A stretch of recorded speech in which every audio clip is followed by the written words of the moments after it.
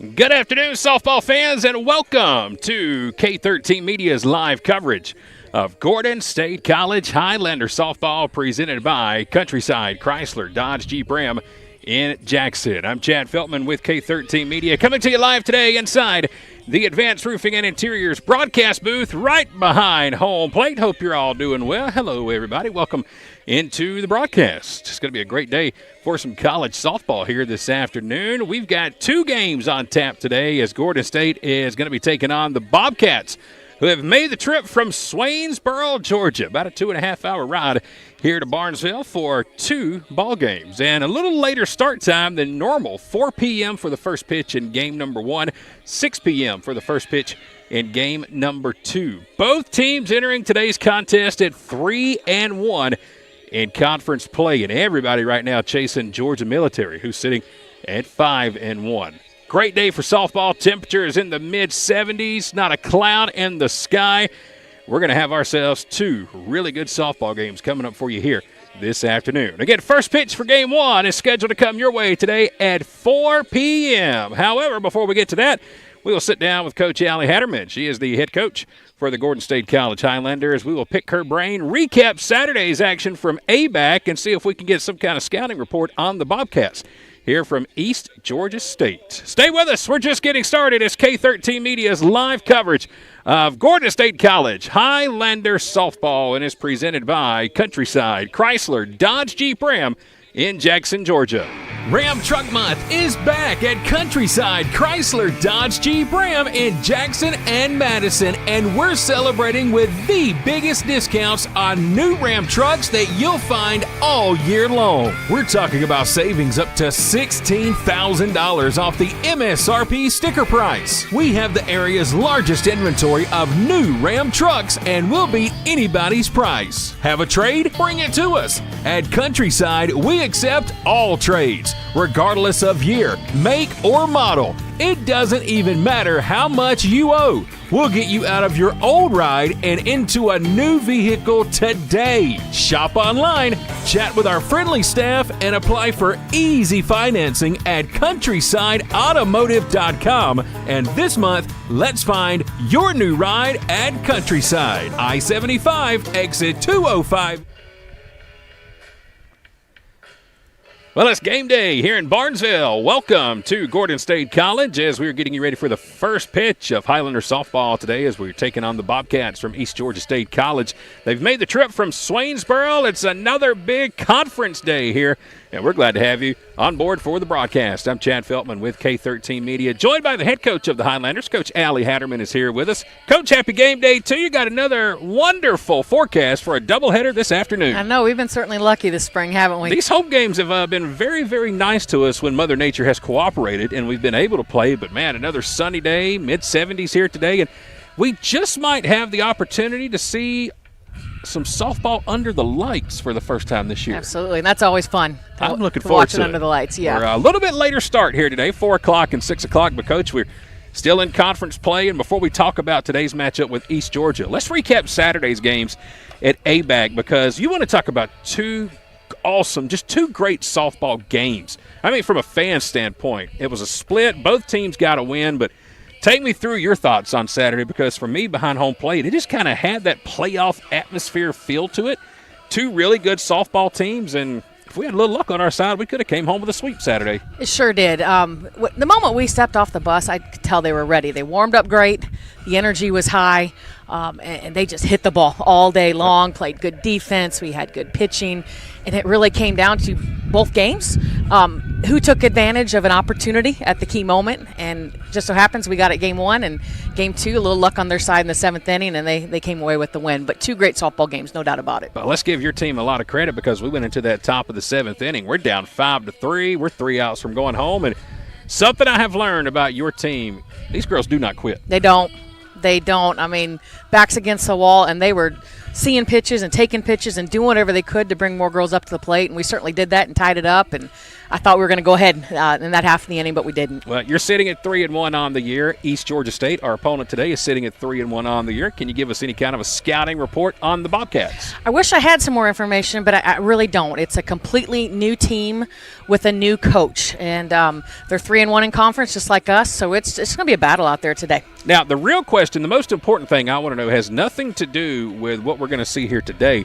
It's what took place here last night. You guys had a chance to play some kickball. Yes, out we did. Here. And I know Skylar Evans kicked one out of the ballpark. I mean, she's on fire offensively so much right now. She's kicking the ball out of the ballpark. Who won the game, Coach? Who won the kickball game last night? And give me the play-by-play and details on that. Well, it was Sydney's birthday, and she picked the game. So she chose kickball with a few odd rules in there, but we went with it. And the rule is it's drop dead for 15 minutes. And it came down to the wire, and when that buzzer rang, it was tied. So we had ended as a tie. Oh, Coach! Oh, man, we couldn't have a walk-off or – No. Oh, man. And I think they had a runner on second or third, so it was pretty close. Your team, and I've been doing this for right at 20 years, and I'll honestly say this. I don't know if I have ever been involved with another team, baseball, softball, basketball, who's closer than your team. I mean, watching them play kickball last night, it's like you got 28 sisters out here. Yeah, it is. And I think it's the culture of Gordon State. You know, they live in the residence halls together. They're in a lot of the same classes together. They're out here all afternoon together. They're studying, hanging out together, and it's good. Sometimes it can be, get on each other's nerves, but they really have developed that sisterhood and that family atmosphere, not only with just our team, but with all the sports teams around here. Well, they're fun to be around. It's a great group of young ladies and pretty good ball players, too. And you've got another one who recently picked up another award for this week, and want to give credit to Miss Taylor Beagle. Yeah, she had a great week last week. We played 5 games, and she appeared in 4 of them and just really kept the other team off balance, hardly gave up any hits and earned runs, and that's what got her player of the week. I think the coaches recognized the role that she plays for us coming in relief like that and just shutting some teams down. That is the 3rd time one of our pitchers has been named the Conference Player of the Week. Congratulations again to Taylor Beagle. The other one from Gordon State, I believe she's starting game 1 today, correct? Caitlin Munoz, yes, she's starting game 1 in the circle, and like I said earlier, we're just going to go game by game and see how it goes, but it's great to know that we got 2 other girls in the dugout ready to go and ready to throw. You still going to send some my way throughout the ball game? I will. We've had I'll some send fun some with over. the girls here at at the broadcast, yeah. So they have the last couple of games we've been here at the table. I know that Mooney's been here, Beagle's been here, and we've had some fun with the girls during the game. That's pretty cool to sit here. You're watching the game, and you got one of the players here broadcasting the game with you. So thanks for doing that. It's been a lot of fun. It's good memories for them, too, so thanks for having them. Absolutely. Coach Allie Hatterman, she is the head coach for the Highlanders, getting ready to lead her team into a doubleheader here today against East Georgia State. First pitch at game 1 coming up today at 4 p.m. Game 2 expected to start tonight around 6 p.m. We got plenty of room for you here at the ballpark, and we'd love for you to come out and join us for some Highlander softball. We'll take a quick timeout. When we come back, starting lineups and the first pitch for Game 1. It's coming up next, live with K13 Media. Stand by. The Jeep Celebration event is going on now at Countryside Chrysler Dodge Jeep Ram in Jackson and Madison, and we're celebrating with huge savings on all your favorite Jeep models. Right now, save up to $10,000 on new Jeep Grand Cherokees. Take 20% off the MSRP sticker price on remaining 2023 Jeep Gladiators, and get ready to go topless with our huge selection of Jeep Wranglers. Have a trade? Bring it to us. At Countryside, we accept all trades, regardless of year, make, or model. It doesn't even matter how much you owe. We'll get you out of your old ride and into a new vehicle today. Shop online, chat with our friendly staff, and apply for easy financing at CountrysideAutomotive.com. And this month, let's find your new ride at Countryside. I-75, exit 205 in Jackson, and I-20, exit 114 in Madison. Welcome back to Gordon State College. We're in Barnesville getting ready for today's first pitch as the Highlanders are taking on the Bobcats from East Georgia State. Teams lined up down the first base and third base line, and we are just about ready for ball. The only thing left to do is to bring you today's national anthem.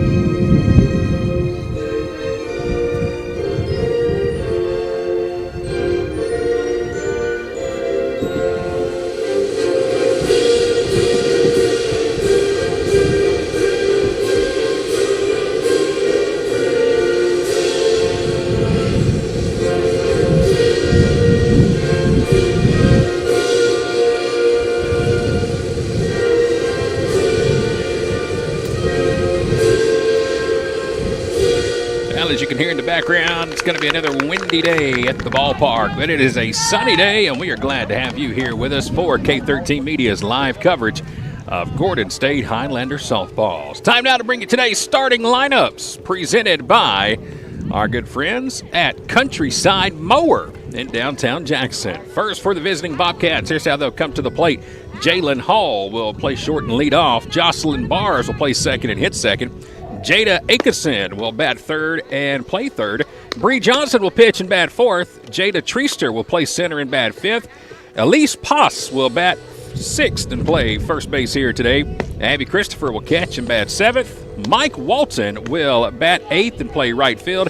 And the DP batting ninth will be Winter Kraft. Defensively for Gordon State in the outfield, left to right, Kendall Rollins, Abby Arnold, and Emma Smith. Across the infield, it's Emma Gable at third, Joni Littlejohn at short, Maddie Niels at second, Skylar Evans at first, Kate Cole is behind the plate, and pitching today is Caitlin Munoz. We are ready to play ball here in Barnesville. Again, glad to have you here with us for K13 Media's live coverage of Highlander softball, presented by Countryside Chrysler Dodge Jeep Ram in Jackson. I'm Chad Feltman, and we are just about ready. I think we're waiting on a right fielder for Gordon. There we go. We saw a glove out there for Emma Smith, but there was no Emma. But she's out here, and she's ready to go, and so are we. Jalen Hall will lead it off. First pitch is fouled back for strike one, and the first pitch here in game one coming your way at 3:57 p.m. And it is presented by Collier's Greenhouse Nursery and Garden Center in Jackson, Georgia. Munoz out there in the circle, starting the ball game here for the Highlanders with the 0-1 just outside, and that's going to even the count at 1-1. Twice this year, Caitlin Munoz has been named the Conference Pitcher of the Week. This week, it's her teammate, Taylor Beagle. 1-1, spins in for a strike. And Munoz is ahead in the count. 1-2, she's out of South Paulding High School in Dallas, Georgia, a 5'2 sophomore. Here comes the 1-2, hit down the left field line, and foul out toward the old beach volleyball court. Remember back in the day, if you're a Gordon alumni, that was the place to be.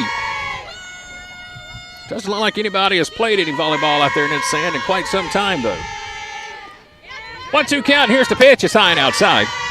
And that'll leave the count at 2 balls and 2 strikes. Beautiful day for softball. Temperature right at 70 degrees. As we're just shy of 4 o'clock. A few minutes early to start this one here today. 2-2. Fouled out of play down the right side. Count remains even. Again, both teams entering the contest, 3 wins and 1 loss in conference play. That's all that really matters right now. They're chasing Georgia Military, who's sitting at 5-1. 2-2 for Munoz, high and outside, and there's ball 3. We'll see Georgia Military here on Saturday. We get an afternoon doubleheader with the Bulldogs. 1 o'clock and 3 o'clock here in Barnesville. We'd love for you to come out and join us. Full count. Here's the 3-2. Popped up in the infield. Who wants it? Maddie Neal, the second baseman, will call everybody off. And she will make the catch in the circle, and that's going to be out number 1. Maddie Neal, the former Pike County Pirate, retiring the first out here in the top of inning number 1. Glad to have everybody on the broadcast here today, Facebook Live and YouTube Live. Feel free to drop us a comment throughout the day if you'd like to. As Jocelyn Barr steps in. First pitch fouled out of play. And it's 0-1 to Jocelyn Bars. She's out of O'Brien, Florida. 5'6 sophomore, wearing number 9. She'll be playing second base today. 1 down, top of the first. We're just underway. Here's the 0-1 pitch. Fouled right back to the fence. And it's 0-2. It is amazing sitting behind home plate just how fast these softballs are coming right at your face when you're broadcasting the game. I mean, they pack a punch. 0-2 count. Mooney's got her signed, and here's the pitch. Strike 3 call, and there's the first strikeout of the ballgame. Got her with 1 outside, and that's Mooney's first K of the day, second out of the inning. So 2 down, nobody on, and it's going to bring up the third baseman. This is Jada Atkinson. She wears number 14. First pitch is in there for a strike out of Hephzibah, Georgia, 5'2" freshman. Batting third in the lineup here in the top of the first inning. Nobody on, 2 out as Mooney works out of the rubber. Here's the wind and the pitch, swung on and missed, and now Mooney's all of a sudden found that outside corner. And she has taken full advantage of it. She's ahead in the count, no balls and 2 strikes. She'll get the call from the dugout. The 0-2. Hit off the fist toward the first base side, and Skylar Evans will make the catch over in foul territory. So it's a 3-up, 3-down inning here at the top of the first. No runs, no hits, no errors, nobody left on, and we'll go to the bottom of inning number 1. Just underway, no score so far here in Barnesville. Discover the power of precision with Countryside Mower and Gravely in downtown Jackson. During our open house event, enjoy exclusive deals like 0% financing with approved credit on new commercial and residential zero-turn mowers and rebates up to $1,500. We've got the area's largest selection of new Gravely and Aaron's zero-turn mowers. Over 200 in stock and ready for delivery. Need service on your current mower? Now's the perfect time to come see us. We have a huge parts department and we service all brands, not just the brands we sell. Get ready for spring during the open house event at Countryside Mower in downtown Jackson. For more information and to see our full inventory, visit us online at countrysidemower.com.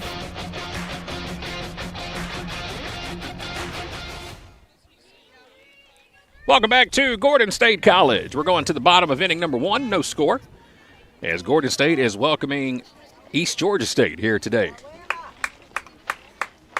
Emma Smith is going to lead it off here for the Highlanders. Bottom of the first inning should be followed by Abby Arnold and Emma Gable. First 3 coming to the plate. Give you the defensive starters here as we go through the bottom of the first inning. First pitch is a strike outside, and it's 0-1 as Bree Johnson will get the start in the circle here today for East Georgia State. Bree Johnson out of Castleberry, Florida. Here's the 0-1. Slap down the left field line. It's going to get in for a base hit right on top of the chalk. Big turnaround first. Oh, but the throw to second is going to be in time. And Emma Smith is going to get gunned out by the left fielder, Destiny Boaz. Boaz made a nice play from left, and she will throw out Emma Smith, who is trying to stretch it to 2. And now to bring up the center fielder, Abby Arnold. First pitch swung on and missed, and there's 0-1. Destiny Boaz in left, Jada Treaster in center, Mike Walton is over in right. 1 down, bottom of the first, nobody on. 0-1 count. This one's hit off the end of the bat. It's going to drop right in front of second base. Arnold hustles down the first base line, and she's going to beat out the throw. Abby Arnold flying down the first base line has an infield single. And that'll put a runner on first with 1 out. Jada Atkinson is at third. Jalen Hall is at short. Jocelyn Barr is at second. Elise Poss is over at first. It's Abby Christopher behind the plate. And again, pitching out of Castleberry, Florida, the 5'7" sophomore, Bree Johnson. First pitch is low and inside for ball 1 to Emma Gable. Gable batting third, playing third here today. And she has been red hot at the plate about the past week. Here's the 1-0. This one fouled right back to the fence. Oh, you can see your life flash before your eyes when you get one of those bright neon green, yellow, whatever you want to call them, fastballs right back in front of you. Goodness gracious. It's a 1-1 count to Gable. Abby Arnold is the base runner at first. We're in the bottom of the first, game 1. Here comes the 1-1 pitch upstairs, and it's ball 2. Started just a few minutes early today. 3:56 was our first pitch time. Conference action here today, 2-1 count. Ball outside, and it's ball 3. 3-1 count to Gable with Skylar Evans in the on-deck circle. Boy, just a beautiful, beautiful day for softball. Sitting at 70 degrees right now here in Barnesville. 3-1 count. This one's popped up behind home plate.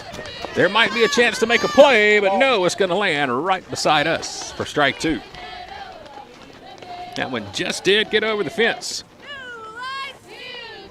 And it's a full count to Emma Gable.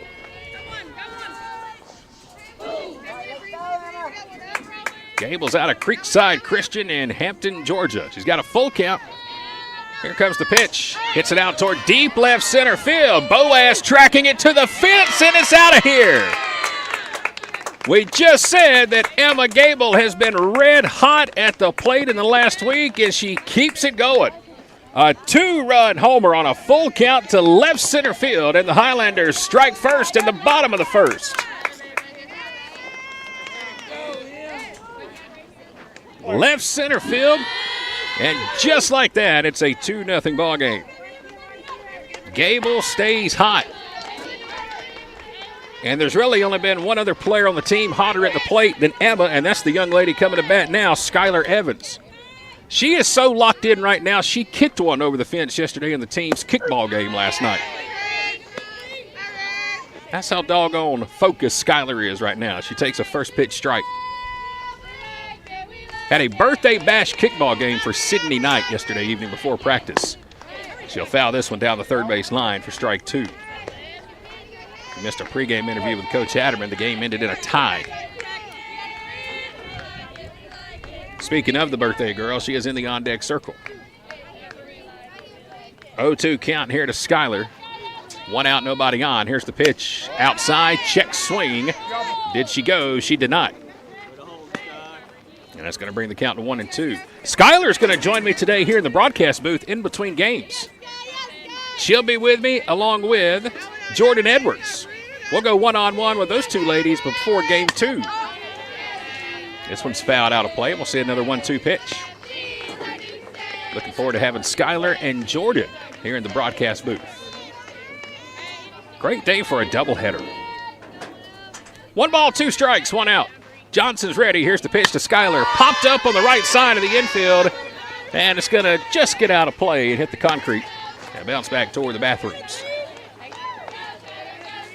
That'd be an interesting surprise, standing in the bathroom and a softball rolls in. Count remains a ball and 2 strikes. Here's another 1-2. Skylar pops this one up to shallow center field. And there to make the catch easily is going to be Jada Treaster. And that's going to be the second out here at the bottom of the first. So Skylar flies out to center. And that'll be the second out. And it'll bring up Sydney Knight. First pitch on the way to Sid. She'll foul this one out of play. Sid turned 20 yesterday. Happy birthday to Sydney Knight. Says she's going to celebrate by playing some top golf this weekend. Here's the 0-1. Foul tipped into the mitt. And there's strike 2. Sid's been hot as well at the plate. Matter of fact, this 3-4-5 spot between Emma, Skylar, and Sid, they've been knocking home runs left and right the last few games. 0-2 count. Here comes the pitch. Outside. And there's ball 1. Maddie Neal's in the on-deck circle. Nobody on, 2 outs, bottom of the first.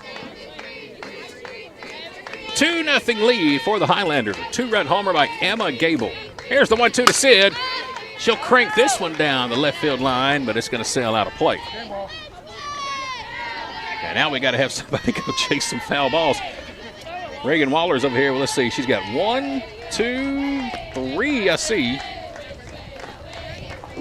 A lot of foul balls knocked here in inning number 1. A ball and 2 strikes to Sydney Knight.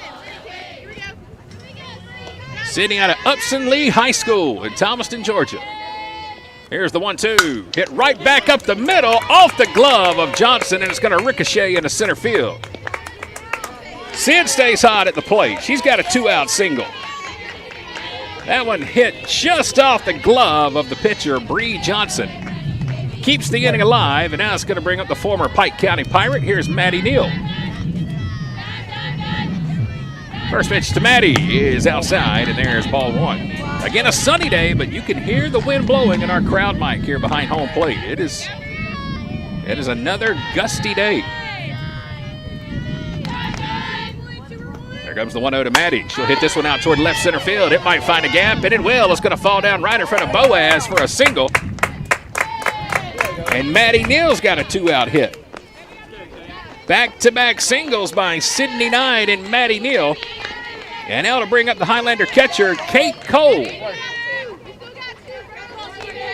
Kate batting in the 7th spot in the lineup, former Jones County Greyhound. RBI opportunity here in the bottom of the first. First pitch to Kate is outside, off the mitt of the catcher, Christopher, just far enough to let both runners advance 60 feet.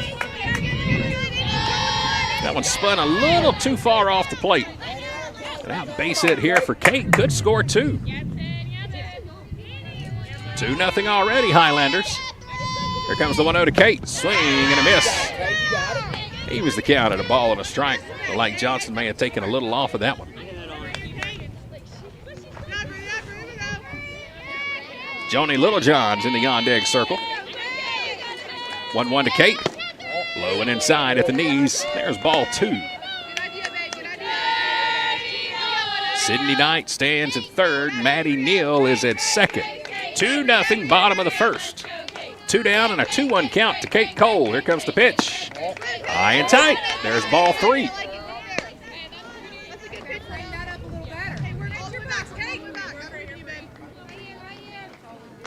Bree Johnson in the circle. 3-1 count. Let's see if Kate has a green light. We'll find out right now. It's outside. There's ball 4. So a 2-out walk. And that's going to load the bases. And here comes Joni Littlejohn, shortstop for the Highlanders, wearing number 4 out of Habersham Central in Demarest, Georgia. She's got a huge opportunity here. First pitch on the way. Low and outside. There's ball 1. And Bree Johnson takes a look to the dugout, just kind of like, man, where am I getting squeezed? These are good pitches. Just not getting the call so far here in the first. Loaded for the Highlanders. Here comes the 1-0 to Joni. That one's in tight, and it's ball 2. And let's see how patient Joni's going to be here. 2-0 count, pitcher struggling, bases loaded. Bottom of the first inning. Bree Johnson will check the wristband. Here comes the 2-0, and there's a strike as Joni swung right through it. And it's 2-1. Good cut there from Joni. But a little out front of the all-speed pitch. There's a Highlander on every base. Here comes the 2-1 pitch. Outside, there's ball 3. And another 3-1. And now Johnson wants to have a chat with her catcher, Abby Christopher. 3 balls, 1 strike. There's 2 outs. Bases are loaded. We're in the bottom of the first inning. It's 2-0 Highlanders. Emma Gable cranked a 2-run homer to left center field. That scored Abby Arnold. And now it's 3-1 to Joni Littlejohn. Bases are loaded. Bree Johnson checks the wristband. The 3-1 pitch. This one's hit hard down the left field line, but pulled foul out of play. Joni was all over it, just a little out front. And now the count's full at 3-2. Kendall Rowlands on deck. If she gets to bat this inning, that means at least 1 more run will come in. Runners will be moving. 3 balls, 2 strikes, 2 outs. They're loaded. Johnson's ready. The wind and the 3-2 popped out of play. Joni helped her out and chased ball 4 on that one. A check swing that got above the fence behind home plate.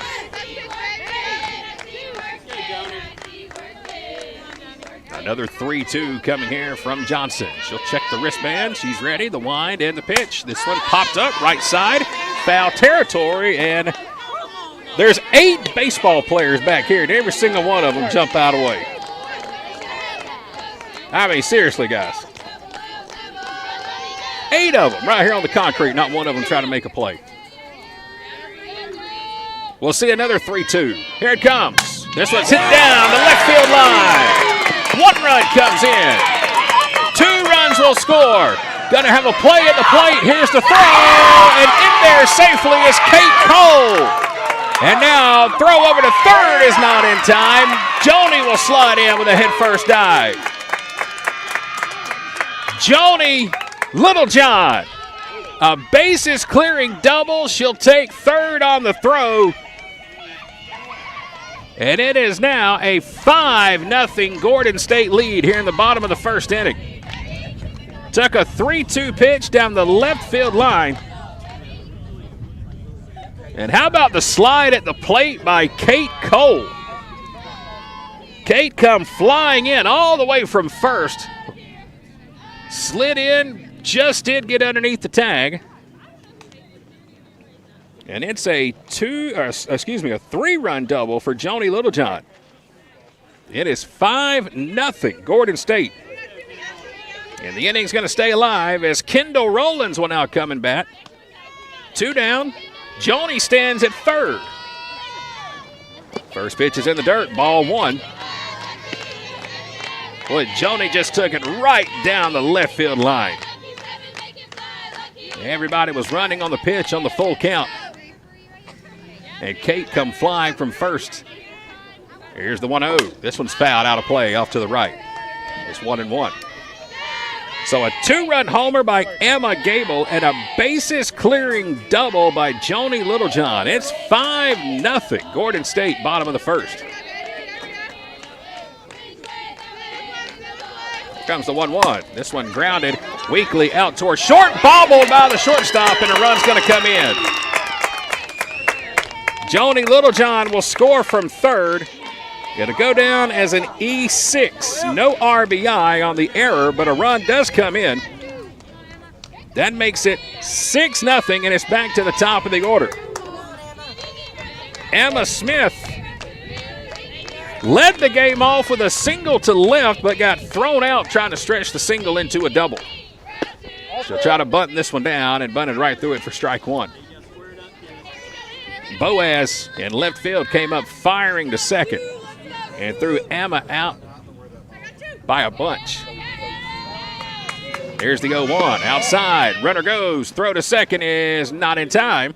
And it's going to be a stolen base by Kendall Rowlands. So Rowlands now standing at second. She's in scoring position. And again at the plate, it's Emma Smith. Here comes the pitch to Emma. Bunts it foul down the third base line, and there's strike 2. 1 ball, 2 strikes the count.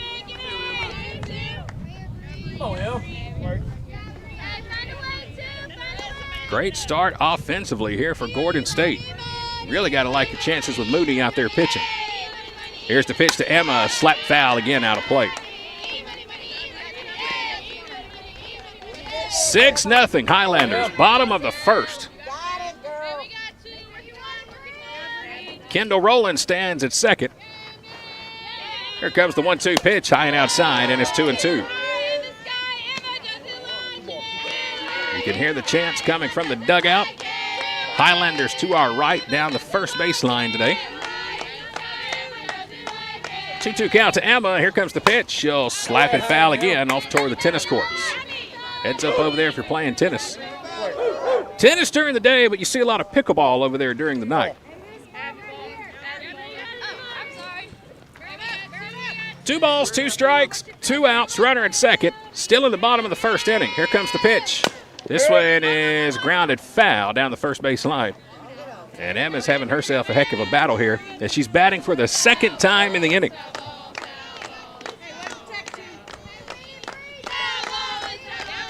2-2 count. Bree Johnson on the rubber, ready with the 2-2. Upstairs, there's ball 3. Good eye by Emma. She looked like she wanted to take a hack at it, but pulled back at the last second. And now the count's full. Again, seen a lot of those in this first inning. Littlejohn, the runner, at second. Excuse me, that's Rollins, I beg your pardon. This one slapped, slow roller, second base, no chance, no play. Throw to the plate, and Kendall's going to get in a rundown. Let's see how this unfolds. Got an old-fashioned pickle here at the ballpark. Rollins doing a good job staying alive, but finally going to get tagged out. And let's see, they're going to count the run. Kendall Rollins is going to score. The home plate umpire is going to call obstruction. But the play is going to be stopped right there. So just when East Georgia State thinks they get out number 3, let's take a listen and see if we can pick up the conversation.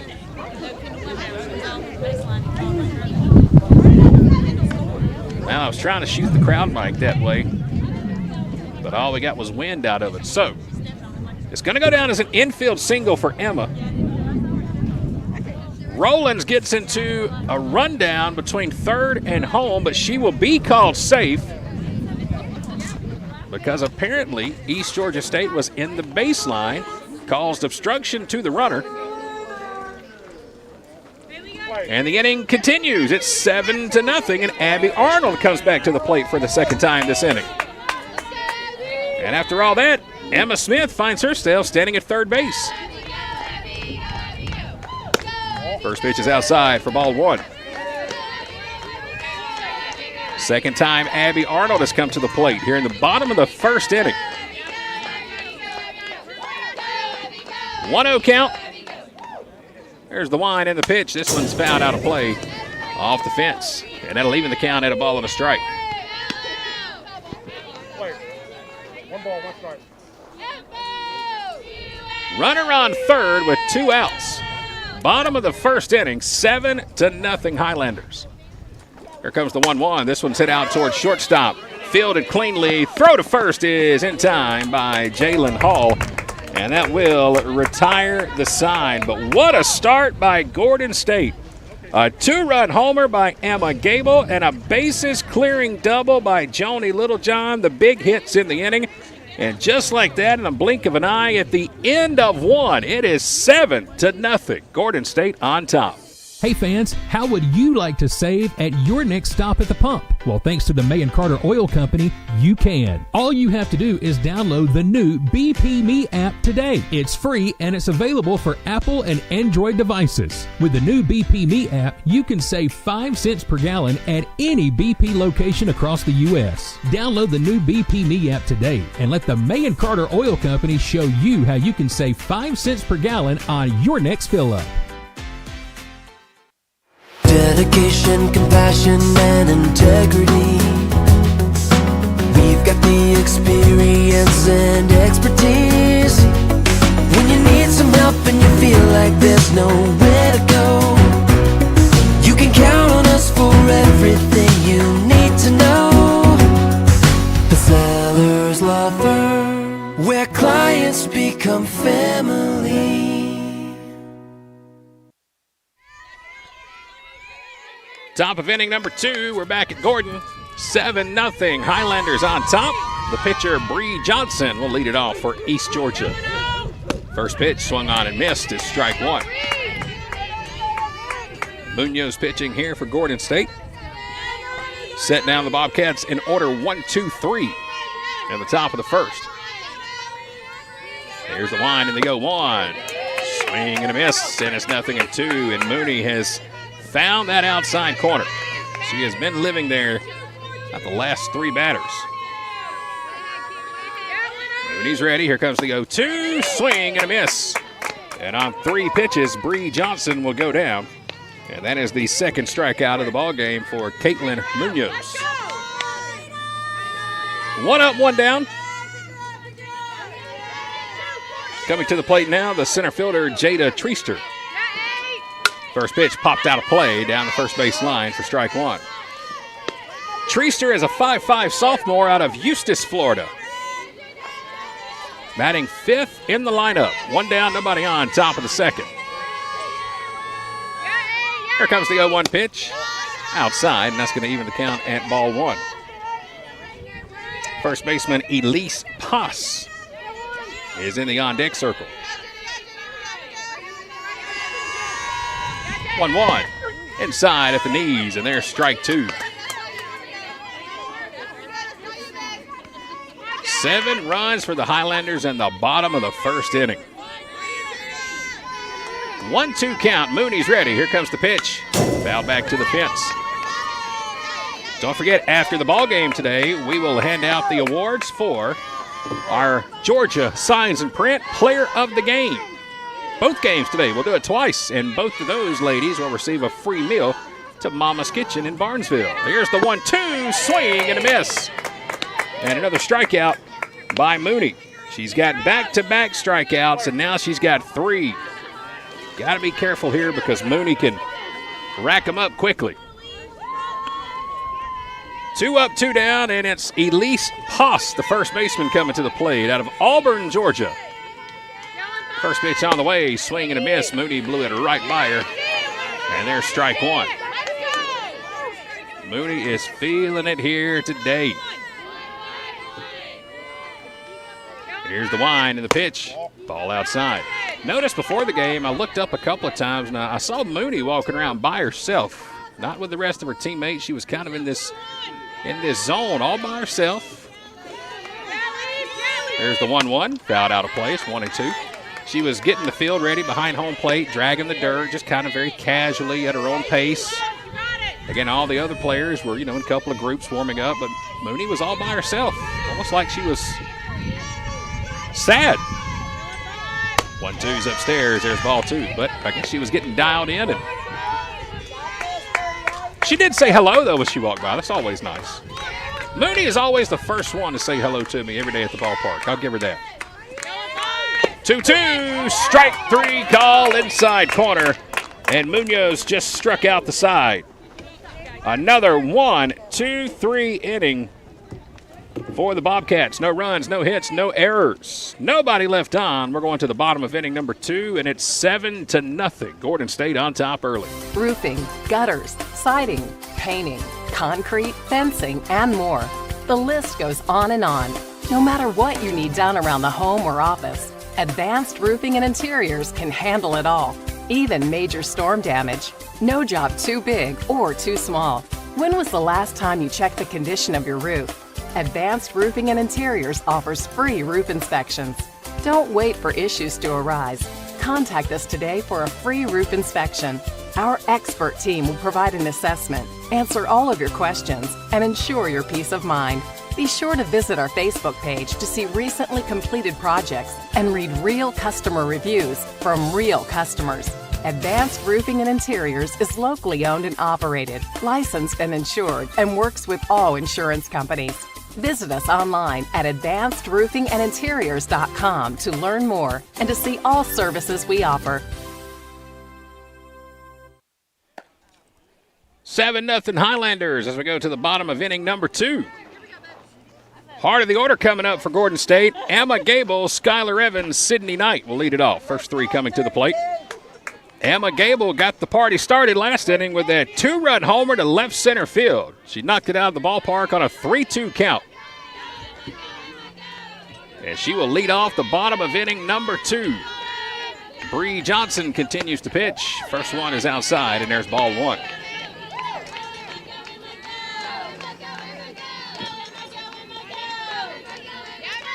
Seven out of the 9 starters in the lineup had a base hit in the first inning for the Highlanders. This one's low and inside for ball 2. Skylar Evans flew out to center field, and Kate Cole walked. I'm still amazed at the slide by Kate when she came in head first on that double by Joni down the left field line to score. 2-0's in for a strike, makes it 2-1. She came all the way from first base on a ball down the left field line. Looked like she was going to be dead meat at home plate, but I mean full extension, fingertips out as far as they could be. And she was able to score as the 2-1 misses downstairs to make it 3-1.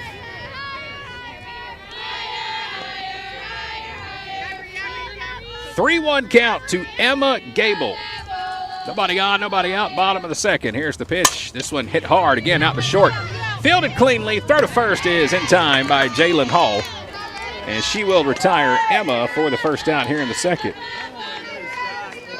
Something new if you're watching the broadcast today on Facebook or YouTube. I tried a new mount for our camera.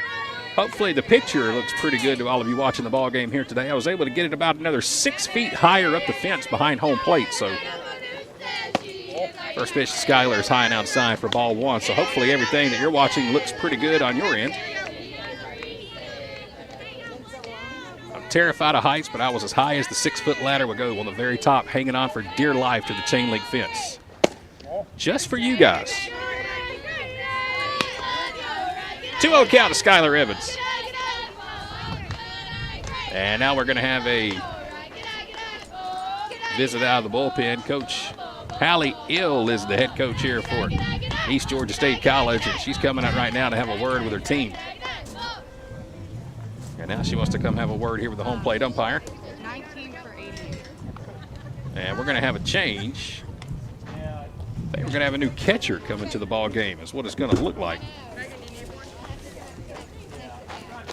Megan Jones, number 19, will come in and catch. So not a pitching change, but a rare defensive change.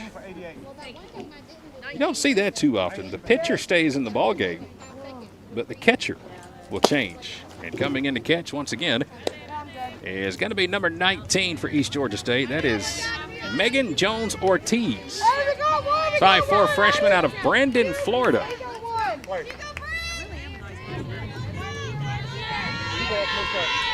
2-0 count here to Skylar Evans. Nobody on, 1 out, bottom of the second inning.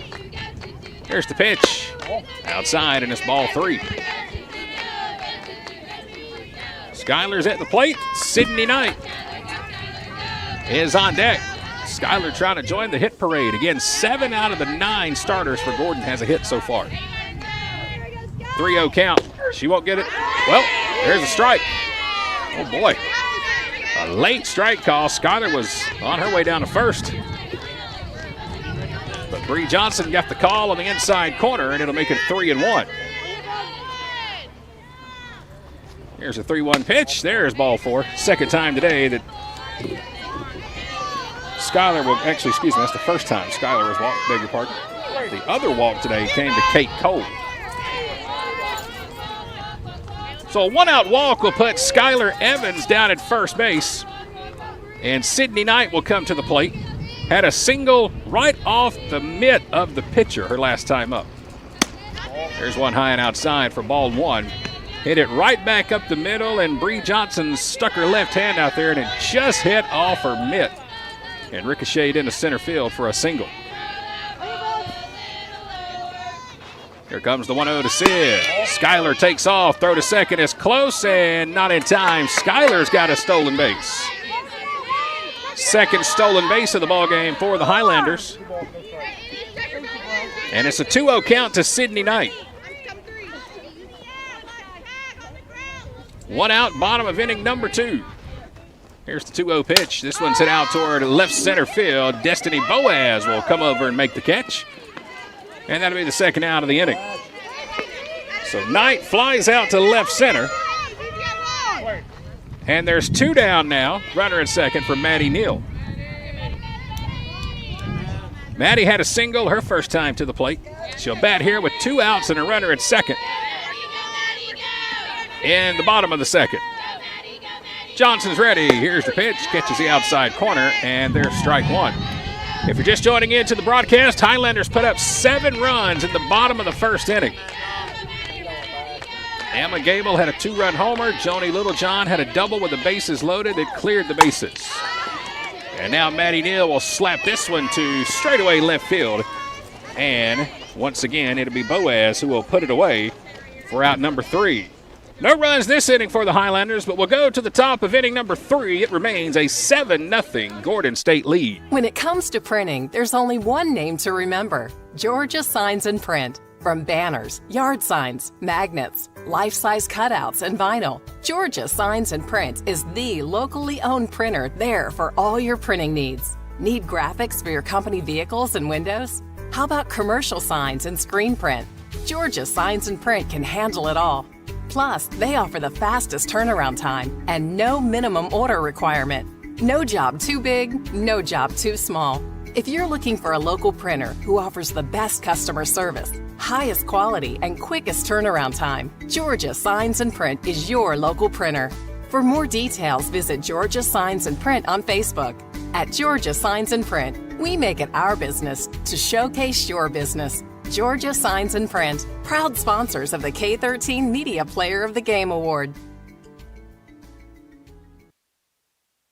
Well, we got sunny skies. We got Alabama playing on the PA system, and the home team is up 7-0. Pretty good start to the day. Game 1 of our afternoon doubleheader. Highlanders on top 7-0.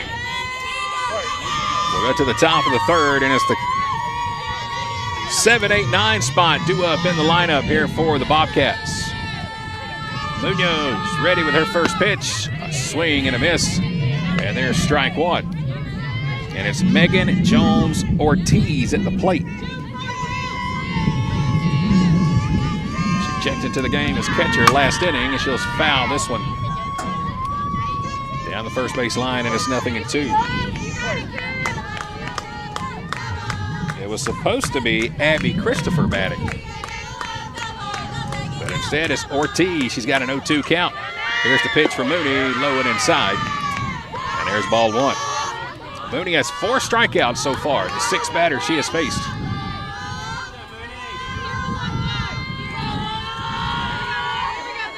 She'll get her sign, and here comes the 1-2. This one's popped up to straightaway center field, and making the catch is going to be Abby Arnold. So that'll stop the strikeout streak of 3 in a row. But it's the first out here in the top of the third. So 1 down, and it's going to bring up the right fielder. Batting 8th, this is Mike Walton. Mike wears number 9. And Mike joins us, or excuse me, number 17, I beg your pardon. Out of Kingsland, Georgia. First pitch swung on and missed, and there's strike one. 5'5" freshman out of Kingsland, Georgia. Number 17, the right fielder, Mike Walton. Here comes the 0-1. This one's hit out toward shallow right field. Emma Smith will camp out underneath it, and she'll put it away for out number 2. So a couple of lazy fly balls here in the top of the third as the wind starts to pick up, and it's really starting to blow everything around here at the ballpark. And now we're at the bottom of the order. This is the DP, number 4, Winter Craft, out of Apopka, Florida. First pitch fouled out of play down the first base line for strike one. Batting 9th in the lineup, 5'5" freshman, Apopka, Florida. She'll bat with 2 outs, nobody on, here in the top of the third. Mooney's ready. Here comes the wind and the pitch. This was ripped to third, but right at Emma Gable. Oh, folks, they don't call it the hot corner for nothing. If Emma doesn't catch that one in her glove, she's going to catch it with her teeth. But she's able to put it away, and that is the third out of the inning.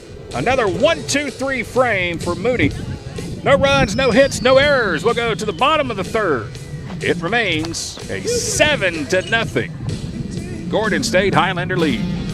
Discover the power of precision with Countryside Mower and Gravely in downtown Jackson. During our open house event, enjoy exclusive deals like 0% financing with approved credit on new commercial and residential zero-turn mowers and rebates up to $1,500. We've got the area's largest selection of new Gravely and Aaron's zero-turn mowers. Over 200 in stock and ready for delivery. Need service on your current mower? Now's the perfect time to come see us. We have a huge parts department and we service all brands, not just the brands we sell. Get ready for spring during the open house event at Countryside Mower in downtown Jackson. For more information and to see our full inventory, visit us online at countrysidemower.com.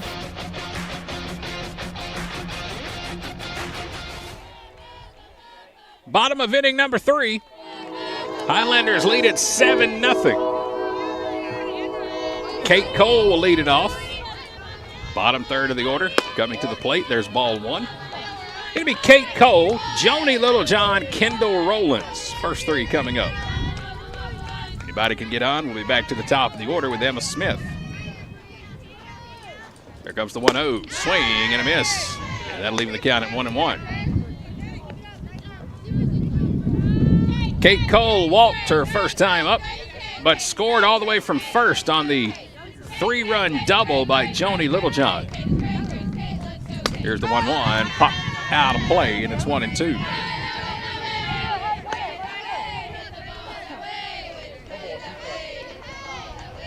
One ball, 2 strikes, no outs, nobody on. Bottom of inning number 3. We're in game 1 of our doubleheader.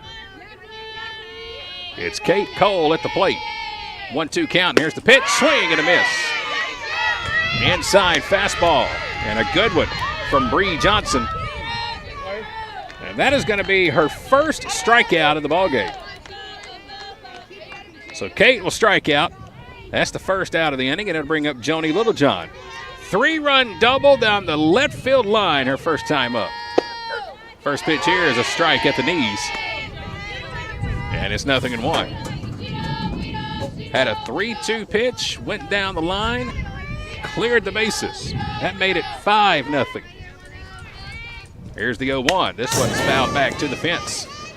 And it's quickly 0-2. Emma Gable had a 2-run homer in the first. That got the scoring started.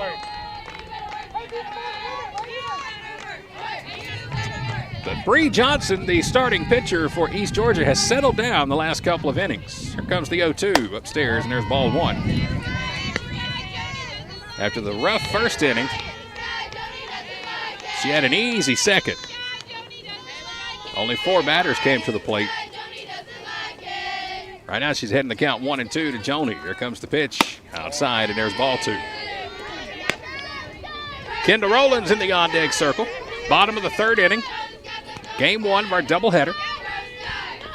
If you're tuned into the broadcast, hopefully you got time to get out here and join us for game 2 tonight. 2-2, smack down the 3rd, and it's off the top of the glove of Jada Atkinson. And now the throwback to the infield is going to get away. Joni's on her horse, and she's going to go all the way to 3rd. Heads up base running there from Joni Littlejohn after she smacks her 2nd base hit of the day. Hit it hard again down the left side, right off the top of the glove of the 3rd baseman, and it's a 1-out single. So now Joni stands at 3rd. And here's Kendall Rowlands. First pitch to Kendall is a ball.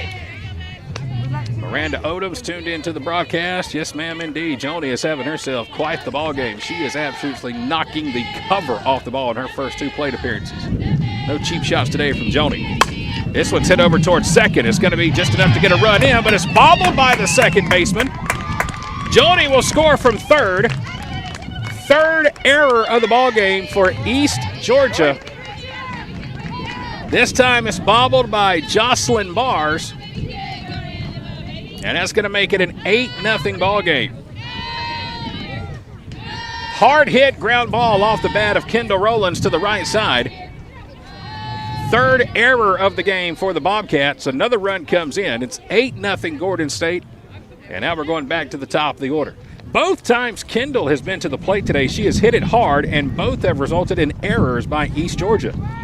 Hard hit grounder to short, hard hit grounder to 2nd. They bobbled them both. And now it's back to the top of the order. Here comes Emma Smith. First pitch outside for a strike. Emma singled her last time up to the plate.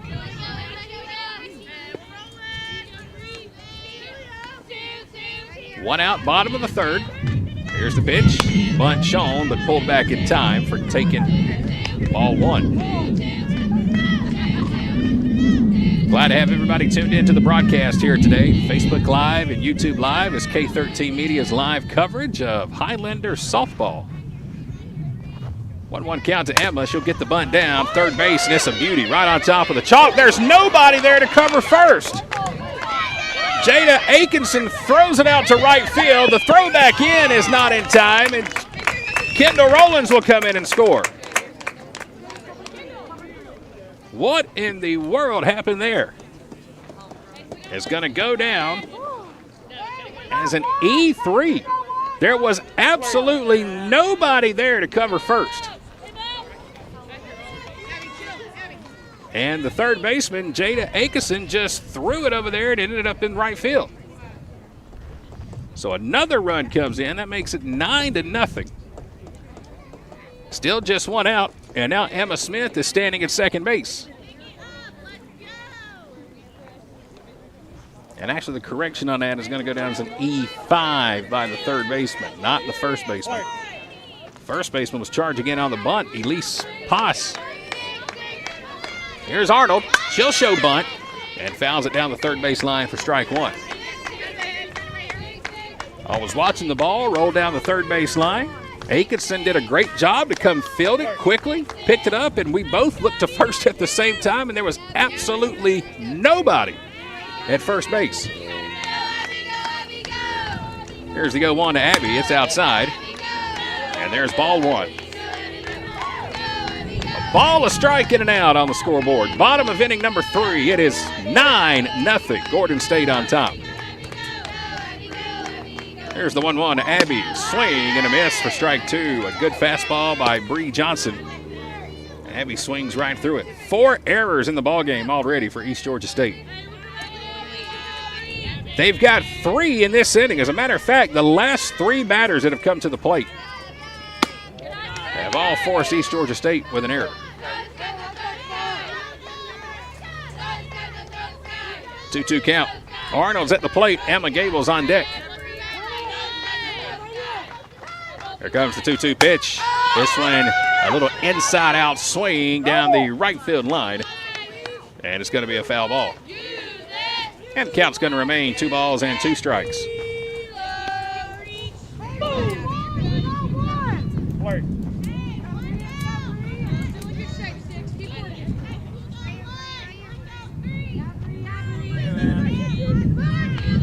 2-2 count. Here comes the pitch. In the dirt, it's ball 3. Good block behind the plate by Megan Jones-Ortiz. Will, I will pass your comment along to the official scoring keepers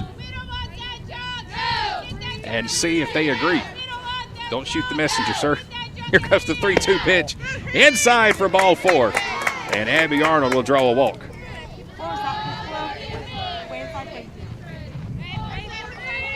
So that'll put runners on first and second. It's 9-0 Highlanders, and here comes Emma Gable. A 2-run homer to left center field in the first, and then a ground out to shortstop her last time up. First pitch, check swing. She couldn't pull it back, and there's strike 1.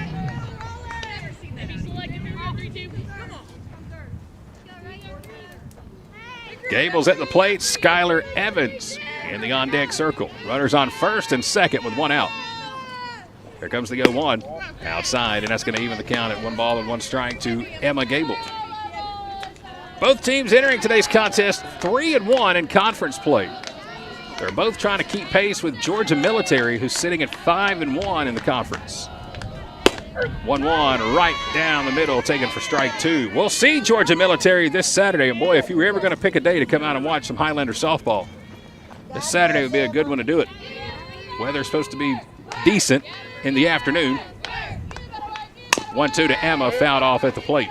First place could be on the line in the conference standings. 1 o'clock and 3 o'clock this Saturday here at Gordon. Admission is free. Come on out, bring the kids with you. Bring you a cooler, bring you a chair, pack you a lunch. You can bring food here to the ballpark if you want to. Stop and get you something on the way in. 1-2 is grounded foul down the third base line. Free admission. Plenty of room for you here to hang out with us. You can pack you a lunch, stop by and grab you something through a drive-thru, come hang out with us. Bring the kids. Be a great time for you to bring the young ones. Let them come check out some college softball this Saturday. 1-2 count to Emma Gable.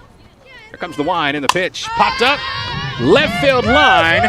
Destiny Boaz will track it and make the catch in foul territory. Just about popped out of her glove. But she's able to hold on to it, and that's the second out of the inning.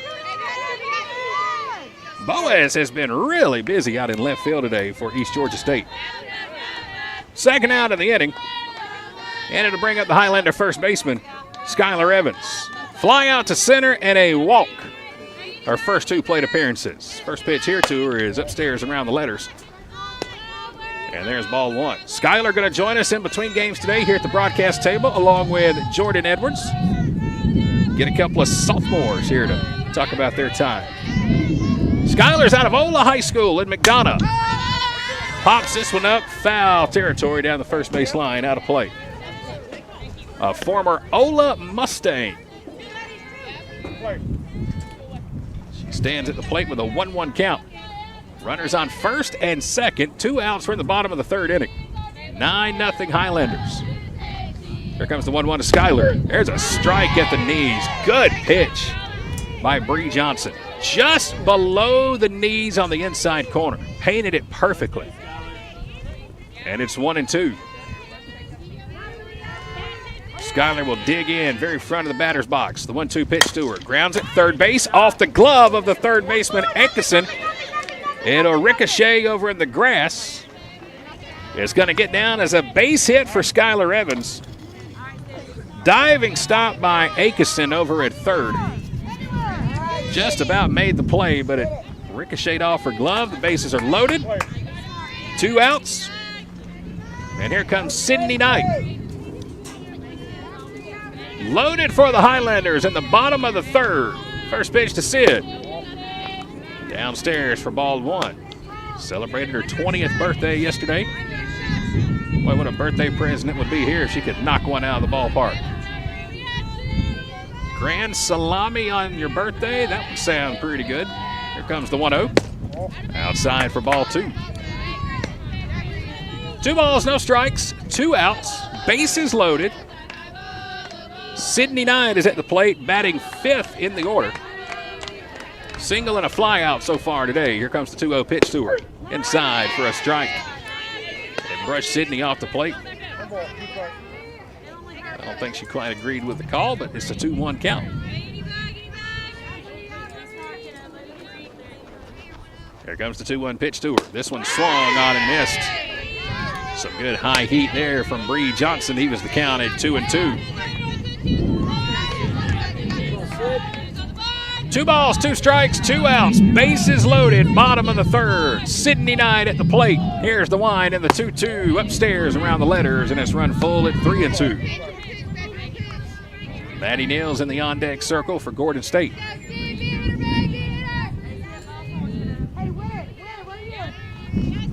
The 3-2, here it comes. This one's hit out towards short. Bobbled for a moment. Throw to first is going to be in time by half a step. Good recovery by Jalen Hall. It bounced off her chest, but she's able to pick it up and throw out Sydney Knight to retire the side here in the bottom of the 3rd. But the Highlanders get 2 more on the board. We'll go to the top of the 4th inning. It's all Highlanders so far here in game number 1 of our doubleheader. It is currently 9-0 Gordon State. Dodge Power Dollars are back at Countryside Chrysler Dodge Jeep Ram in Jackson and Madison, and we're ready to put some muscle in your garage by offering savings up to $10,000 on our remaining 2023 Dodge Chargers and Dodge Challengers. Scat Packs, Hellcats, gel brakes, RTs, and last calls. We've got them, but you've got to hurry because once these 2023s are gone, they're gone forever. The 2023 Chargers and Challengers are the last Hemi-powered V8s that Dodge will produce. So come grab your piece of American muscle car history before it's too late. Shop online, chat with our friendly staff, and apply for easy financing at countrysideautomotive.com. And this month, let's find your new ride at Countryside. I-75 exit 205 in Jackson and I-20 exit 114 in Madison. Heading to the top of the 4th inning. It is a 9-0 Gordon State lead. A defensive change here in the 4th. Jordan Edwards has checked into play third base. Top of the order here for East Georgia. Jalen Hall, the leadoff batter, is at the plate. First pitch on the way. Lazy fly ball out towards shortstop, and Joni Littlejohn will put it away for the first out. So it's one pitch, one out for Munoz here at the top of the fourth inning, and it's going to bring up the second baseman, Jocelyn Bars. She struck out looking her first time to the plate in the top of inning number 1. Mooney's ready. First pitch is a little high, and there's ball 1. 9-0 Highlanders. We're in the top of the fourth inning. Game 1 of our doubleheader. Glad to have you here with us. Facebook Live and YouTube Live today. Here comes the 1-0 from Mooney. Strike right down the middle is going to even the count at 1-1. Again, coming up in between games today, going to be joined here in the broadcast booth by Jordan Edwards, who's playing third, and Skylar Evans, who's playing first.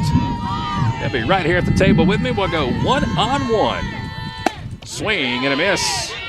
Some high heat from Mooney makes it a ball and 2 strikes. A former Eagles Landing High School Eagle in Edwards and a former Ola Mustang in Evans. 1-2. This one popped up in the infield. Skylar thinks she can make a play, and she will. She will come in and call off the Highlander catcher, Kate Cole. Just about a collision to home plate. Going to be caught by Skylar. That's going to be the second out. All smiles at the end of that one, thank goodness, because Skylar was flying in. She was going to come in and tackle Kate behind the plate. 2 down for Jada Akison, the third baseman. First pitch strike, inside corner, 0-1.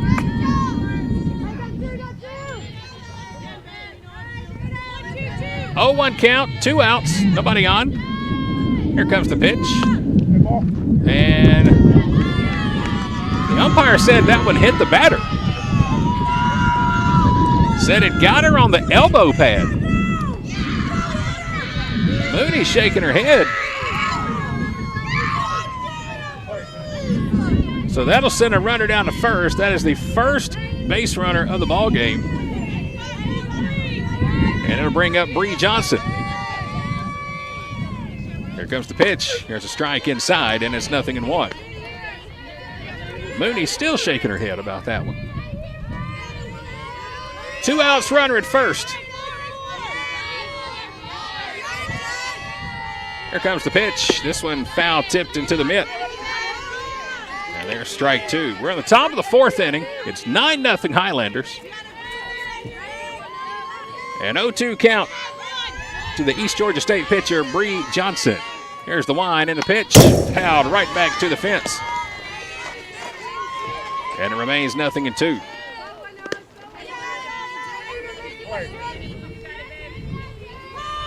Mooney with 4 strikeouts so far in the ball game, trying to get number 5. She'll get the call from the dugout. She's ready. The 0-2. This one hit off the fist and fouled down the third base line. And it'll remain no balls and 2 strikes. Johnson is at the plate with the center fielder, Jada Treaster, on deck. Mooney checks the wristband. Here she comes with a pitch. Popped up out of play behind home plate. Count remains 0-2.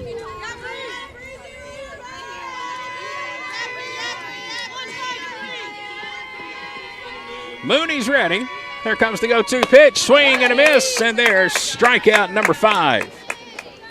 Down goes Bree Johnson, and down go the Bobcats.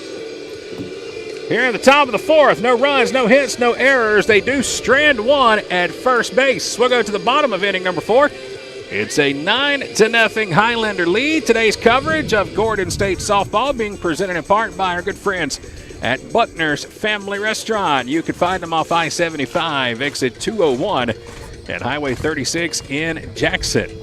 Be sure to check them out this weekend, Thursday through Sunday, for the best fried chicken in America. They serve it up Lazy Susan style around all your friends. Thursday through Sunday, it's Buckner's Family Restaurant, the best Southern style cooking in all of America. Check them out online at bucknersfamilyrestaurant.com. Let's go to the bottom of inning number 4 as we welcome you back to Gordon State College. I've got a Highlander here with me. I'm going to try to get her on the screen. We may have to get a bucket or something for her right here, or a stool. Let's see if we can see Kendall Rowlands here at the broadcast booth with us. Kendall, are you there? There she is. If I back up, I think we can see her. There's Kendall. How are you? I'm good. How are you? Doing good. Great to have you here at the broadcast booth with us. Great to be here. It's pretty cool for Coach Allie to keep sending us players. Yeah, she asked us, anybody want to go out there? I said, ooh, So I do. you volunteered. I did. Great to have you. Here we go to the bottom of the fourth. It's a 9-0 ball game. First pitch is outside for ball one. Let me flip my scorecard over right here. See where we're at in the order. It's going to be the 6, 7, 8 spot. Maddie Neal is going to lead it off. 1-0 count to her. This one's inside, and it's ball two. Well, Kendall, you had 2 plate appearances today. I did. 2 hard-hit balls, 1 to short, 1 to second. They both resulted in errors. Let's get this microphone a little closer to you. Oops, sorry, didn't mean No, to you're good. hit you in the face. You're good. Y'all have been tearing it up here in this first game here today as Maddie steps in with a 2-0 count. Here's the pitch to her. And she'll foul this one down the third base line. A 7-run first inning. All right, so what did you guys do pregame today? What'd you have for breakfast? Goodness gracious, what a start to the ball game. Well, we had some lunch from Publix. Okay, well, that's what it is. I was about to say, maybe that's what it is. 2-1 count here to Maddie. Swing and a miss. And it's 2-2. How about the job today by Mooney so far? She's given up just 1 base runner. Last inning, she has 5 strikeouts. She's doing great. Munoz is feeling it on the rubber. 2-2 count. This one's hit out toward left field. Another opportunity in left for Boaz. She'll put it away for the first out. So 1 down, and that's going to bring up Kate Cole. All right, so this is your chance, Kendall, to really kind of just tell us about the players as they come to the plate. Maybe some stuff you know that I don't know. We can start here. It looks like we're going to have a pitch hitter coming in. So, Oh, Allie. Yep, Allie McGee is going to come back. What can you tell us about Allie? What do we need to know about number 14 here? She's the funniest human being I've ever met. She is so funny. Like, she can make anything into a joke. I don't know. She's just hilarious. First pitch on the way is downstairs for ball one. She will be batting in the number 7 slot, batting for Kate Cole. The funny Allie McGee. Yeah. Here comes the pitch. This one's grounded foul down the third base line. So what's the funniest thing she's ever done? Oh, Is there I something on couldn't top even of the tell list? you. No, I couldn't even tell you. Everything she does is funny. She know. just knows how to make people laugh. That's a good quality to have. Mm-hmm. Allie McGee batting here with a 1-1 count. Bottom of the 4th inning. Allie coming to us out of North Paulding High School. 1-1 count is high and inside, and that's ball 2. Here at the broadcast table with me, I've got Kendall Rowlands, former Locust Grove Wildcat. Not too far from Gordon State. No. Smooth ride. 2-1. This one is ripped down the left field line. It's got home run distance, but it's pulled foul. So what was the coolest thing about playing ball at Locust Grove? Where I know their baseball team has always been amazing. How about softball? How were y'all back in the day? I say back in the day because you're so old and seasoned, an old veteran here. Well, we won state 3 times in a row. That's pretty good. Well, I only won state once. It was my freshman year. But they won 2 years before that. So, I mean, we've been pretty good. But you got to experience a state championship.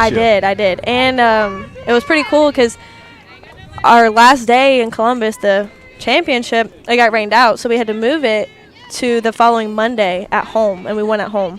Here's Joni Littlejohn. First pitch is upstairs for ball 1. Joni trying to stay perfect at the plate.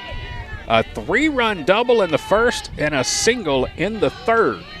She's batting 8th in the lineup. Bottom of the 4th inning, 2 outs, nobody on. And there's a fastball in for a strike to even the count at 1-1. I had a chance to experience the state finals, the Elite Eight in Columbus this past fall in October. Mm-hmm. I had no idea what I was getting myself into. Oh, yeah, it's crazy. It was so stinking cool. Yeah, that atmosphere.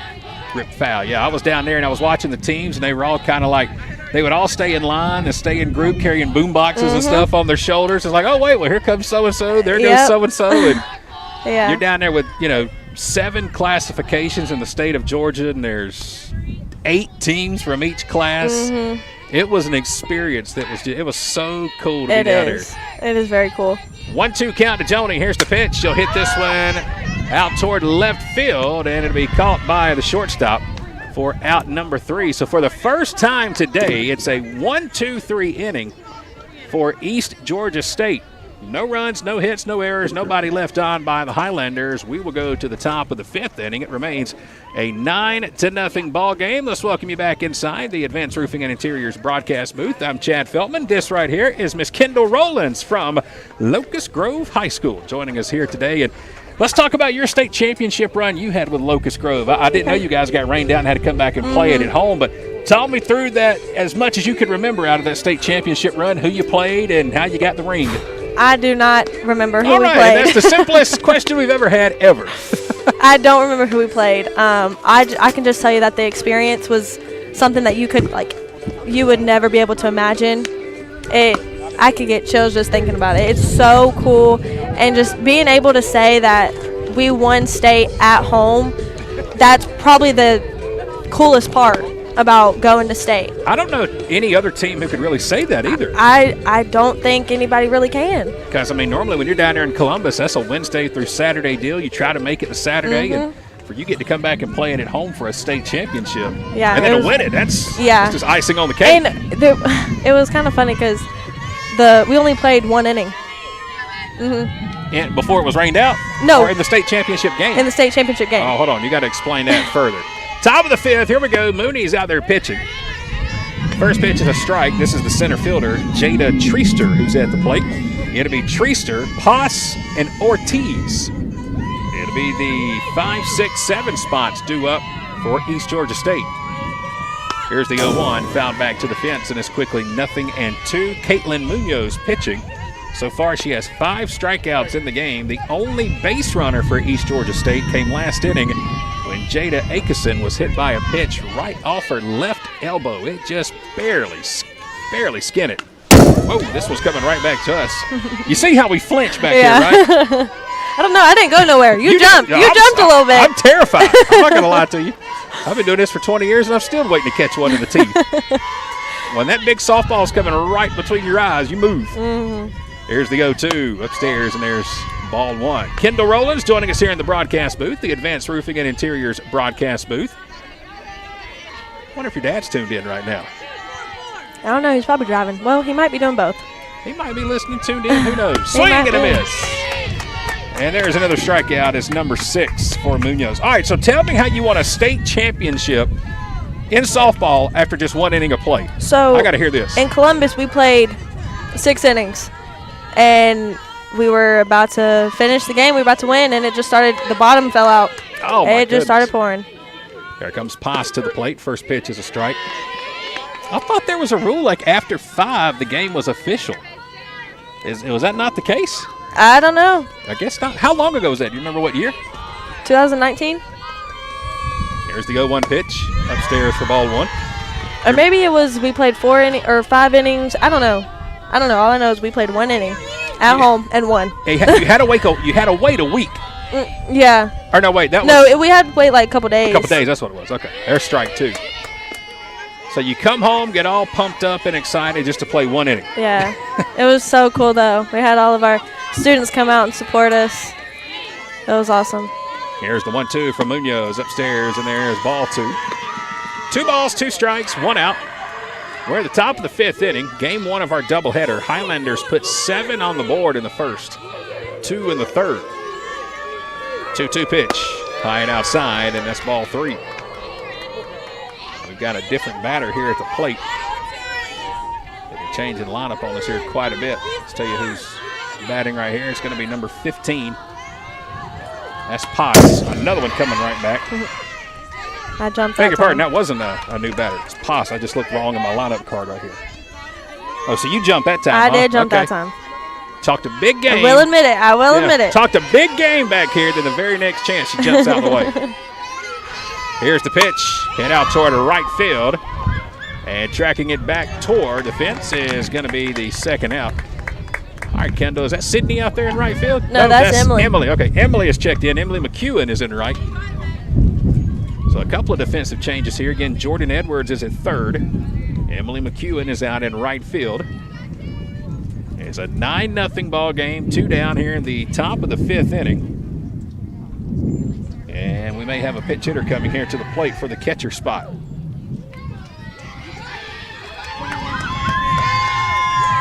Ken Dayton says to give you a shout out. Ken Deaton. Deaton, yes. Hey, shout out Coach to Ken. Kendall. Hey, Coach Ken. Trying to read the comments here, so Coach Ken, huh? Yes, sir. First pitch is downstairs, and there's ball one. Pitch hitter at the plate is number 21, Ansley Jeep out of Martinez, Georgia, a 5'6" freshman.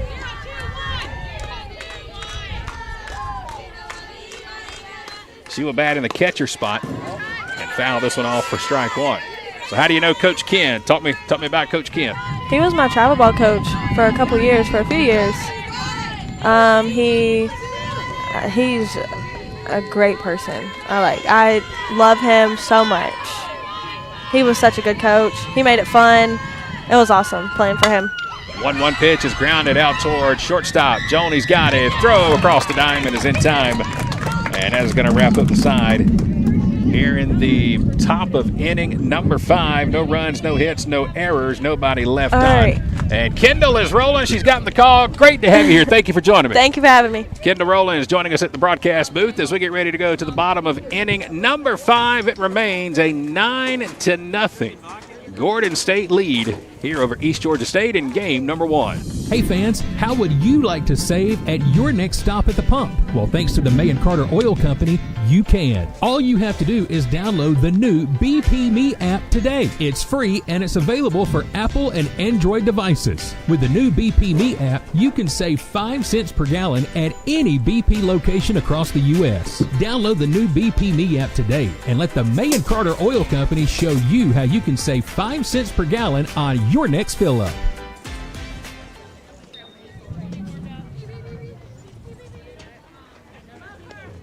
Dedication, compassion, and integrity. We've got the experience and expertise. When you need some help and you feel like there's nowhere to go, you can count on us for everything you need to know. The Sellers Law Firm, where clients become family. Well, that is the ball game. Game 1 is finished. Mercy Rule win for Gordon State College by a final of 9-0. As we welcome you back inside the Advanced Roofing and Interiors broadcast booth, I'm Chad Feltman with K13 Media. 8-run lead after 5 innings is the Mercy Rule, and that's exactly what was in effect. Highlanders on top by 9. After the top of the 5th, they're the home team, so they don't have to bat in the 5th, and that is game number 1. So Gordon State wins it by a final of 9-0.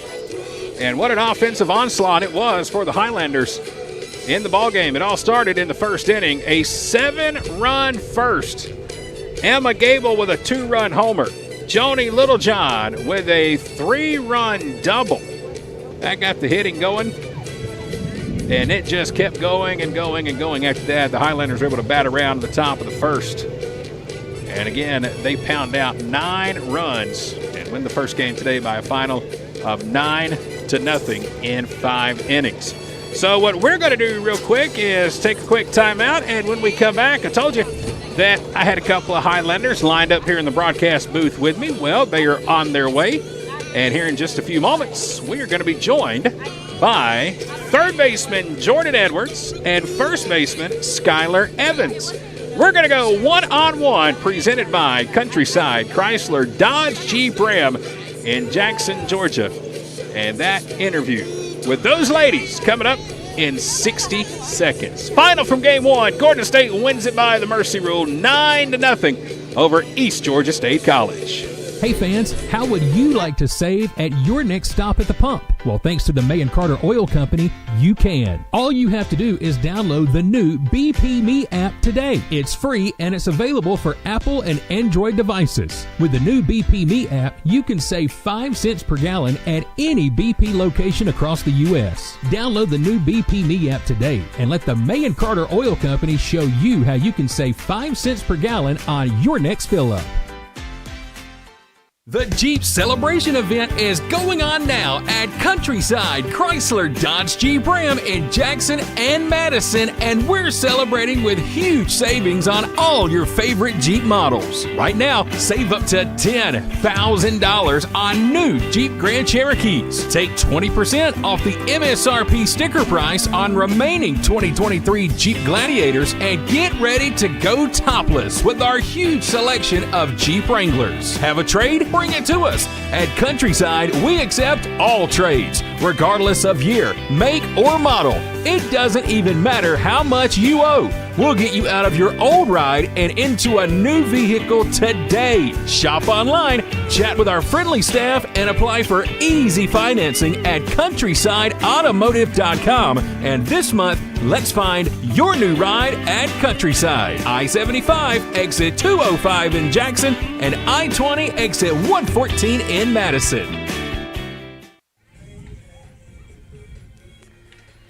Welcome back to Gordon State College. We are in Barnesville today for K13 Media's live coverage of Highlander softball. I'm Chad Feltman. Glad to have you here with us inside the Advanced Roofing and Interiors broadcast booth, getting ready for game number 2. And it seems like it's been a while since we've had a chance to do this one-on-one feature with our Highlanders because, well, we haven't been here in a while. And then the other day when we were, it was just one game. But I am happy to have the ladies back in the booth here with me today. It is my opportunity to do two things: introduce the Highlanders to you, and for me to embarrass the crap out of them. So that's what we get to try to do here and have fun with our Highlanders. And ladies and gentlemen, we are honored here today to have Miss Skylar Evans is here with us. Hey. And we've got Jordan Edwards Hey, here y'all. with us today. So glad to have y'all here this afternoon. Game 2 getting ready to start here today. And well, first off, before I get to my questionnaire sheet, let's just talk about the season so far because it's been a pretty good one so far this year. Skylar, my goodness, I think you've had a home run in like the last 8 games we've played. It Listen, hasn't been that many. listen to me. Skylar is on such an offensive tear right now. She kicked a home run yesterday in the birthday bash game that we had here for Sydney's birthday. Okay, Yeah. but that We wasn't really weren't hard. We're surprised. in the outfield anyways. She is locked in right now. I mean, Jordan, she's doing it all with the bat, with the foot. She's got the long ball figured out so far this year. But having fun with the girls here at the broadcast booth. It's nice to have both of y'all here. And Skylar, I guess I'll start with you. Both of these ladies here are sophomore, by the way, and just kind of how the season's gone so far for you personally, and where you think this is going as we're just about halfway through the year now. I mean, I think it's been really good. Like when the season was about to start, I just wanted I told myself I was going to have fun, just stay loose, because I've always been told, a relaxed hitter is the best hitter. So I stay relaxed and do my job. Jordan, your sophomore year here at Gordon State College, like Skylar, you were part of that conference championship team last year. Every time I go to the homepage for the GCAA, I see your big smile right there on the homepage with the entire team for Gordon State College. Yeah. Just walk me through that tournament last year. Honestly, some great memories, anything about it's that? definitely a once-in-a-lifetime experience. My favorite part was probably when we poured the water on our coach. I've always wanted to experience that. And it was just water, right? Was it water or was it Gatorade? No, it was I don't- just water. Okay, yeah, it was Okay, water. well, if we repeat this year, you guys really got to take advantage and get something sticky. Maybe out we'll do there. Gatorade this time. Let's get a Gatorade bath or a good Diet Coke bath, something my like God, that, where Diet she Coke. really feels it. So, well, listen, I'm glad to have both of y'all here today. Of course, we're getting ready for game number 2. We've got the Bobcats from East Georgia State here with us, and here is the question sheet right here. And I don't want you girls to be nervous. Skylar's over here thinking she's going to draw a blank and not be able to say anything. So just sit back and have some fun, okay? I'm going to mix up the questions a little bit, so if you guys have been studying what order we go in, I'm going to try to change it up on I y'all. didn't study the order, but I did I looked at some of them. I heard the questions. I was like, oh, yeah, I know how to answer that. I thought about changing them all up, but then I said, man, I'd hate to change them because I feel kind of bad if I'm going to ask y'all a good question and Yeah. ask some of the Yeah. other girls, and it's kind of just stay uniform. So Yeah. postseason, we might have some different questions or something. We'll see. All right, let's first start. And like I tell every one of you girls who come up here and join me, there's no particular order. So when I pop out the question, whoever wants to go first can go first. Okay. All right. And if y'all want to start fighting over it, who's going first, then y'all just have at it. Just remember, we are a live video. So, all right, Skylar Evans, Jordan Edwards here with us at the broadcast booth. We will start with birthdays. Who wants to go first? I'll go. All right, Jordan's birthday. I was born on July 19th, 2004. July I'm a 19th. Cancer. All right. And Skylar, how about you? November 26, 2003. All right. I'm a November baby as well. So Very nice. 16th, by the way. So not. Are you still a Sagittarius? No, you're a Scorpio? Yeah, Scorpio. Scorpio. I haven't read my horoscope though in like 12 years. Is that still a thing? I don't read them, but You do, People Jordan? talk about them a lot, yeah, but like people talk about them all the time. But I mean, some people are like, mine oh, doesn't I'm a even- Scorpio, so of course I da da da da, and I'm just like, I don't even think I it doesn't match really have mine. that much to do with. Yeah, me either. See, I'm one of those people like, your horoscope and a fortune cookie. Like, I'm literally taking it to heart. Like, oh, man, this is going to be my But day. I read my fortune cookies too. Absolutely. Now, do you eat your fortune cookies? Yeah. Okay. Some people do. I some used don't. to. I used to not, but now I do. All right. There you go. So, a couple of birthdays here. Hometowns. Where are you girls from? Jordan, we'll go with you first. I'm from Riverdale. Hey, no kidding. Yeah. That's where I was born. Really? Yes. Yeah, I was born in College Park, but I'm from Riverdale. All right. More on that here in a second. Let's don't get too far off subject. Skylar, how about you? Hometown. I'm from Henry County. I went to Ola. Ola, McDonough girl. Mm-hmm. All right. So when I was born in Riverdale, by the way, 1984, which long time ago, born at what was then Clayton General Hospital, which now I think Southern Regional. Yeah. How about you, Jordan? Where were you at in the area? I don't know what hospital I was born at. I just know I was born in College Park. What about schools? Elementary, middle, I and high went school? to school in Henry County. Okay. She was But I in lived Eagles in Landing. Yeah, The Eagles I went Landing. to Eagles Landing. Okay. All right. But I gotcha. lived in Clayton County. So a couple of McDonough girls here. Yeah. Another reason the conference tournament was more important for us because we Yeah. got rings finally. Nice. And y'all played that at Strong Rock. Yep. Yes. Cool. I remember, Skylar, when I was a kid, we used to travel from Riverdale to go to Ola back in the early 90s, okay? Oh, wow. And there was absolutely nothing. And in now they're Ola. building Yes. constantly. I It's know, and it's like you constant. go there now, come Yeah. off of Keys Ferry Road right there on 81. It's like, where did this come There's from? so much traffic. It's about to be terrible. It was when we ridiculous. were playing there in the early 90s with baseball tournaments with rec ball again. It was like when my mom told us we were going to Ola, it was like, oh my God. But we're going to take 6 hours to get there. Now it's just like it takes 6 hours to go from Ola to McDonough. Yeah. It's just nuts. yeah. So, all right, trying to get back on track. Sorry, got a little excited. Nicknames. Do you girls have nicknames? I mean, my nickname's Sky Pie. I don't know how they came up with it, but it started Yeah, we last year. came up with that last year. Sky Pie. It just Yeah. sounds good in Cheers. And it rhymes. That's got to be like your home run trot. Like, there goes another Sky Pie to left center field. We should start saying Yeah, that. see? That's why we do this. How about you, Jordan? Nickname? I would say Joe. Some of them call me J Diggy. Ooh, okay. It's okay, I guess. Don't sound like it you're just- too crazy about it. One person said it, and then everybody started saying it, so I was just like, okay. I think I say it the most. Jay Yeah. Diggy. You girls do know I'm going to have to use that in the Oh, broadcast. God. That's okay. That's Sky it. Pie. That It's is fine. J. Everybody Diggy. else uses it. All right, favorite or lucky number? How about it? Ooh, this is hard because if somebody's number 1 to 10, I'm always 8. But my childhood number for all of my jerseys was always 12, and then I got to high school and I couldn't wear 12, so I was like, I went through the Braves because my mom was a huge Braves fan. I was like, you know what, I like Hayward. I remember watching him, so I did 22. I remember watching Jason Hayward when he was in high school playing at Henry County High. Oh, wow. Because he was in the same region with the guys I broadcast at Jackson High School. And that kid back then, he was hitting balls over the trees. Just incredible back then. Again, I got off topic. I'm going to get better at this interviewing thing one day. Jordan, how about you? Oh, wait. Yeah, Jordan's turn. Lucky number. Favorite number. I would say my lucky number is definitely 19. That's the jersey number I've always had, since I started. Okay. But if it was if somebody was to say pick a number from 1 through 10, I'd probably pick 7 or 3. That's usually what I pick. Two good numbers right there. All right, Yeah. favorite vacation spots. I know it's spring break, and it seems like every other college student in America is at a beach somewhere right Yeah, now. definitely. You guys are here at a softball field, so if you could trade places, where would you be on vacation right now for spring break? For spring break. If it was spring break, I got to go to a beach. Yeah. Okay. But whenever it was a winter break, I think my senior year we went to Colorado and I loved it. It was so fun out there. Okay, Jordan, you? Honestly, I would say anywhere where it's warm and there's a beach. So what do you consider warm? Are you one of those where it's got to be 107? Or are you? I would say, yeah. Okay, I would say probably 80 and above. 80 and above. Yeah, All with right. a little breeze. Just a small Just breeze. a little one. Favorite movies? Oh, no, Do you this is have one? hard. I know it's a tough I'm more one. of a show kind of girl. Okay, well, favorite show. Movie or show? I'll Okay. update the list. Movie Okay. or show? Jordan, you can go first. I would definitely say my comfort show is Girlfriends. Okay. And then after that, I would say Grey's Anatomy. That is a very popular choice Yeah. among you ladies.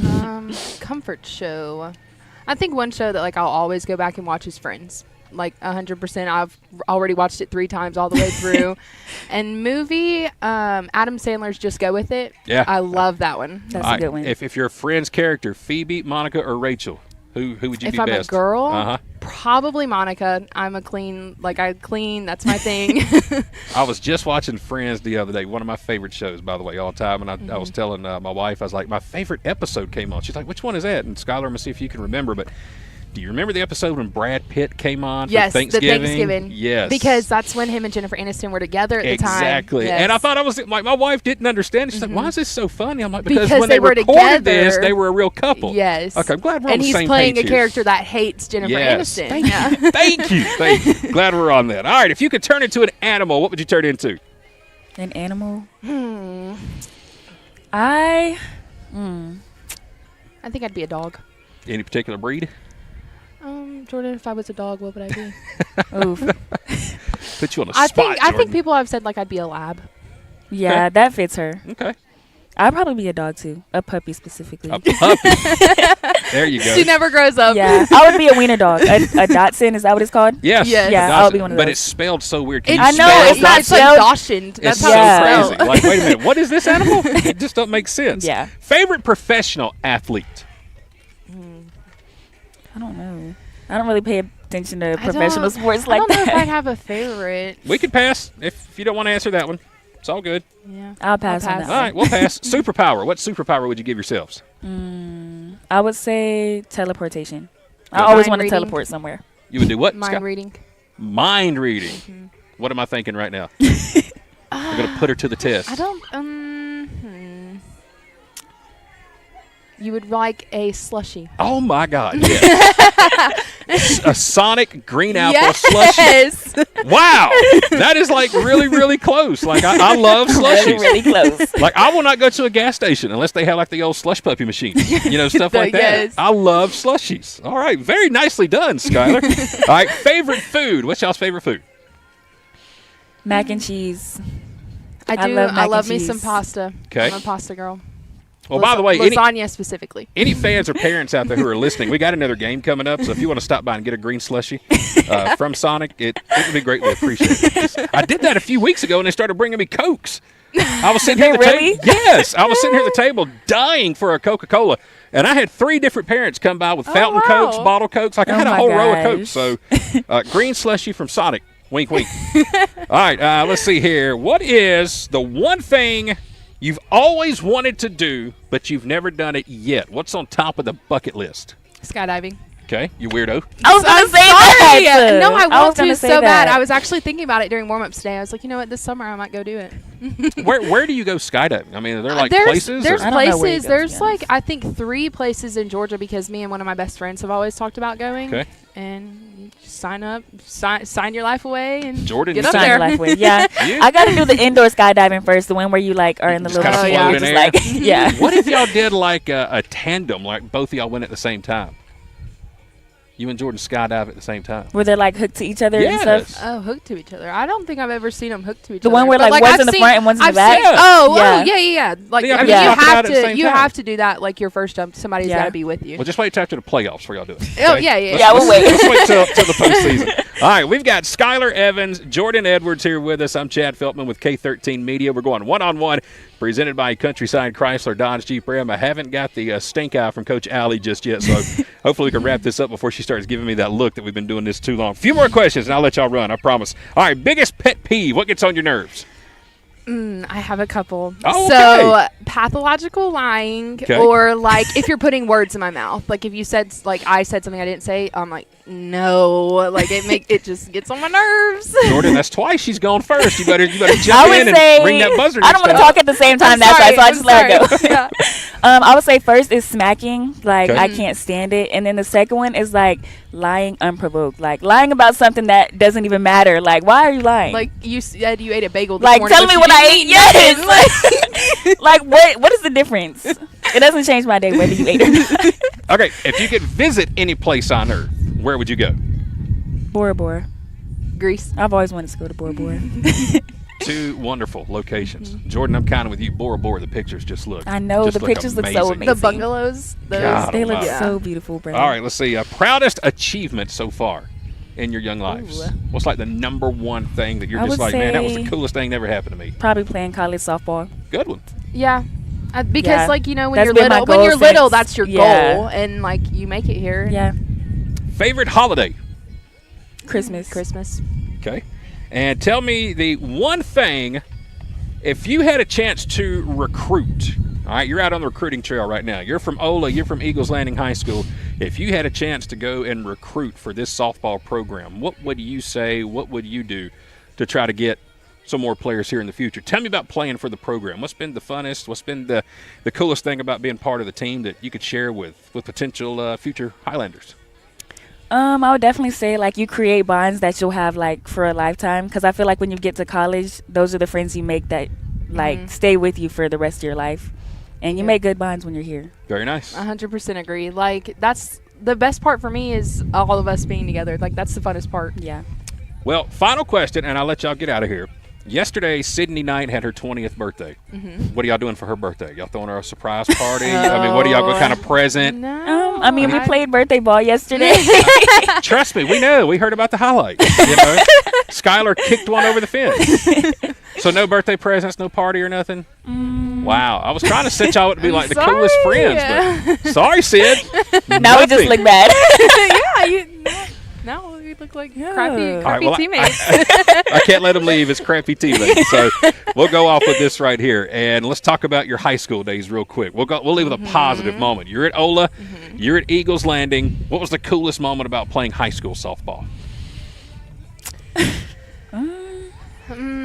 One moment that'll stick out to me is we're like postseason, we're in post play. It's like first round playoffs or whatever. I'm down at Whitewater playing, and my coach looks at me and he's like, "Skylar, this last out's coming to you." I was like, "Okay, whatever." And I'm at first, and sure enough, she hits one right down the line, and I fielded it, tagged her out, and we won the game. Very nice. Game over. Mic drop. Let's go home. Jordan, how about you at Eagles Landing High School? I don't really know if I have like a specific moment that stuck out. Like we had coaches that were in and out like all 4 years of my high school. Okay. And we weren't that good, so. I feel terrible because I have not got him to end on anything positive here. I know. We might have to go to another question. We have time. We started early today anyway. Yeah, we had extra time today. Oh man, I'm sitting here thinking, what can I come up with next? That's pretty doggone good. Oh, I know something fun we could do here. All right, let's end it on this. We're gonna try to end it on this. We're sitting here with a blank pizza. Okay, Blank. build your pizza. Put Just your cheese. toppings on. Oh, just cheese? That's it. No, no. Ask him what you meant by blank. Sorry, it's just A blank pizza. A cheese pizza. Build your pizza right here. I would definitely just put all meat on it. That's all I ever put on my pizza. But I put pepperoni, bacon, and ham. That's usually, like when they say build your own pizza, that's usually what I The put on meat it. lovers galore for Yeah, Jordan. I'm just a pepperoni kind of girl. How about pineapples? Do they belong No, on pizza? No. No. Wow. Now I'm furious. Well, and then like the grilled pineapple, like people do that, and I've tried that, and it's just I'd rather eat it cold. Like I'd rather have cold pineapple. What about cold pizza? I will eat cold pizza. I always like it better the next day after it's been in the fridge. Yes. Yeah, I don't hate it or love it, but I'll eat it. Cold pizza is the greatest. Like sometimes you can just buy an extra pizza to put it in the fridge and eat it cold the next day because it tastes so good. All right, before I let you go, I swear this really is the last question. I promise. Tell us something about yourselves that we may not know. What's something about Skylar, something about Jordan, off the field and away from school that your teammates may not even know about you? Something. Yeah, my teammates don't know.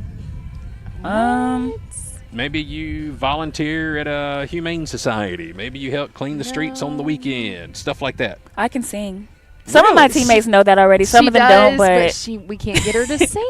Jordan. they were trying to put me on the spot, and I'm just like, I have sang for them one time though, but she wasn't there. Do we get a sample here? Anything? No, my voice is not. It's a little scratchy today. This pollen. What do you like to sing? What are you singing? R&B. Okay. For sure. We're going to get her to sing for us over there.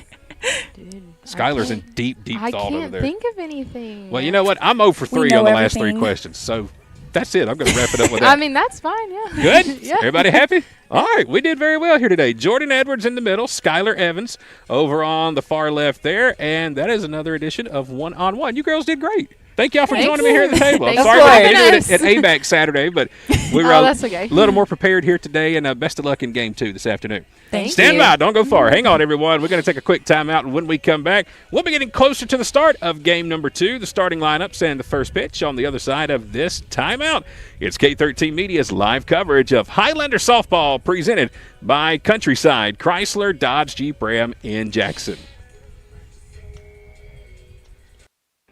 Ram Truck Month is back at Countryside Chrysler Dodge Jeep Ram in Jackson and Madison, and we're celebrating with the biggest discounts on new Ram trucks that you'll find all year long. We're talking about savings up to $16,000 off the MSRP sticker price. We have the area's largest inventory of new Ram trucks, and we'll beat anybody's price. Have a trade? Bring it to us. At Countryside, we accept all trades, regardless of year, make, or model. It doesn't even matter how much you owe. We'll get you out of your old ride and into a new vehicle today. Shop online, chat with our friendly staff, and apply for easy financing at countrysideautomotive.com. And this month, let's find your new ride at Countryside. I-75 exit 205 in Jackson and I-20 exit 114 in Madison.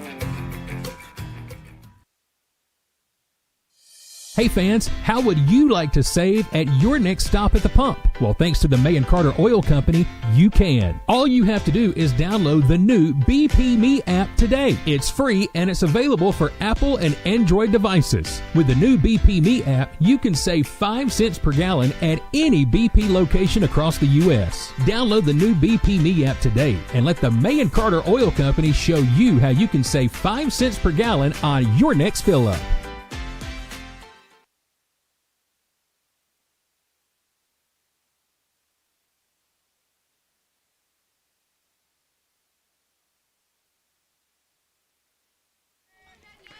Welcome back, everybody, to Gordon State College. We are live in Barnesville, getting you ready for game number 2 here this afternoon as the Highlanders are taking on the Bobcats from East Georgia State College. 9-0 the final.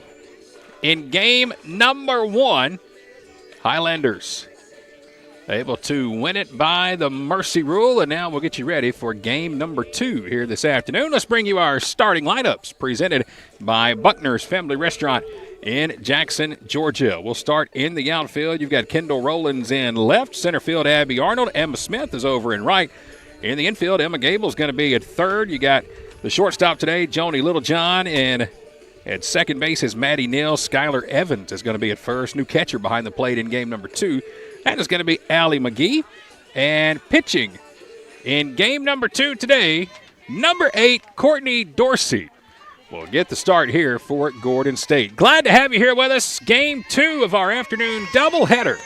Live from Gordon State College in Barnesville.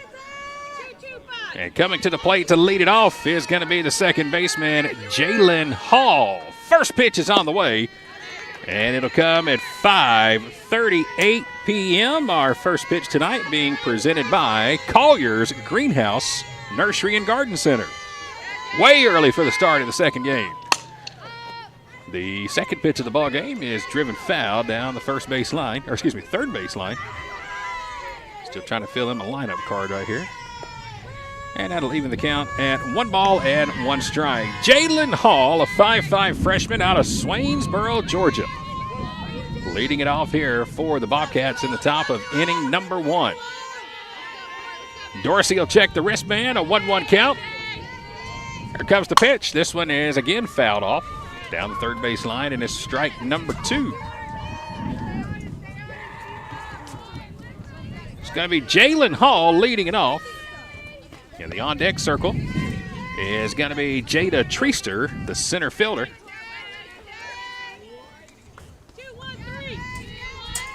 So 1-2 count here for Dorsey.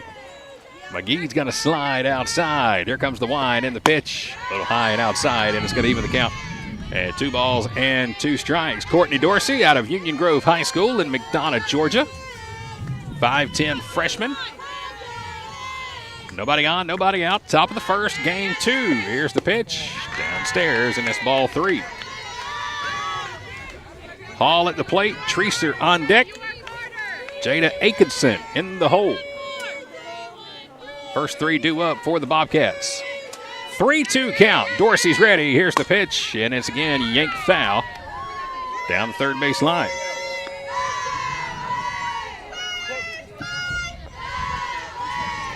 Seven-run first inning.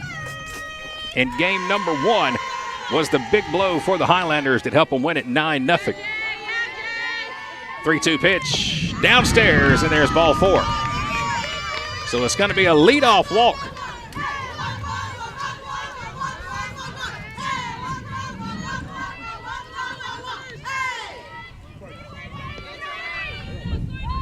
And what you know it, our doggone camera decided to go out once again. It fell asleep. Between innings, we'll get it situated and fixed up. Here's a bunt down the third base line. Gable has it. Throw to first is not in time. Nobody back to cover third. And Treaster is going to have an infield bunt single. And Jalen Hall is going to go from first to third.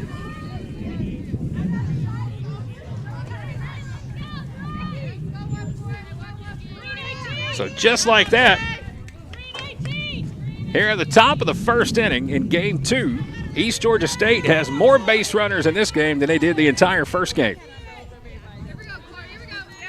Runners on first and third with no out. And here's Atkinson. First pitch is downstairs, and that's ball one.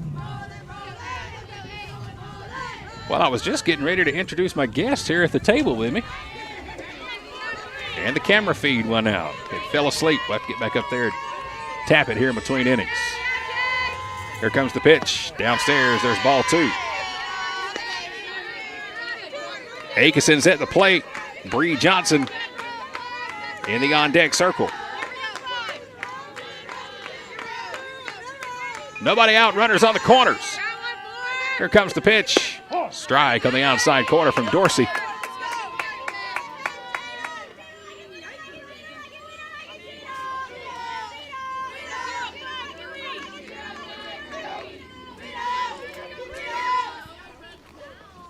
Dorsey will look in and get the sign from McGee. Here's the pitch. Bunt shown. It's right back to the pitcher.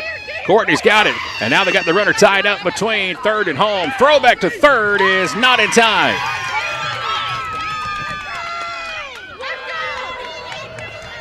Jalen Hall was about halfway down the third base line.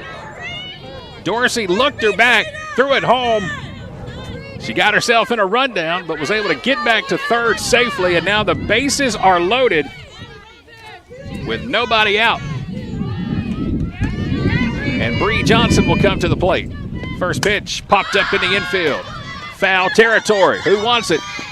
It looks like it's going to be caught by the catcher, Allie McGee. Gable was flying in, but Allie's going to call her off right here down the third base line in foul territory near the on-deck circle. And she's got it for the first out in the inning. So there's one out. Bases loaded. Dorsey trying to get out of the jam, and here's Megan Ortiz, the catcher. First pitch, grounded foul, third base line. Megan Jones Ortiz out of Brandon, Florida, a 5'4" freshman. Is here at the plate in the top of the first inning of game number two. Again, if you're tuned in with us, be patient. We're going to get the video feed back up in between innings. Here comes the 0-1. This one fouled out of play, and it's 0-2. No balls, 2 strikes, 1 out. Bases loaded for East Georgia State. The catcher, Megan Jones Ortiz, at the plate, batting 5th. Here's the pitch. This one's popped up. Infield fly roll is in effect over towards short. Joni Littlejohn will come in and make the catch over at shortstop, and that's the second out of the inning. So after getting the bases loaded with nobody out, there's now 2 down, and it'll bring up the right fielder, Jocelyn Bars. Can Dorsey get out of the jam here in the first? She's got 2 down. Here's Bars, first pitch. There's a strike on the outside corner. It's 0-1. Jocelyn Bars wearing number 9, playing right field, batting 6th. She's out of O'Brien, Florida, a 5'6" sophomore. Dorsey's ready. Here comes the 0-1. This one's hit deep, left center field, all the way back to the fence, and it's going to be out of here. Grand slam home run by Jocelyn Bars.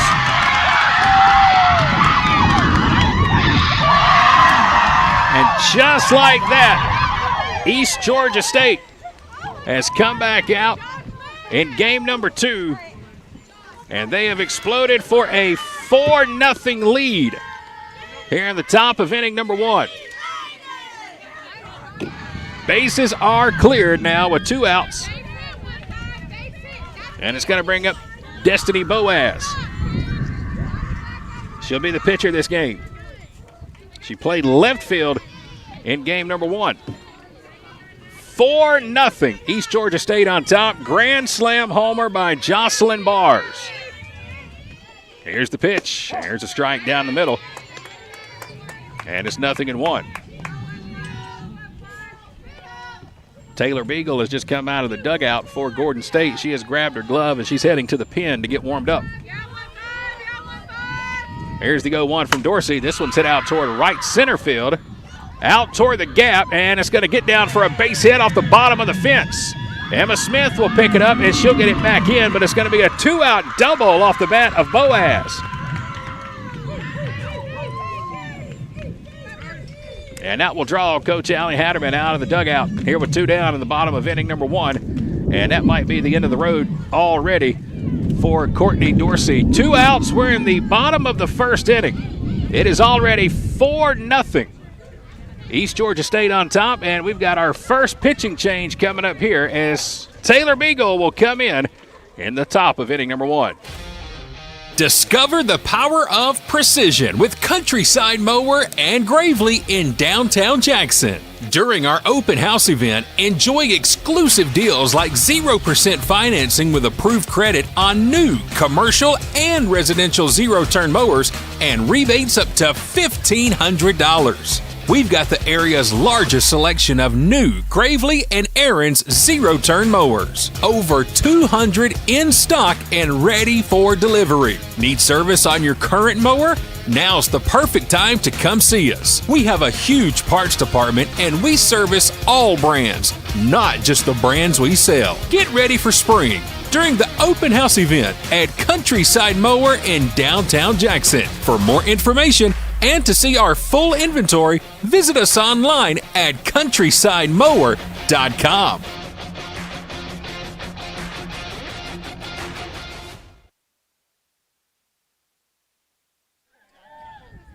We're back at Gordon State College. We're in the top of inning number 1. Pitching change here for the Highlanders.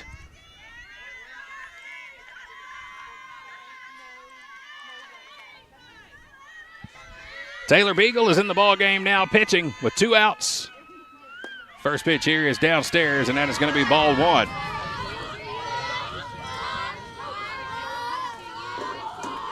Runner at second, 4-0 ball game.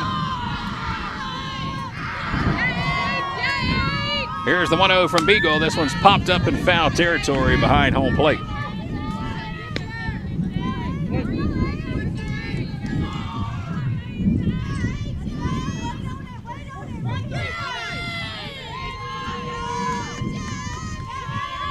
One ball, 1 strike. Here's the pitch from Beagle. Change up downstairs. And that's going to be ball 1. Excuse me, ball 2. Abigail Christopher is at the plate. She's batting 8th in the lineup. She's the DP here in this one. 2-1, popped up to the left side. Should be the 3rd out of the inning. Over toward 3rd, and it is. Gable will put it away. And that is going to be out number 3. But it's a 4-run top of the first inning. It's a grand slam home run off the bat of Jocelyn Bars. And at the end of a half inning of play, it's East Georgia State who has jumped out early. It's 4-0 Bobcats.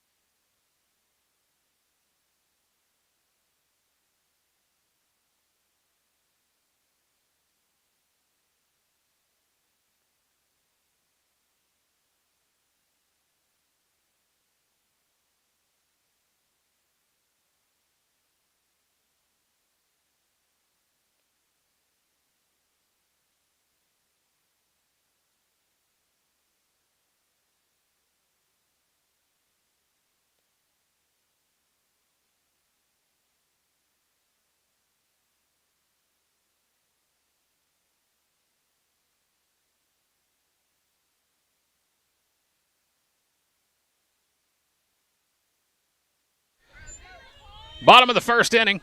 It's a 4-0 lead. East Georgia State is on top.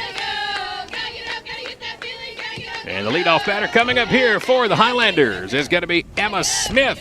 First pitch on the way is a strike outside. Again, we're still trying to work on getting our camera situated, so be patient with us. We know the screen is black. Trust me, we're aware of it. Emma Smith at the plate. Abby Arnold on deck. Emma Gable batting third. Here in the bottom of the first inning.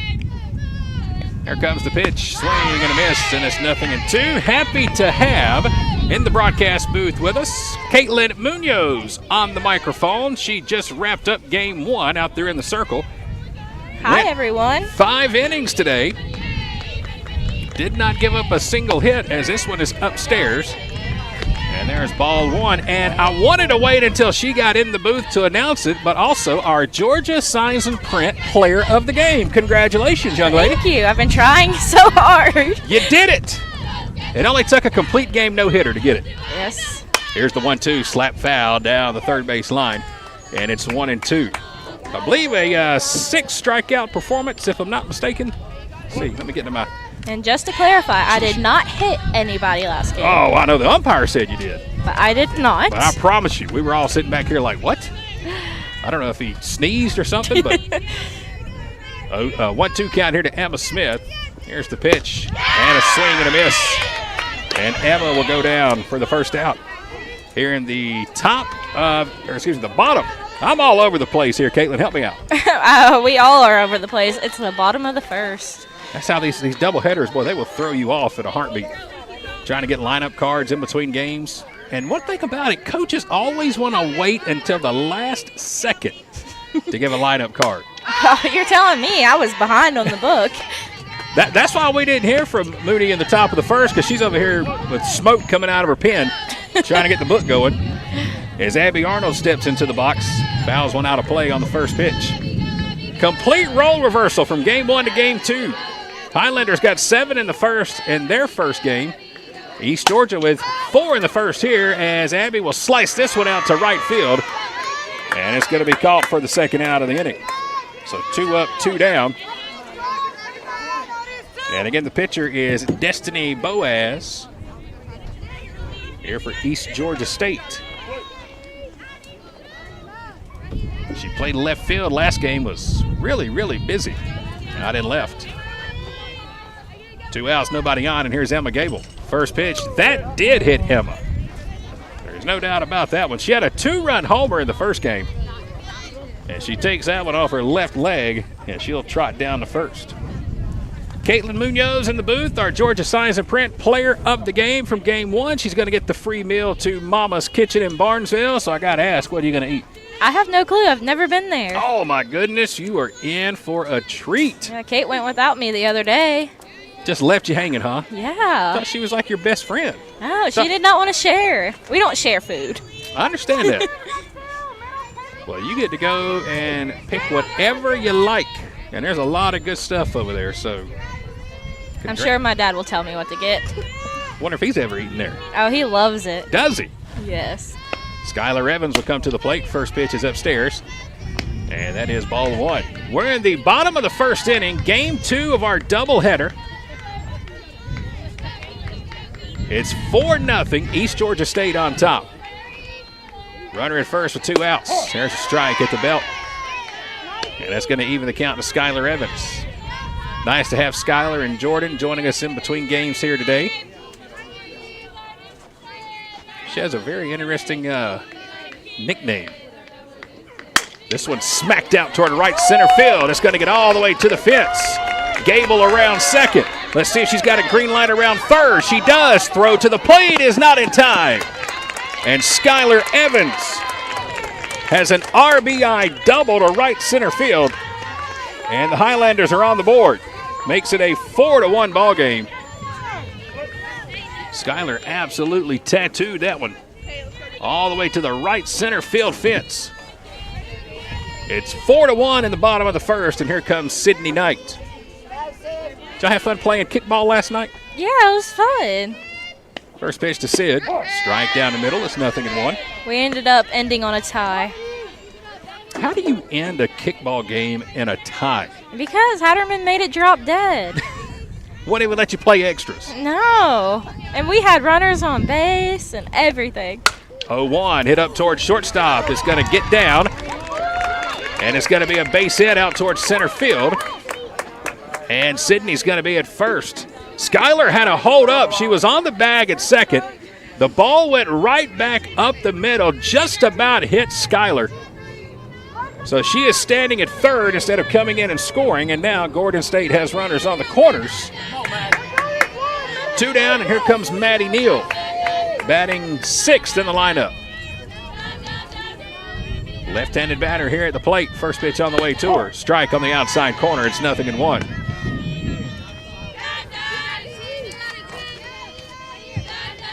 Bottom of inning number 1 in game number 2. We started this one way early.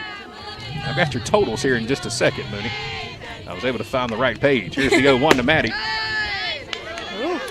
And just like that, look, the video popped back on. Did you see that? Oh. We touched nothing. Mooney and I are sitting here. It was the pollen that got to it. I don't know what happened. I don't know what got to it, but it's back on. Technology, that's all you can say, right? This one's smack foul down the left field line. Crazy. But we're glad that whatever happened, the video popped back on. Now if I can just see the screen. Look at the pollen on here. Goodness gracious. There you go. Can you see that a little better there, Mooney? Yeah. A little better. 1-2 count. Runners on the corners. Maddie Neal's at the plate. Here comes the 1-2 pitch. She'll hit this one over towards second base. Field it in time. Throw to first in time. And that's going to retire the side for the Highlanders here in the bottom of inning number 1. So Gordon State able to get on the board. An RBI double by Skylar Evans in the right center field will score Emma Gable, and we'll go to the top of inning number 2. It is a 4-1 lead, and now it looks like we've got everything ready, everything working. Let's see. Here I am. There's Munoz. She's in the middle. Kendall's over here on stats for us here today. And again, our Georgia Signs and Print Player of the Game, Caitlin Munoz, joining us here today. 6 strikeouts, 5 innings worth of work, no hits, no walks, and would have had a doggone perfect game. Should have had a perfect game. But technically on the score sheet is going to go down as if you hit a batter in the elbow. Which you I claim you didn't. Even the batter said I didn't. That's the craziest thing. Even after the game, the batter says the ball didn't hit you. But nonetheless, you're going to get to eat for free, so congratulations. Thank you. Another great performance here today by Mooney, and your teammate who's out there in the circle right now, Taylor Beagle. She had a great week as well, Mooney. Maybe you can comment on her because she was named the Conference Pitcher of the Week for this past week. Yeah, that was well-deserved. She helped us so much at ABAC. She was getting strikeout after strikeout. She was awesome. Well, she is in the game right now. She came in the top of the first inning.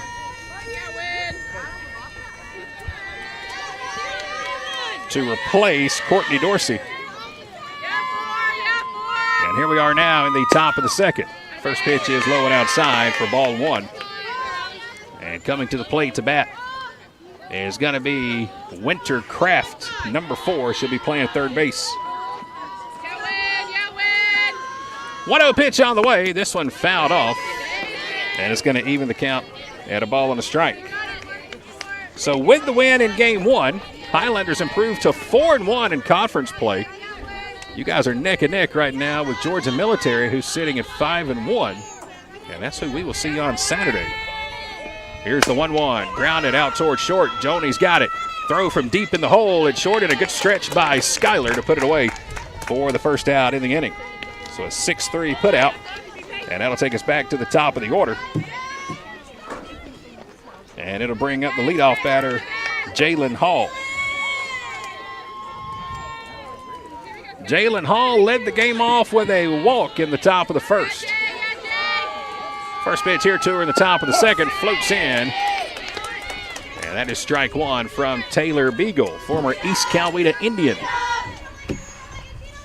Conference Pitcher of the Week.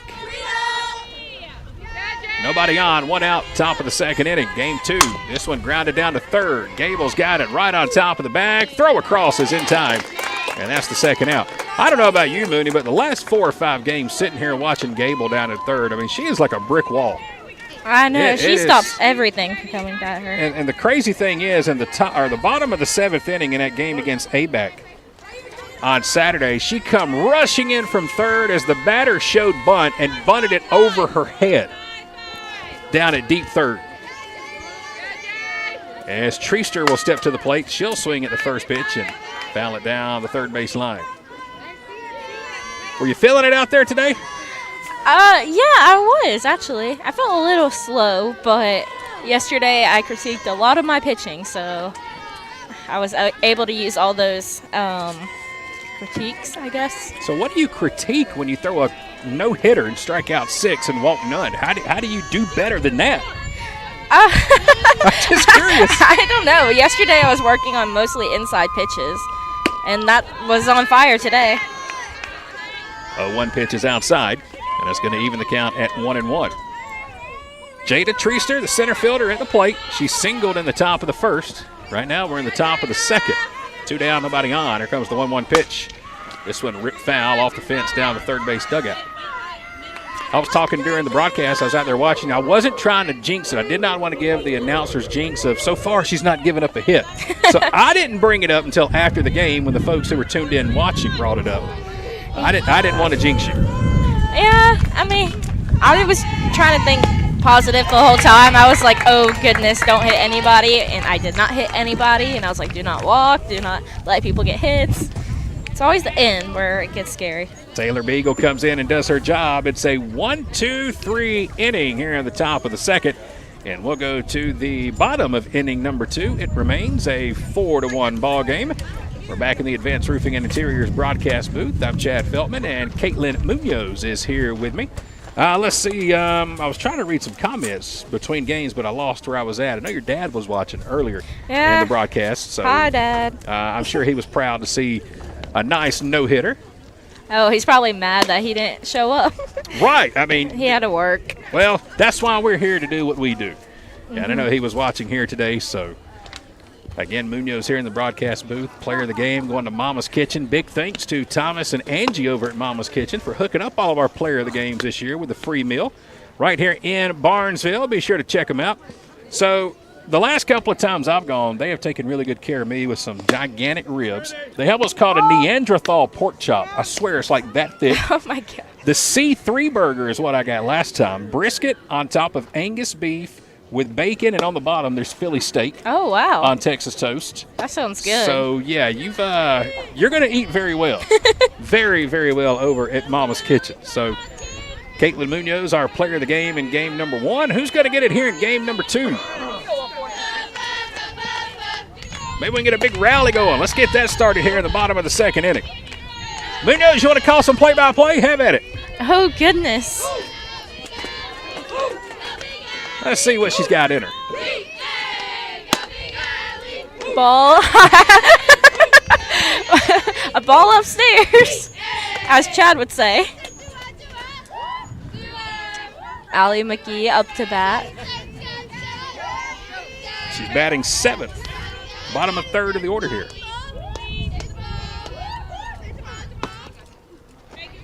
Ball a little high and outside. You want me to take it back over? Yeah, I'm not too good at this. I'm just here to keep you company. You handle the pitching, I'll handle the talking, all right? 2-0 count. Got to give her a chance. Got to have some fun. I found a weakness in her game. 2-0 count here to Allie. This one's high and outside, and it's ball 3. Again, it's Destiny Boaz who is in the circle pitching.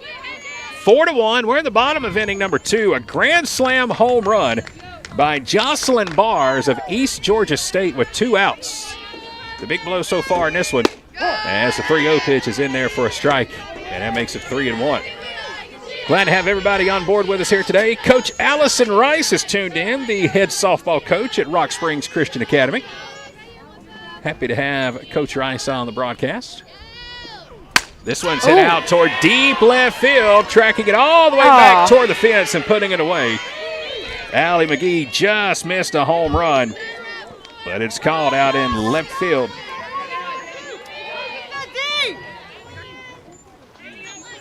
The You know what? I think I've had my – is this game 1 or game 2 here? That's game 1. That's no good. Okay, I'm right. Got to throw that one away. One down as McGee flies out to deep left. And it'll bring up Joni Littlejohn. Joni was in contention for our Player of the Game award last game. First pitch here swung on and missed. Had a bases-clearing double in the bottom of the first inning. Made it 5-0 in game 1. Then she came back up and had a single in her second at bat. She went 2 for 3 from the plate in game 1. She can blame you, Mooney, for not getting to eat free. She'll ground this one to third. Throw across the diamond is in time. We should have had 2 player of the game. You know, we should have. We should have, but your fault. You just had to go throw a no-hitter. So if she starves this week and she doesn't get to eat, it's your fault. Can you live with that? I'll share with her. 2 quick outs there in the bottom of the second inning, and we're at the bottom of the order. Kendall Rowlands batting 9th. Playing left field here in game number 2. First pitch is a strike at the belt. It's 0-1. 2 down, nobody on in the bottom of inning number 2. Your team might be the most cheering team I've ever heard out of a dugout. Ever. We've been told that. 0-1 misses upstairs, and it's 1-1. Do you have a favorite chant? Oh, goodness. I was actually thinking about this today. I like Allie's whenever Allie comes up to bat. She has a chant that we always do that's really good.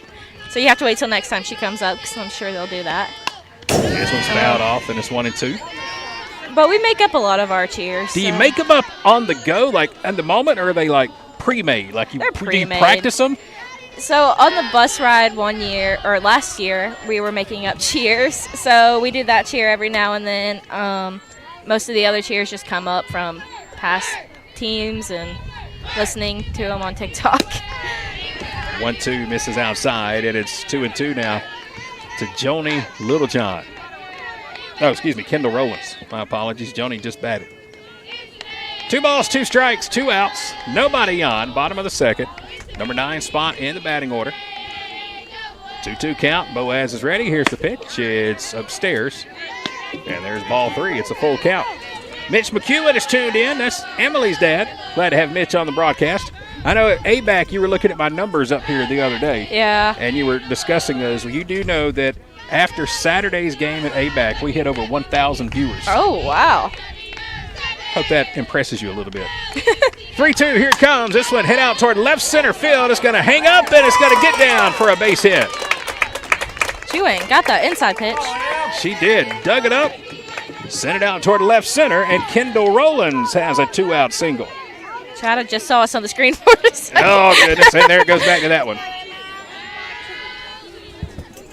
If you see us, hey, Dr. Green's here with us. So I threw a no-hitter, so we get something in return? 2 outs, runner on first. Emma Smith That is was at the your plate. rules. You know what? Let's give Dr. Green a headset. Oh. Come on. Come on, Dr. Green. Don't get scared. Lean up in here now.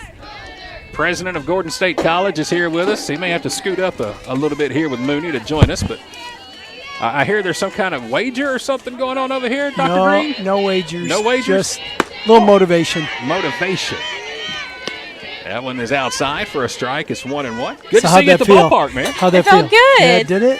We were told at the beginning of the year, I think back in August, that every team had How a many little no-nos? goal. How many no-nos? We only had to have one no-no. Oh, okay. Smith will slap this one down the left field line, and I it's was going trying to to get get in a for a foul report. ball. Sorry, Josh. I was trying to get a report on how many BBs. Any? No. Oh, nice. There's Dr. Green in the Did middle. you throw a perfect? Is that what you did? Well, the umpire said I hit somebody, but I didn't hit somebody. Oh, hey, you got an HBP? Is that what I'm hearing? I didn't hit anybody, though. Even the batter said it didn't hit her Oh. after the game. Oh. 1-2 count to Emma Smith. There's the wind and the pitch. Runner takes off from first. Throw to Good. second is. They're going to say that Rowlands left first early. And they're going to call her out. So take away the stolen base. It's going to be the 3rd out of the inning. And that's how the bottom of the second will will come to a conclusion. We'll go to the top of the third. It remains a 4-1 lead. East Georgia State on top here in Barnesville. Discover the power of precision with Countryside Mower and Gravely in downtown Jackson. During our open house event, enjoy exclusive deals like 0% financing with approved credit on new commercial and residential zero-turn mowers and rebates up to $1,500. We've got the area's largest selection of new Gravely and Aaron's zero-turn mowers. Over 200 in stock and ready for delivery. Need service on your current mower? Now's the perfect time to come see us. We have a huge parts department and we service all brands, not just the brands we sell. Get ready for spring during the open house event at Countryside Mower in downtown Jackson. For more information and to see our full inventory, visit us online at countrysidemower.com.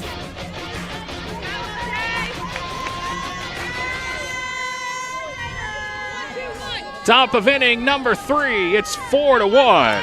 Bobcats on top. Beagles back out to pitch. First pitch is downstairs for ball 1. It'll be Jada Akeson, Bree Johnson, Megan Ortiz coming to the plate. 3, 4, 5 spot due up in the lineup here for the Bobcats. The Eagles ready with a wind, and this one a little low, and that's going to be ball 2.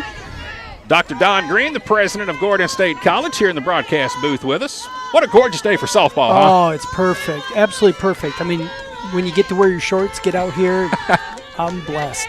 Here comes the 2-0 from Beagle. This one is grounded foul at the plate. Speed. Baseball team had a big win yesterday, 17-1.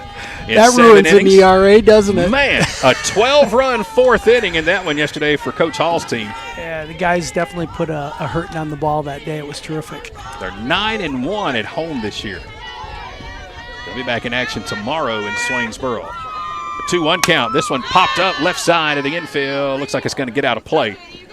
And that'll leave the count at 2 balls and 2 strikes.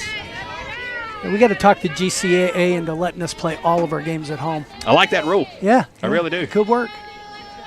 9-1 for the baseball program at home. Should be 10-0 if we had a little luck on our side. 2-2 count. Here's the pitch from Beagle. Fouled right back to us. And the count's going to remain 2-2. Taylor Beagle, the GCAA Conference Pitcher of the Week this week. Third time this year that a Highlander pitcher has received the award. Top of the third inning. Nobody on, nobody out. 2-2. Just missed upstairs around the letters. And it counts full. I'm proud of our women. They do a great job on the field, and they do in the classroom as well. Allie's proud of them both places. They are truly scholar athletes, Josh. I was talking with Coach Hatterman in between games. First, the 3-2. Nice. Hit out towards center field. All the way to the fence. Oh, no. It's out of here. I thought it was popcorn. Nope. That one a little more than popcorn. Second home run of the ball game. Dang it. Jada Akeson with a solo shot here at the top of the third inning. Line drive to the deepest part of the ballpark. And that's going to make it a 5-1 ball game. So much for calling it off the bat. Yeah. That one was right over the windscreen, right over Abby Arnold's head in straightaway center. Second homer for the Bobcats. And now to bring up Bree Johnson, the first baseman. Nobody out, nobody on. Here comes the pitch. Swing and a miss. Chased one downstairs, and it's 0-1. Top of the third inning. Every run so far for the Bobcats coming off the home run. Here comes the 0-1 outside, and it's 1-1. Little movement there, Josh. She had that one outside off the plate. Bree Johnson not chasing it. Bree pitched the last game. Went all 4 innings. Swung on a miss, and it's 1-2. 1 ball, 2 strikes, nobody out. Johnson is at the plate. Here's the pitch from Beagle. Swing and a foul tip at the plate. All right, good movement, though. Good movement on that one. We got 7 in the bottom of the first last game. We had a home run as well. Emma Gable, who's been red hot at the plate, had a 2-run shot. As the wind starts to pick up here in the top of the 3rd inning. Game 2 of our doubleheader. This one is high and tight for ball 2. Not a bad spot from Beagle. Just missed. And it's going to even the count at 2 balls and 2 strikes. That was a strike last game. All game long. Here comes the 2-2. This one grounded to Gable again at 3rd. Emma's got it. Throw to first in time. And there's the first out. So Emma Gable continues to be a brick wall down at 3rd. It's the first out of the inning, and it's going to bring up the catcher, Megan Ortiz. Dr. Green's here in the broadcast booth with us. How about a recap for Friday's golf tournament? Looked like everything went well until about the 18th hole when Mother Nature decided to come in and take over the tournament. You are right, Chad. There was lots and lots of golfers. We had a great time. Weather was perfect until, as you said, about the 17th hole, it just started clouding up and thought we could maybe get it in, but it came down. But everybody had a great time. The winning team, 18 under. Nice. Yeah. Very nice. Yeah. Crazy. Here's the 0-1, fouled off at the plate, and it's 0-2. So who was the winning team? Can you remember? Yeah, it was, this may sound a little unfair, but it was Gordon's golf team. I knew who won it. I just wanted you to admit it. Yeah, I have to admit it. But, I mean, it's a club. It is a club sport. So something sounds kind of fishy about that. Yeah. 0-2 count. Chopped at the plate, little swinging bunt. Beagle's got it. Throw to first is just in time. Good play by Taylor Beagle. Good cover. Yeah, swinging bunt right in front of the plate. Ortiz is thrown out for the second out of the inning. Now, did you play in the tournament Friday? I did, Chad. And I know what you're going to ask. We were 5 under and fortunate to be there, let me tell you. But it was a great time. Some good shots, a few that were questionable, but. Well, that's when you have the mulligans, though, right? Yeah, I used all those up really quick. Strike on the outside corner here to Bars. 2 down, nobody on in the top of the 3rd. Got to be careful. Jocelyn Bars at the plate had a grand slam homer at the top of the 1st with 2 outs. She knocked it over the left center field fence. Here's the 0-1 pitch to her. Beagle's going to miss in the dirt, and it's 1-1. Chad, we should say thank you to Raintree, too, because they provided that all free of charge for us. Very, very kind of them. Raintree Golf Course in Thomaston, right off Highway 19. That's where the tournament took place last Friday. Here's the pitch from Beagle, fouled off at the plate, and it's 1-2. I'm more of a putt-putt kind of guy. I can handle them all in putt-putt. When it comes to that real golf like that, ugh. Yeah, if I'm not mistaken, you're a tennis guy. That is correct. Yes. Absolutely. Yeah, that is your talent. And I can't do anything but hit home runs when I have a tennis racket in my hand. It's terrible. 1-2. Get to it. Smack back up the middle, and it's going to get down for a 2-out single. So Jocelyn Bars, 2 for 2 on the day, a grand slam homer, and now a 2-out single with nobody on. Here in the top of the 3rd inning, that will keep the inning alive. And it's going to bring up the pitcher, Destiny Boaz. You sound like my wife when she tried to play tennis. It was home run after home run after home run. We have not played since then. I took her one time. We played for about 10 minutes, and I got so upset that we just quit. Oh. You got to be careful. You got to be careful with those things when you take your wife. You have to be very, very patient. Or she has to be patient with you, depending on who's got the talent, right? She's definitely got the patience. No, she's got the patience. Yeah, I understand that. I got the same thing at home. I'm blessed. She's also a Gordon State alumni from here in 2005. She was part of the soccer team here. Both of you, and I'm very, very proud of both of you for that. Thank you very much for attending Gordon. She was a graduate. I get it confused all the time. Criminology or criminal justice here, or criminology and criminal justice when she transferred to West Georgia? I believe she was CJ here and criminology over at West Georgia. Gable has it. There we go. Across, good play. The 3rd out of the inning. So Emma Gable able to help retire the side. And that is the 3rd out. So 1 stranded. And we'll go to the bottom of the 3rd. It remains a 5-1 ball, or excuse me, yes, a 5-1 ball game As we get ready to go to the bottom of inning number 3, welcome you back inside the Advanced Roofing and Interiors broadcast booth once again. Be joined here by Dr. Don Green. He is the president of Gordon State College. You can wave to everybody right there, Dr. Green. We've got the camera on here. And, yeah, back when my wife was here, that was just when Gordon was just a 2-year school. So she did her deal, got her associates and transferred. But she was a heck of an athlete back in the day. Soccer right here behind us. And just she couldn't believe when she came over with me a couple of weeks ago. She helped me out with a baseball game. She just could not believe the growth of the campus here and just the dorms and the new Sark Arena up there. And, boy, there's more growth coming, and I just can't wait to see what this place looks like 10 years from now. I would agree with you, and from your mouth to God's ear. We want to definitely see that growth. The 4-year degrees are certainly helping with that, and they help the local labor market as well. We're helping to add to the workforce, and that's really important these days. So what are you up to today? You down here just jogging around, just hanging out? Or I wanted to get a workout in after work and wanted to get a chance to see the softball team. I try to catch as many games as I possibly can. I love softball. Daughter that played college ball, and I coached for many, many years. Love the game. Asked Allie if I could call pitches. She told me no. It's a fun sport. It's a fast-paced sport. Yeah. Yeah. And we got a really, really good team here at Gordon State College as Emma Smith will lead off the bottom of the 3rd inning. First pitch is high and outside for ball 1. She struck out her first plate appearance. That was back in the top of the 1st.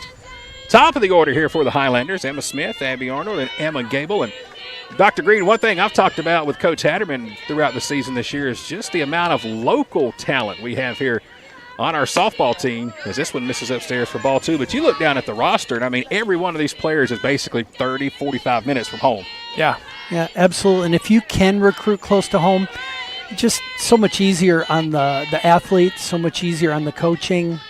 And Georgia is just a hotbed for softball and baseball talent. So why not take advantage of what you've got locally? Especially in this area with all the high school softball I've covered over the years. I mean, just the teams, within 30 minutes of Gordon State College. That's some of the best softball in the state. Well, Chad, a lot of it, too, comes down to fundamentals. And what I see is some really great coaching locally.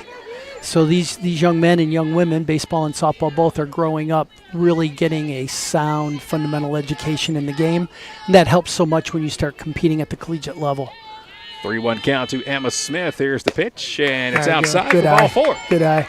And we'll have a leadoff walk to start the top of the 3rd inning. And some speed there. Yes, indeed. Emma, we're talking about local talent, a former Pike County Pirate.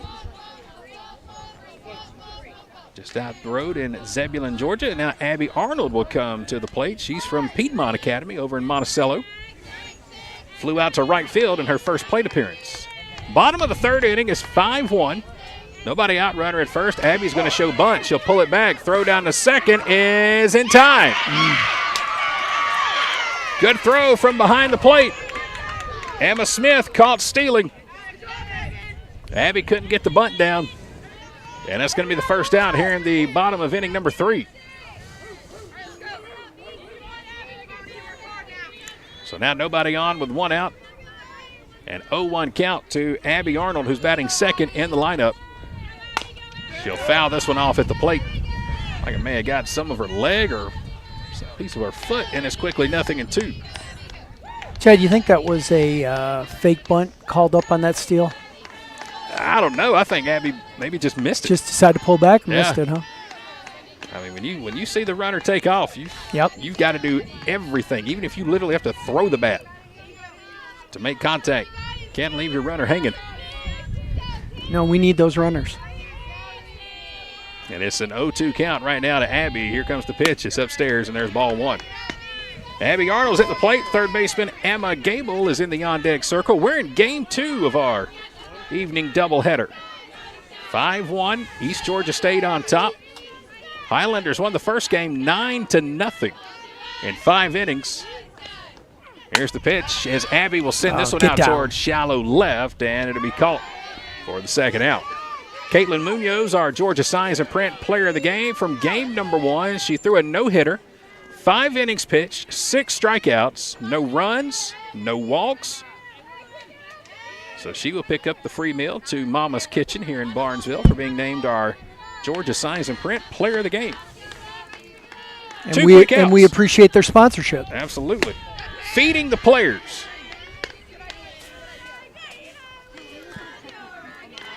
Here's Emma Gable. She was hit by a pitch her first time to the plate. Nobody on, 2 outs in the bottom of the third inning. Destiny Boaz works in the circle. The righty gets her sign, and 1-0 misses upstairs, and it's 2-0. Well, Chad, we appreciate your relationship with us. We think it's just fantastic. And, of course, your relationship with Mama's Kitchen, that's terrific.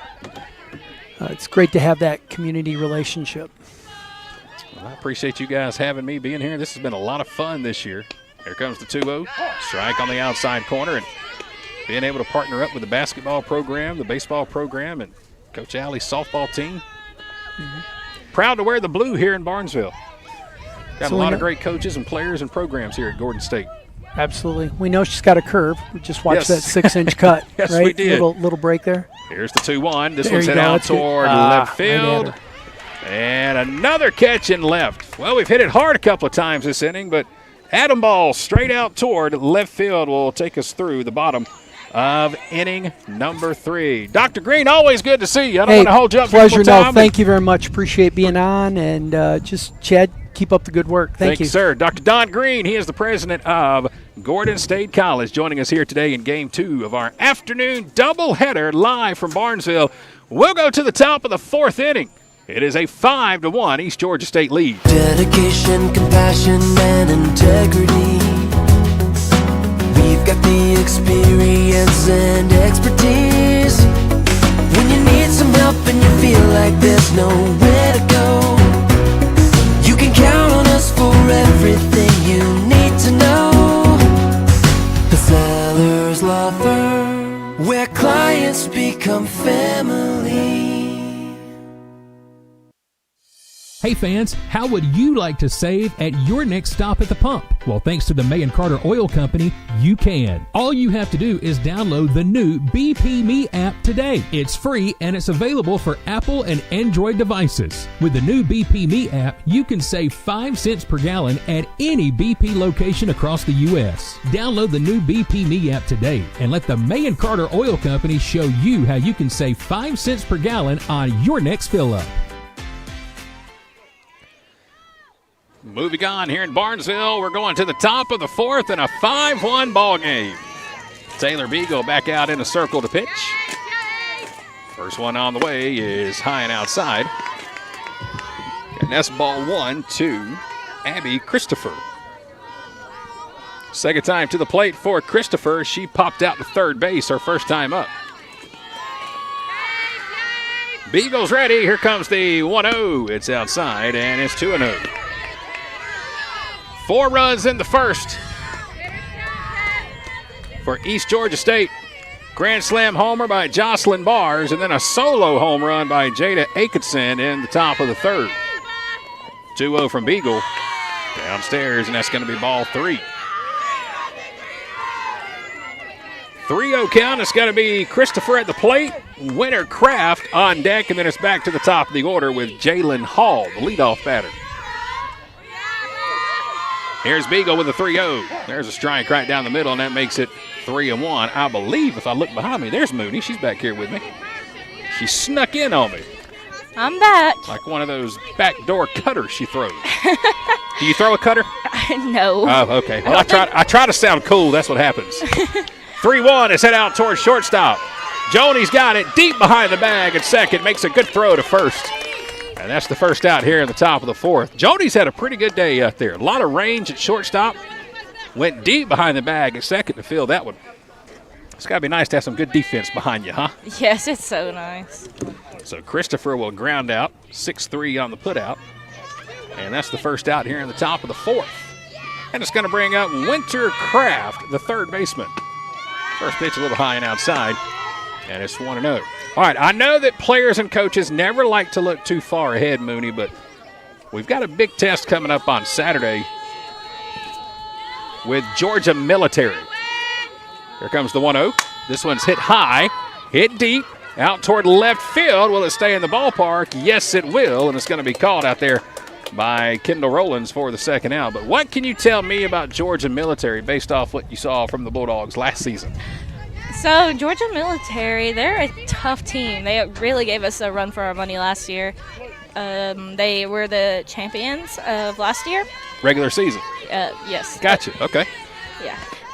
But they're a really good team. I think they had a good bit of players leave, but they had a whole bunch of shoes filled, so they're still a pretty good team to play. They're sitting at 5-1 overall in the conference standings. Yeah. And again, we'll see them on Saturday, 1 o'clock and 3 o'clock. I would imagine you'd probably be starting game 1, if I just had a guess. Like Hatterman says, she doesn't like writing the lineup the night before. Everything goes wrong when she does that. So, really? Yes. Okay. So we really don't know who starts, what the plan is until really the morning of. 0-1 pitch misses downstairs to Jalen Hall. Leadoff batter here for East Georgia State. A walk in the first and a ground out to third in the second. It's 5-1 Bobcats. We're in the top of the fourth inning. All 5 of their runs have come off of home runs. Pitch from Beagle, grounded foul again down the third base line. Caitlin Munoz joining us in the broadcast booth. You know you're getting to be a pretty much a regular in this broadcast thing here with me. Yeah, I love coming out here. I think this is like 3 games in a row now you've been here with me. Yeah, I love coming out here and sitting and talking. Well, it's nice to have you. Yeah. I'm glad Coach Alley lets you girls come out here. Had Beagle on the broadcast with me Saturday down at ABEC. Earlier today had Jordan Edwards and Skylar Evans in between ball games talking with us as Beagle gets ready for the 1-2 and again fouled off the third base dugout. But it's nice to have y'all here and chime in about the things I don't get to see or get to experience, like kickball practice last night. You got the ball for us. I wanted to kick it so bad. I wanted to come kick one. Well, I kicked the ball to tie the game. So. Nice, very nice. Yeah, that was the only time I could go 3 for 3. Here's the pitch from Beagle. Right back to the circle, bobbled for a moment, and it's going to get down, and that's going to allow Hall to reach first. All right, Moody, I'm going to put the pressure on you. Single or error? So if I'm being honest, the umpire got in my way. Oh, wow. I saw the ball, and then I didn't see the ball. Oh, what a good recovery. Didn't have to take one out on your team. Which every time the ball goes back to the pitcher, it's so tricky to see because the spin right off the bat makes it harder. Well, here's another one. And again, off the glove of Beagle. This time Gable's got it. Throw to third off the glove of Evans. And that's going to let Hall make it from first to third. Back to back. Tappers back to the pitcher. And both runners are able to reach base. Gable made a throw over to first. It just hit off the bottom of Skylar's glove as she was trying to pick it up off the ground. And that's going to bring Coach Alley out of the dugout and have a word, as now East Georgia State has runners on the corners. 2 outs here in the top of the fourth inning. What a completely different ball game here in game number 2. East Georgia State only had 1 base runner the entire game. In game number 1 today, that was a batter that did not get hit by a pitch. Who the umpire said got hit by a pitch. But other than that, that was it. And now they've got runners on the corners. They're up 5-1. Softball's such a crazy sport for them coming to learn. Just when you think you got it figured out in game number 1, I'm in completely different circumstances in the second game of a doubleheader. Yeah, every team's different between games. They were in the circle for a long time after that first game, so they probably got a really good pep talk. Here comes Akeson. She had a home run in her last at bat. Runners on the corners, 2 outs, top of the fourth. Here's the pitch from Beagle. She'll ground this one to third off the glove of Gable. A run will come in and score, and it's going to go down as an RBI base hit by Akeson. She's got 2 RBIs in the ballgame. That will bring in Jalen Hall to score from third. Makes it a 6-1 ball game. Good play by Gable down here at third to knock it down, because if she doesn't, that one's going to roll all the way down the line to the left field fence and probably score 2. But another run comes in, and Bree Johnson will come to the plate. First pitch is a strike. She is 0 for 2 on the day, popped out in foul territory. And then she grounded out to shortstop. 2 outs, runners on first and second. Here comes the 0-1 from Beagle. This one tap foul at the plate, and it's 0-2. Again, Highlanders won the first game today 9-0. 2-run homer by Emma Gable. A bases clearing double by Joni Littlejohn. Highlanders were able to get 7 in the bottom of the first, and they never looked back. Won it in 5 innings. Young lady beside me had a lot to do with that Mercy Rule win. 0-2 just missed outside. Caitlin Munoz in the booth with us. Our Georgia Signs of Print player of the game from game 1. Went the complete game, threw a no-hitter in 5 innings. Struck out 6. Did not give up a hit or a walk. To me, the walk is always the big thing. From a former pitcher, it's just, man, if you can go a complete game and not walk anybody, that always got my attention more than anything else, as Beagle will strike out Bree Johnson for the 3rd out. But again, East Georgia State gets a run on the board, and we'll go to the bottom of the 4th inning. It is now a 6-1 lead. Let's come back inside the Advanced Roofing and Interiors broadcast booth. There's Mooney right here beside us. And what do you think? Is it tougher not to walk anybody, or is it tougher not to give up any hits? What's always been your take on that? I don't really walk people, not that I can remember. I think last year it was every 5 strikeouts would be 1 walk. So I think I'm more of just throwing strikes pitcher. I know my defense is behind me, helping me out, so I trust them to get the ball. You know, I've always tried to tell that, especially at the high school levels. A lot of the high school kids, especially in baseball, they want to come out and throw 14 different pitches, you know, and try that. I'm like, just throw a strike. Mm-hmm. You know, you walking 4 or 5 straight batters is not doing good for anybody. Come out, throw strikes, let your defense do its work. That's what the defense is there for. But you'd be surprised so many times that they'll walk 4 or 5 batters in a row, and next thing you know, 2-3 runs come in without a single hit. Mm-hmm. So I've always just believed, don't just give runs away. You know, if I'm on the rubber in the circle or in the mound, if somebody just cranks one out of the ballpark, man, tip my cap to them. You hit it, you did a good job, you earned it. Yeah. But just to walk 2 or 3 in a row and just give runs away, that is just always driven me crazy. I ask you guys all the time, what's y'all's pet peeves? Walks are my pet peeve in softball and baseball. I've never heard of that, but okay. It gets under my skin, and it drives me crazy. I can't stand walks. Bottom of the 4th inning. 6-1. Bobcats on top. Skylar Evans. And there's that chant I was talking about last game. Evans will lead it off first pitch as a strike. Moody and I were talking about chants earlier in the ballgame today. I still think there needs to be like a greatest hits album put out there for softball chants. Because there's some good ones. A lot more creative than baseball. Yeah. I know, baseball games are so quiet. You never know if anything's happening over there. You're absolutely correct. And that may be one of the big things that's had me, leaning here to the softball world is the atmosphere, Mm-hmm. One, the games are quicker, but it doesn't matter if you're getting beat 15-1 or if it's a 2-2 ball game. You always hear both teams just so intrigued and so tuned in, chanting from the dugout, and that just creates the exciting atmosphere here for a fast-pitch softball game. Yeah, I don't know what we would do without cheers. It would be a boring game to watch. Oh, I don't think y'all could do it. I don't think y'all could go an inning without making one cheer. 2-1 to Skylar. Popped up, infield, going to be called at shortstop as Jada Atkinson will come flying in. And she'll make the catch as Skylar hit that one right off her fist. And that's going to be the first out here in the bottom of the 4th inning. So Skylar is retired. That is out number 1. And now coming to the plate, the birthday girl, Sydney Knight. Turned 20 yesterday. She's at the plate with nobody on and 1 out here in the bottom of the 4th inning. First pitch is called a ball. Woo! That's one, if I'm the pitcher, I'm looking at the umpire like, did you blink? Yeah, that was a little close. Sydney had a single her first time up. That was in the bottom of the 1st inning. Here comes the 1-0-2er. Pops this one up a mile high over toward the left side of the infield. And the third baseman, Winter Kraft, will camp out underneath it. And she'll put it away for the 2nd out. So 2 quick pop-outs here by Evans and Knight in the bottom of the 4th. And it's going to bring up Maddie Neal. You ever wish you got a chance to hit? I know as a pitcher you don't get to hit. You can ask all my teammates. Yes, I do. And Hatterman. Hatterman knows I always ask before games if I could hit.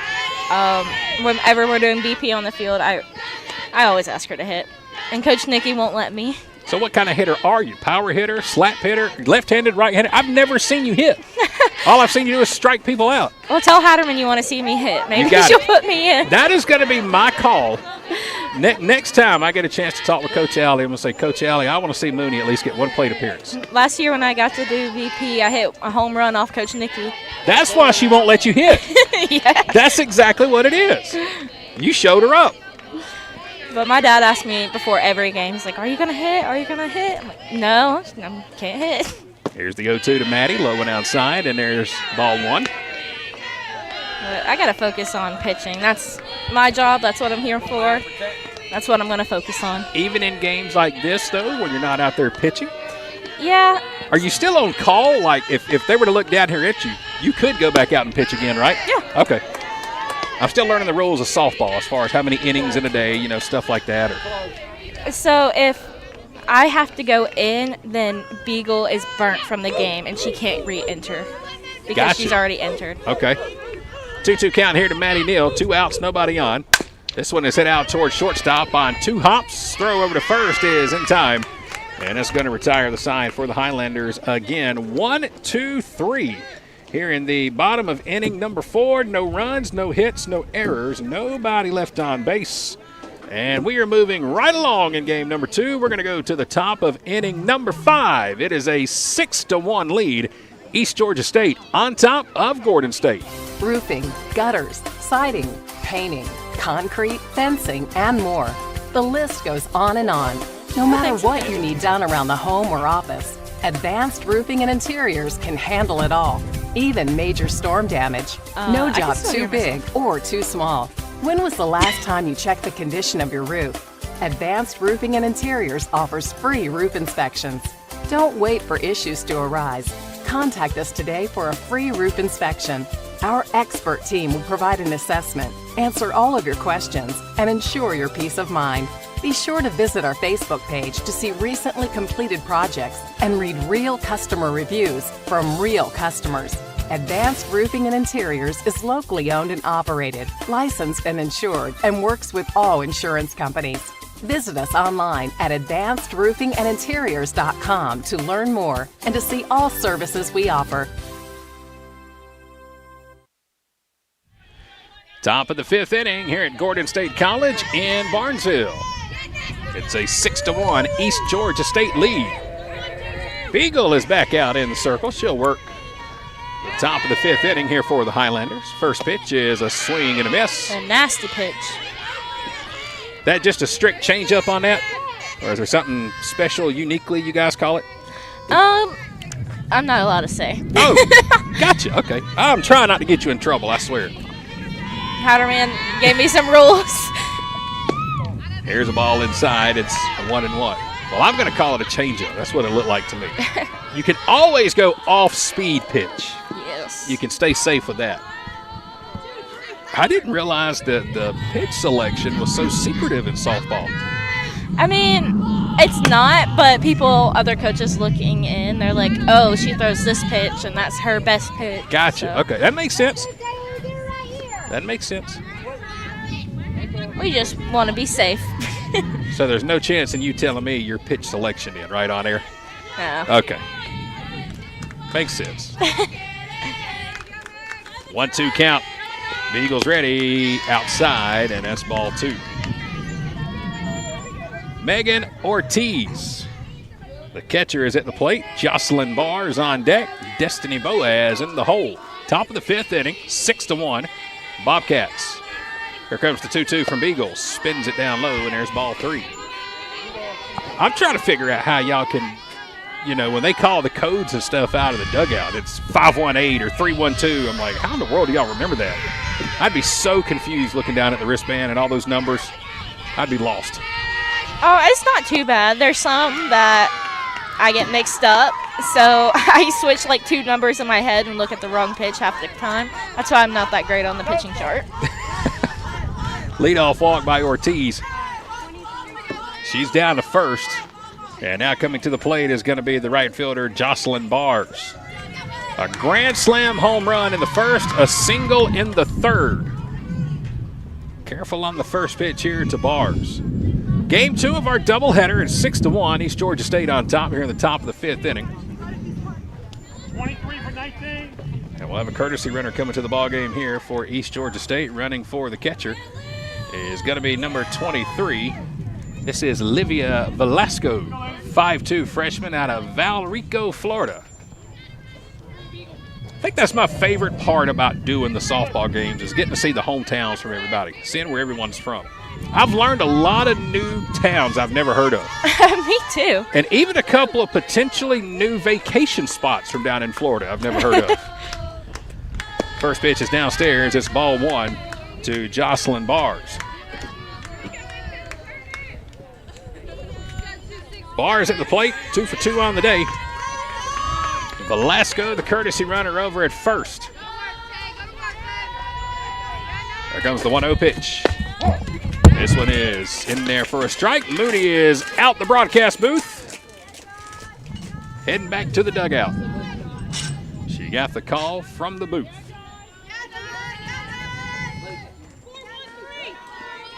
1-1 count. Beagles in the circle. Here comes the pitch. This one's popped up on the infield. Emma Gable will come over. It's all for mid in the circle. And the ball's going to roll all the way to first base. Boy, this game here has just absolutely been a complete nightmare for Gordon State. Everything the Highlanders did perfectly in the first game. We have completely flipped the script here in the second. An error at third. And the first 2 runners are on. No outs, top of the 5th, and here comes Destiny Boaz. Had a double in the first inning. Here's Beagle out of the wind. First pitch is in for a strike, and it's 0-1. Gordon won the first game 9-0 in 5 innings, a mercy rule victory for the Highlanders.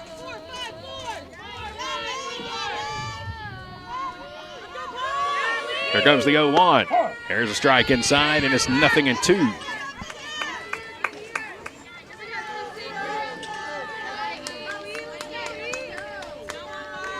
Oh-2 count to Destiny Boaz. Beagles ready with the wind, and here it comes. Popped up again on the infield. Infield fly rule is in effect. Joni will make the catch out at shortstop. That'll be the first out here in the 5th. So I'm trying to figure out like what in the world is going on here at the broadcast booth. I'm looking at the same YouTube feed, but there's 2 different sets of comments that are coming in. One is different on my phone than what's on my laptop, but they're both connected to the same live stream feed. I have no clue what's going on. Swing and a miss here on the first pitch to Abby Christopher. So if you have sent us a message or a comment here today, the only ones I'm seeing are over here on my cell phone to the right. I've just looked at my laptop here and see there's a whole different set of comments. Glad to have everybody on with us. 0-1's popped up in the infield. Right in front of home plate, Skylar Evans will come from first base, and she will make the catch. And that is the second out. Feel free to drop us a comment if you're tuned in on Facebook, tuned in on YouTube. Now I've got both screens popped up so I can see everything. And Dr. Tanya Moore, Director of Athletics here at Gordon State College, is tuned in. Good evening to you, Dr. Moore. First pitch swinging. This one's ripped out to left field. Bobbled by Rollins. Throw back in is going to be late, and a run's going to come in and score. An RBI single by Winter Kraft from the bottom of the lineup. She will knock it to left field, and that will score the courtesy runner that came on, Livia Velasco. And that's going to make it a 7-1 ball game. And now it's back to the top of the order with Jalen Hall. Runners on first and second with 2 outs. First pitch from Beagle sent out towards straightaway center. Abby Arnold will take a few steps back, and she's going to put it away for out number 3. But another run comes in. That extends the lead to 7-1. East Georgia State on top of Gordon State as we go to the bottom of inning number 5. When it comes to printing, there's only one name to remember: Georgia Signs and Print. From banners, yard signs, magnets, life-size cutouts, and vinyl, Georgia Signs and Print is the locally owned printer there for all your printing needs. Need graphics for your company vehicles and windows? How about commercial signs and screen print? Georgia Signs and Print can handle it all. Plus, they offer the fastest turnaround time and no minimum order requirement. No job too big, no job too small. If you're looking for a local printer who offers the best customer service, highest quality, and quickest turnaround time, Georgia Signs and Print is your local printer. For more details, visit Georgia Signs and Print on Facebook. At Georgia Signs and Print, we make it our business to showcase your business. Georgia Signs and Print, proud sponsors of the K13 Media Player of the Game Award. Welcome back to Barnesville. We're going to the bottom of inning number 5 here in Game 2 of our doubleheader. It's K13 Media's live coverage of Highlander softball presented by Countryside Chrysler Dodge Jeep Ram in Jackson. I'm Chad Feltman. Glad to have you here on the broadcast with us. Bottom of the 5th. It's the bottom third of the order. 7, 8, 9 due up. Allie McGee, the catcher, is going to lead it off. 0 for 1 on the day, a fly out to left field, her first time to the plate. She'll take a ball upstairs for ball 1. Hey, good luck to our Highlander baseball team. They're on the road tomorrow, going to be traveling down to Swainsboro to take on East Georgia State. First pitch tomorrow at 2 p.m. Here comes the 1-0, high and outside, and it's 2-0. Coach Hall's baseball team beat East Georgia State yesterday 17-1. They scored 12 runs in the bottom of the 4th inning. They hit 3 home runs in the ballgame. Jackson Alford was our Georgia Signs and Print player of the game. There's a strike to McGee, and that makes it 2-1. So good luck tomorrow. Highlander baseball team on the road in Swainsboro. 2 o'clock, first pitch against East Georgia State. Want to wish the Highlanders well tomorrow. 2-1 here in the bottom of the 5th. 7-1, excuse me. 2-1 count, and this one's jacked foul. Down the left field line for strike 2. Allie McGee is at the plate. Nobody on, nobody out. Here in the bottom of the 5th. A 2-2 count. Here's the wind in the pitch. This one again grounded foul down the third base line.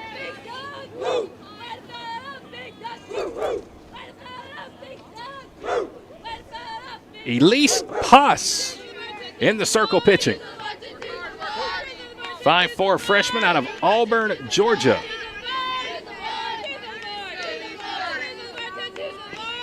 Two-two count. Puss is ready. Here's the pitch. This one floats in a little too far inside. And that's ball 3. Need a rally here in the 5th. It's 7-1 Bobcats. A grand slam on 2 outs. And the top of the 1st was the big hit in this one so far. 3-2 to McGee. This one again, grounded foul down the third base line. They've hit 2 home runs in this ball game. They got 4 in the 1st, 1 in the 3rd, 1 in the 4th, 1 in the 5th. Errors and just weird plays here for the Highlanders. Tappers back to the pitcher. Back-to-back tappers in 1 inning. And we didn't get an out on either one of them. A drop pop fly at 3rd. This one ripped down the left field line, and it's going to hook just foul before it one-hops the fence. Allie McGee having herself quite the battle. Here in the bottom of the 5th inning. 3-2 count, nobody on, nobody out.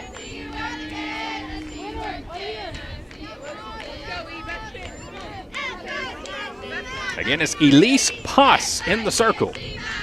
She's ready. The 3-2 pitch. Pop foul out of play behind home plate. And Allie's having a heck of a battle here in this at bat. Highlanders got a run in the bottom of the 1st inning. An RBI double by Skylar Evans. It's been the only RBI in the ballgame. Another 3-2. Here it comes. This one's hit out toward deep left center field. This ball's got a chance. This ball is way out of here. Allie McGee crushes a solo homer to deep left center field. She had a heck of a battle at the plate, takes a 3-2 pitch to deep left center field. It was a no-doubter. And Allie makes it a 7-2 ball game with a solo shot here in the bottom of the 5th. She absolutely crushed it. And that makes it 7-2, and now it's going to bring up the shortstop, Joni Littlejohn. Joni's 0 for 1 in this one, grounded out to third. Back in the bottom of the 2nd. Well, there's one of the runs we need back. Here comes the first pitch to Joni. It's upstairs, and there's ball 1. Bottom of the 5th inning. There's still time to come back. We've just shot ourselves in the foot at least 5 or 6 times in this ball game, defensively. Here's the 1-0 to Joni. It's high and inside, and it's 2-0. We've also had a couple of base running errors. We got thrown out trying to steal second earlier in the ball game. Emma Smith did, trying to, it looked like a bunt and run. We missed the bunt, and Emma got thrown out at second. Here comes the 2-0 to Joni. There's a ball upstairs, and it's 3-0. And let's see if Joni's got a green light here. Need base runners, bottom of the 5th inning. Kendall Rowlands on deck. 3-0 count to Joni. Here's the pitch, and it's a strike right down the middle. And that's going to make the count 3-1.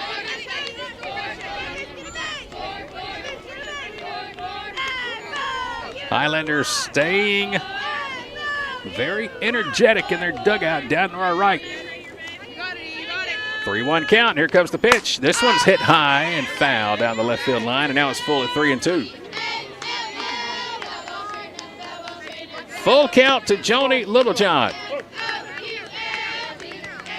3 balls, 2 strikes.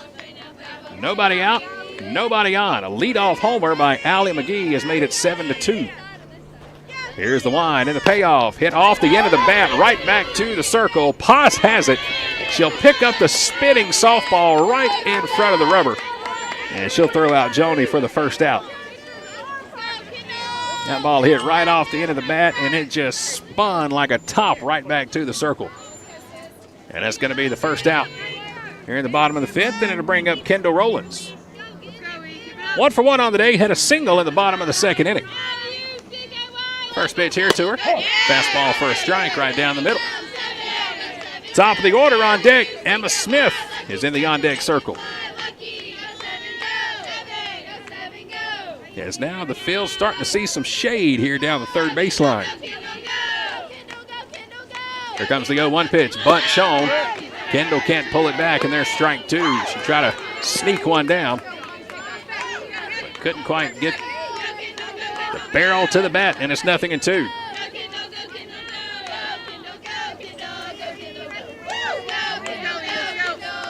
Oh, 2 count to Rowlands. Here's the pitch. This one hit right back to the screen. And the count's going to remain 0-2. Our next broadcast and the Highlanders' next softball game coming up on Saturday. We're right back here for an afternoon doubleheader against Georgia Military College. The Bulldogs will be coming to town 1 o'clock and 3 o'clock on Saturday. 0-2 count. Foul tipped into the mid, and there's strike 3. And Rowlands will go down for the second out of the inning. And now it's back to the top of the order with Emma Smith. Emma had a strikeout in the first. She walked in the third. Nobody on, 2 outs. Bottom of the 5th. Emma will dig in. Here comes the wind in the first pitch. A little high and outside, and that's ball 1. You can hear just how fast that ball's popping the mitt.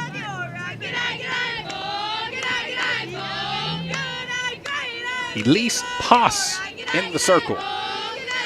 Pitching here in the 5th. Here's the wind and the 1-0.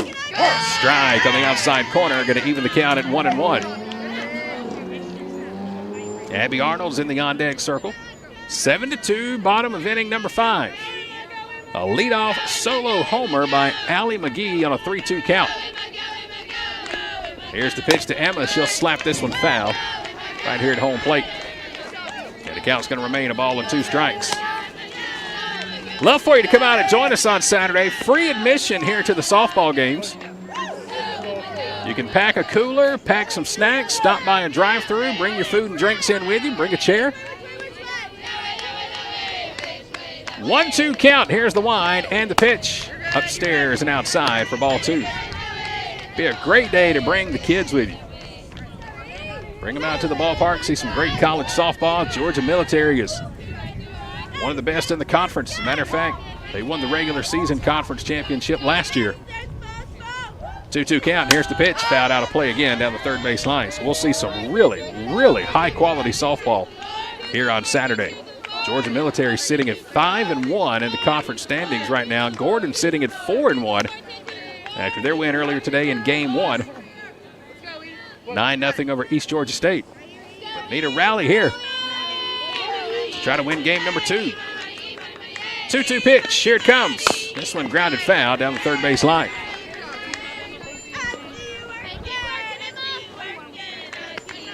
Two balls, 2 strikes, 2 outs.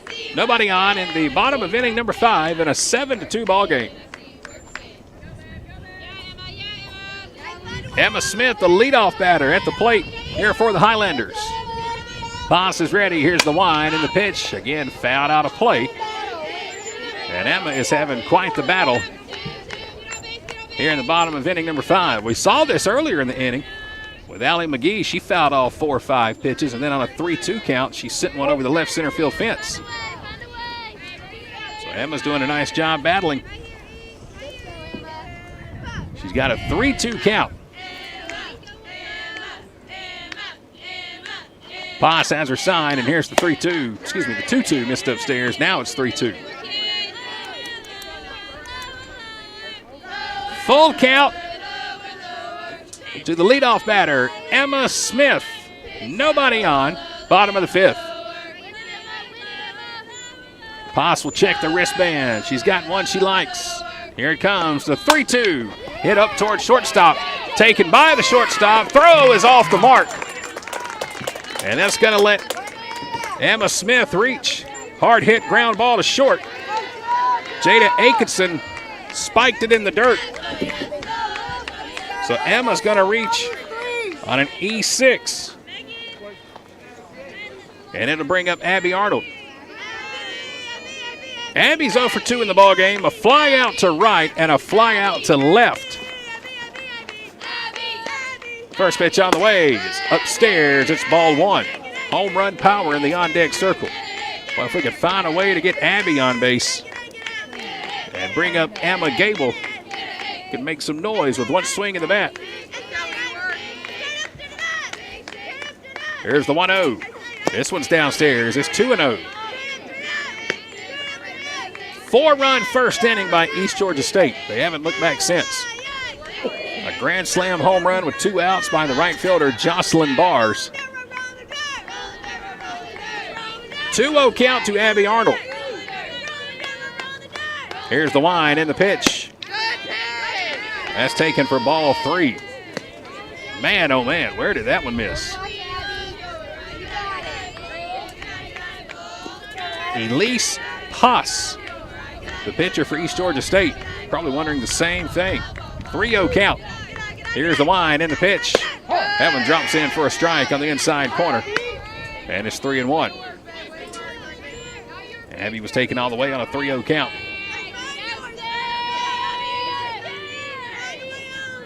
Three balls and a strike.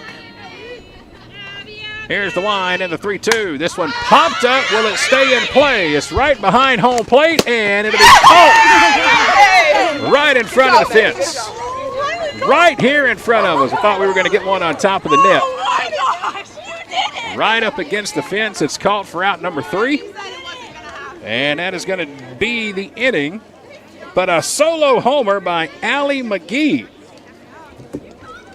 gets us a run closer As now we go to the top of inning number 6. It is a 7-2 ball game. East Georgia State is on top of Gordon State. Dedication, compassion, and integrity.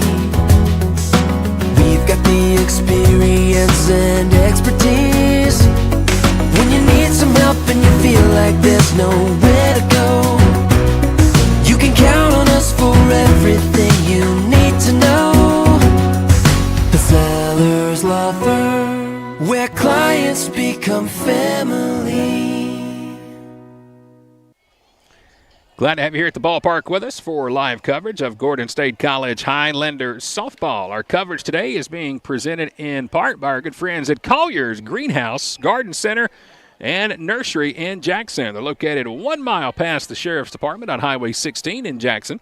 Check them out this spring for all of your gardening needs. They can take care of your landscape supplies. And, man, when it comes to color, flowers, and plants, they've got it for you at Collier's. 4th generation, family-owned and operated business. Just about 1.5 miles, maybe 2 miles outside of the square in downtown Jackson, like you're going toward Monticello, right on Highway 16. 4th generation of knowledge.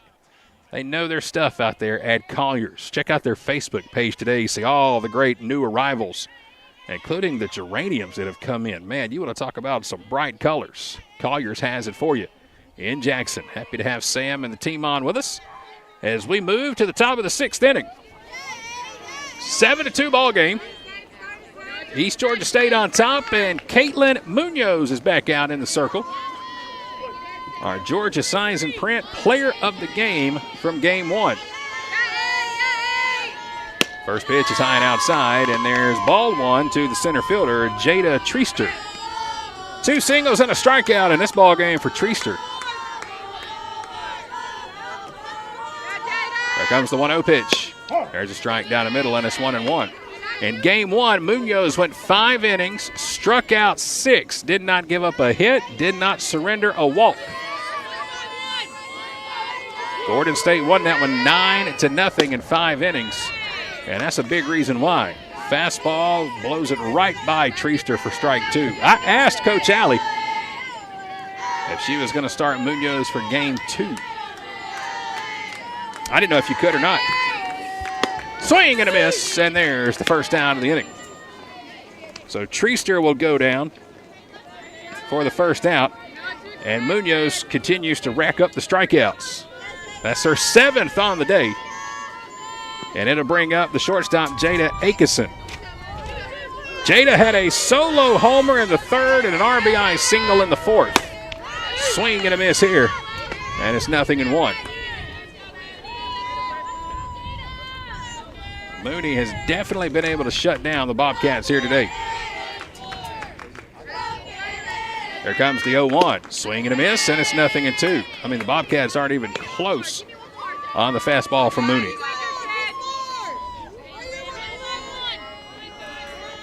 0-2 count to Akeson. Here comes the pitch. Just off the outside corner for ball 1. Mooney's in the circle. She's got that free meal to Mama's Kitchen in Barnesville. 1-2 hit out toward the right field line. It's going to stay in fair territory, and Emma Smith will put it away for the second out. 2 up, 2 down. Again, Mooney got the Georgia Signs and Print Player of the Game award for game 1, so she gets the free meal to Mama's Kitchen here in Barnesville. Says she's never been. Boy, is she going to be in for a surprise when she gets there and realizes she gets to eat for free. 2 quick outs here in the 6th. Swing and a miss for strike 1 to the first baseman, Bree Johnson.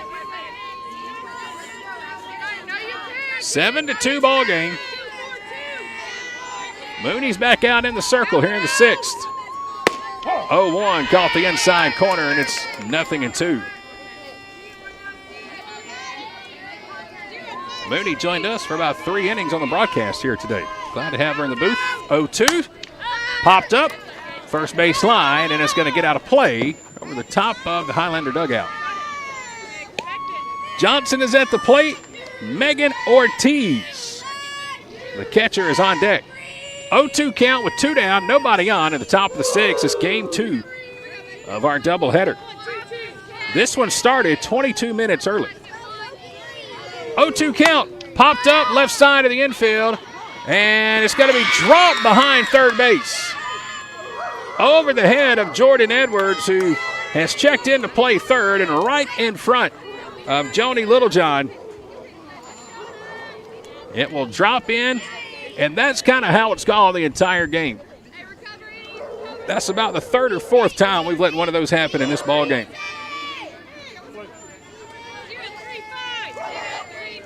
And now comes Ortiz, the catcher. First pitch is upstairs, and there's ball one.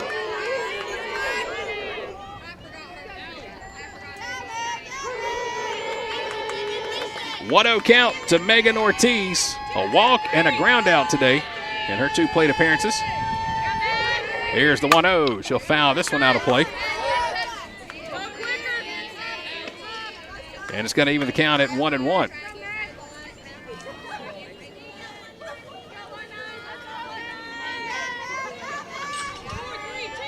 One ball, one strike, 2 down, runner at first. Mooney with the pitch. There's a strike that caught the outside corner. And it's going to bring the count to a ball and 2 strikes.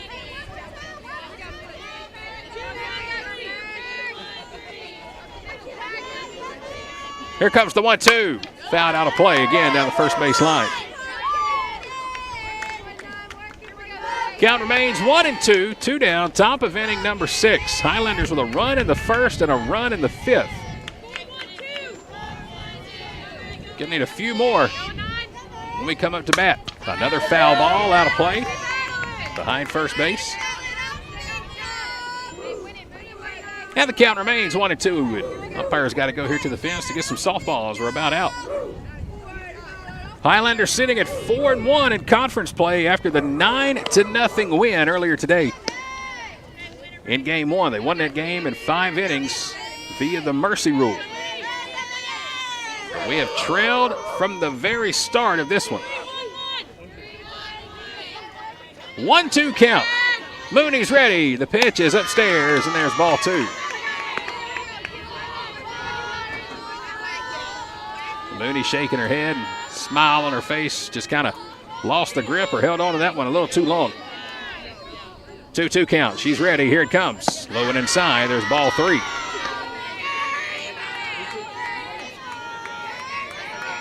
Full count to Megan Ortiz. Runner will go on first from the pitch. Here's the wind, and here it comes, and a swing and a miss. So Mooney strikes out 2 of the 3 she faces. And East Georgia State will strand a runner at first. No runs, 1 hit, 1 left on. We'll go to the bottom of inning number 6. It remains a 7-2 lead with East Georgia State on top of Gordon State. Roofing, gutters, siding, painting, concrete, fencing, and more. The list goes on and on. No matter what you need done around the home or office, Advanced Roofing and Interiors can handle it all, even major storm damage. No job too big or too small. When was the last time you checked the condition of your roof? Advanced Roofing and Interiors offers free roof inspections. Don't wait for issues to arise. Contact us today for a free roof inspection. Our expert team will provide an assessment, answer all of your questions, and ensure your peace of mind. Be sure to visit our Facebook page to see recently completed projects and read real customer reviews from real customers. Advanced Roofing and Interiors is locally owned and operated, licensed and insured, and works with all insurance companies. Visit us online at advancedroofingandinteriors.com to learn more and to see all services we offer. Bottom of the 6th inning, Jordan Edwards has grabbed a bat. She is going to come in and bat in the number 3 hole and replace Emma Gable at the plate. First pitch on the way here to Jordan. Popped up behind home plate, and it looks like the fans beside us might get a chance to make a play, and it's going to fall in the grass. Jordan Edwards at the plate. Had a chance to sit down with her today in the middle of game 1 and 2, along with Skylar Evans. Got to pick her brain, learn a little more about her away from the ball field. Former Eagle out of Eagles Landing High School. There's the 0-1 to her. And there's a strike on the inside corner. And that's going to make the count 0-2. Jay Diggy. She said that's what the players call her. 0-2 count. Here comes the wind and the pitch. Whoa, brushed her back. And it's 1-2. So Edwards will bat here in the number 3 spot. In the bottom of the 6th inning. Nobody on, nobody out. Here's the 1-2. Check swing, foul ball at the plate. And that'll bring the count. So a ball and 2 strikes. Jordan Edwards, Skylar Evans, Sydney Knight. First 3 due up here. Need a rally in the 6th, chip away at some of this deficit. It's 7-2. Poss is ready. Here's the pitch. Popped up again, right behind home plate and out of play. Elise Poss is in the circle pitching here for East Georgia State College. Poss is out of Auburn, Georgia, a 5'4" freshman. She's ahead in the count 1-2. Here's the pitch. Low and inside for ball 2.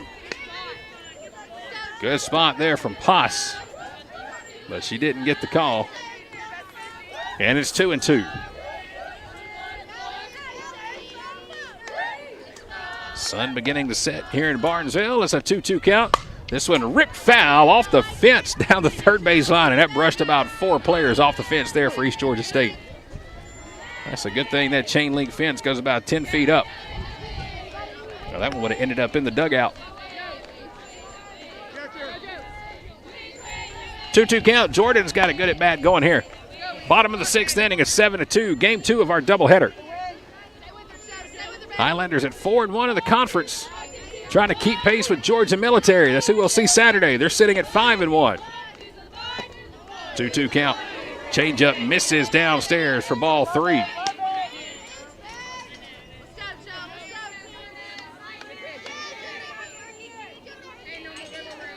Full count. Edwards digs in. Poss is ready. The 3-2. Pop foul. Third base line. Will it stay in play? No, it's going to get just beyond the fence. One thing I've noticed, one of the very few pitchers I've seen this year, Elise Poss, not wearing the face mask, but instead she's got the mouthpiece in. She just dropped it in the dirt a minute ago, so I'm sure it's got a very, very good taste to it. Another payoff. Here comes the 3-2. Fouled right back to the fence. And Edwards is staying alive. Tell you what, Barry Gibb would be really, really proud right now. She's up there just doing her thing, staying alive in the box. Full count again. Poss gets her side. Another 3-2. Here it comes. This one's hit high, out toward left field in foul territory, and making the catch down the left field line for the first out. So Edwards will come in and pitch it. Has a great at-bat, but got underneath one and pops it out in the left field for the first down of the inning. And now it's going to bring up Skylar Evans. Skylar's 1 for 2 on the day, had an RBI double in the first inning. Takes the first pitch here upstairs for ball 1. Sydney Knight in the on-deck circle. Bottom of the 6th, 7-2.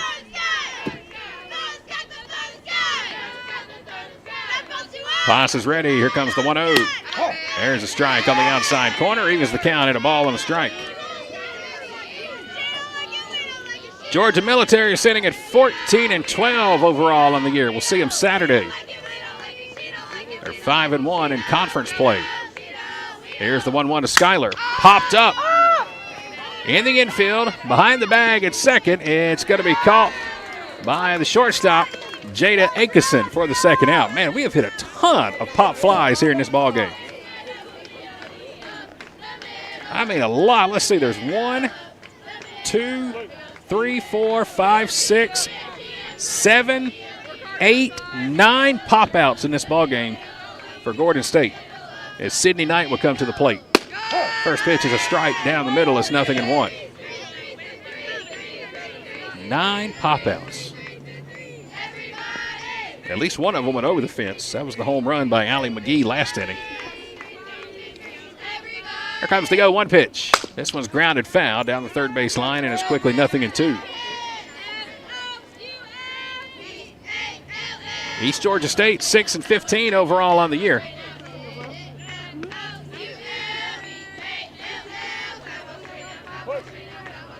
When they are done today, they will be taking on Andrew College on Friday. Here comes the 0-2 upstairs, and it's 1-2. They'll be at home to take on Andrew College in a doubleheader Friday at 1 o'clock and 3 o'clock. Then they get 2 at home with A-Back, 2 at home with Georgia Military. They're about to start a nice little homestand down in Swainsboro. Their next 6 games will be at their ballpark. 1-2 popped up out of play behind home plate.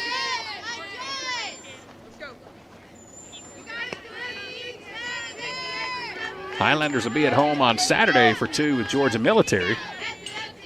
And then after that, we go to Andrew College next Tuesday for a couple of games. 1-2, here it comes. Grounded foul at the plate. Heart of conference play right now. Again, the Highlanders went into the conference tournament last year as the number 4 seed. Ended up winning the tournament.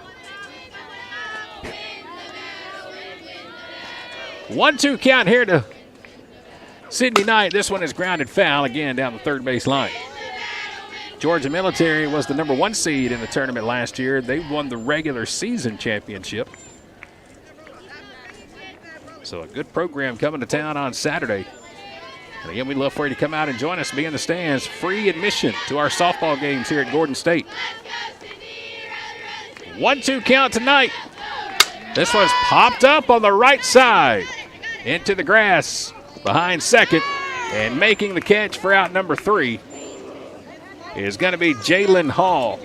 10th pop out of the ball game. It's a 1-2-3 inning. We'll go to the top of the 7th.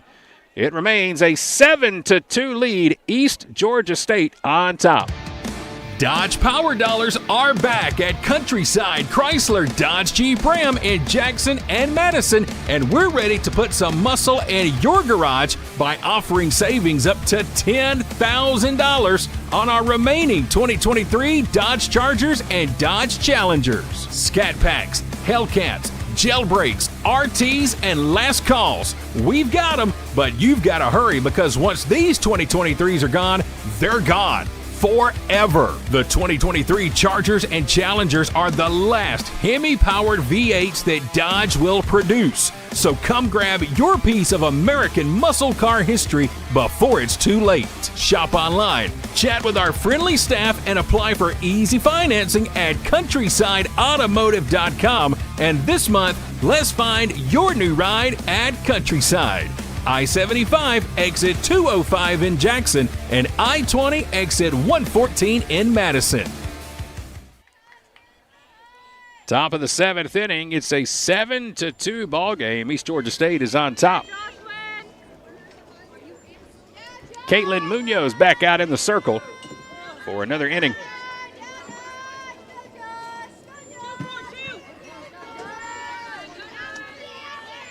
Jocelyn Bars will lead it off. First pitch to her is in there for a strike. It's 0-1. Bars has had a really good ball game. A grand slam home run in the top of the first and a single in the third. Here's the 0-1. She'll take this one opposite field down the right field line. And there's Emma Smith to catch it right on top of the line and right for the first out. 1 up, 1 down here in the top of inning number 7. Highlanders going to need a lot of offense when they come to bat. When they get it here in the bat in the bottom of the 7th, Maddie Neal, Allie McGee, Joni Littlejohn will be the first 3 coming to the plate. Here's Destiny Boaz. First pitch in tight. Oh, beg your pardon. This is number 15, Elise Poss. The pitcher is going to bat here. Here comes the 1-0. This one slapped foul to the backstop. And I think that one went through the fence. You don't see that every day.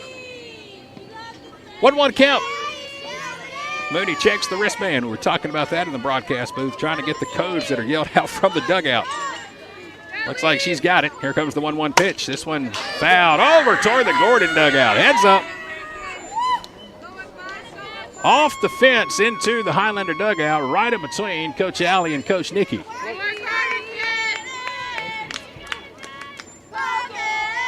Strike 2. Here to Poss. 1 out, nobody on, top of the 7th. There comes the wind, and the 1-2, swing and a miss. Another strikeout by Munoz.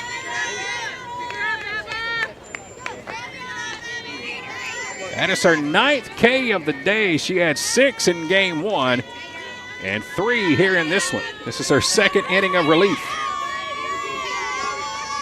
And Christopher will come to the plate. First pitch is a strike outside to Abby Christopher. 0 for 3 on the day, a couple of pop outs and a ground out.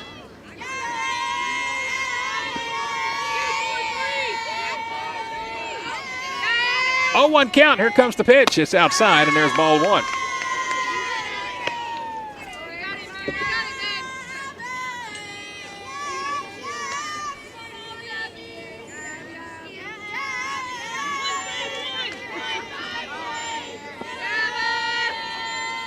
Swing and a miss on the 1-1. And it's 1-2. It's been a really nice day for softball. We've been right around that 70, 71 degree mark since we got started here today in game 1. We're hovering at about 68 right now. 1-2's fouled out of play. The breeze has picked up, and you can feel the chill in the air starting to set as the sun starts to set. Hopefully we got to turn the lights on in the 7th. If we do, that means we're having a good inning and mounting a comeback. 1-2 pitch, popped out, first base line, and fouled. Mooney trying to get her 10th strikeout of the day.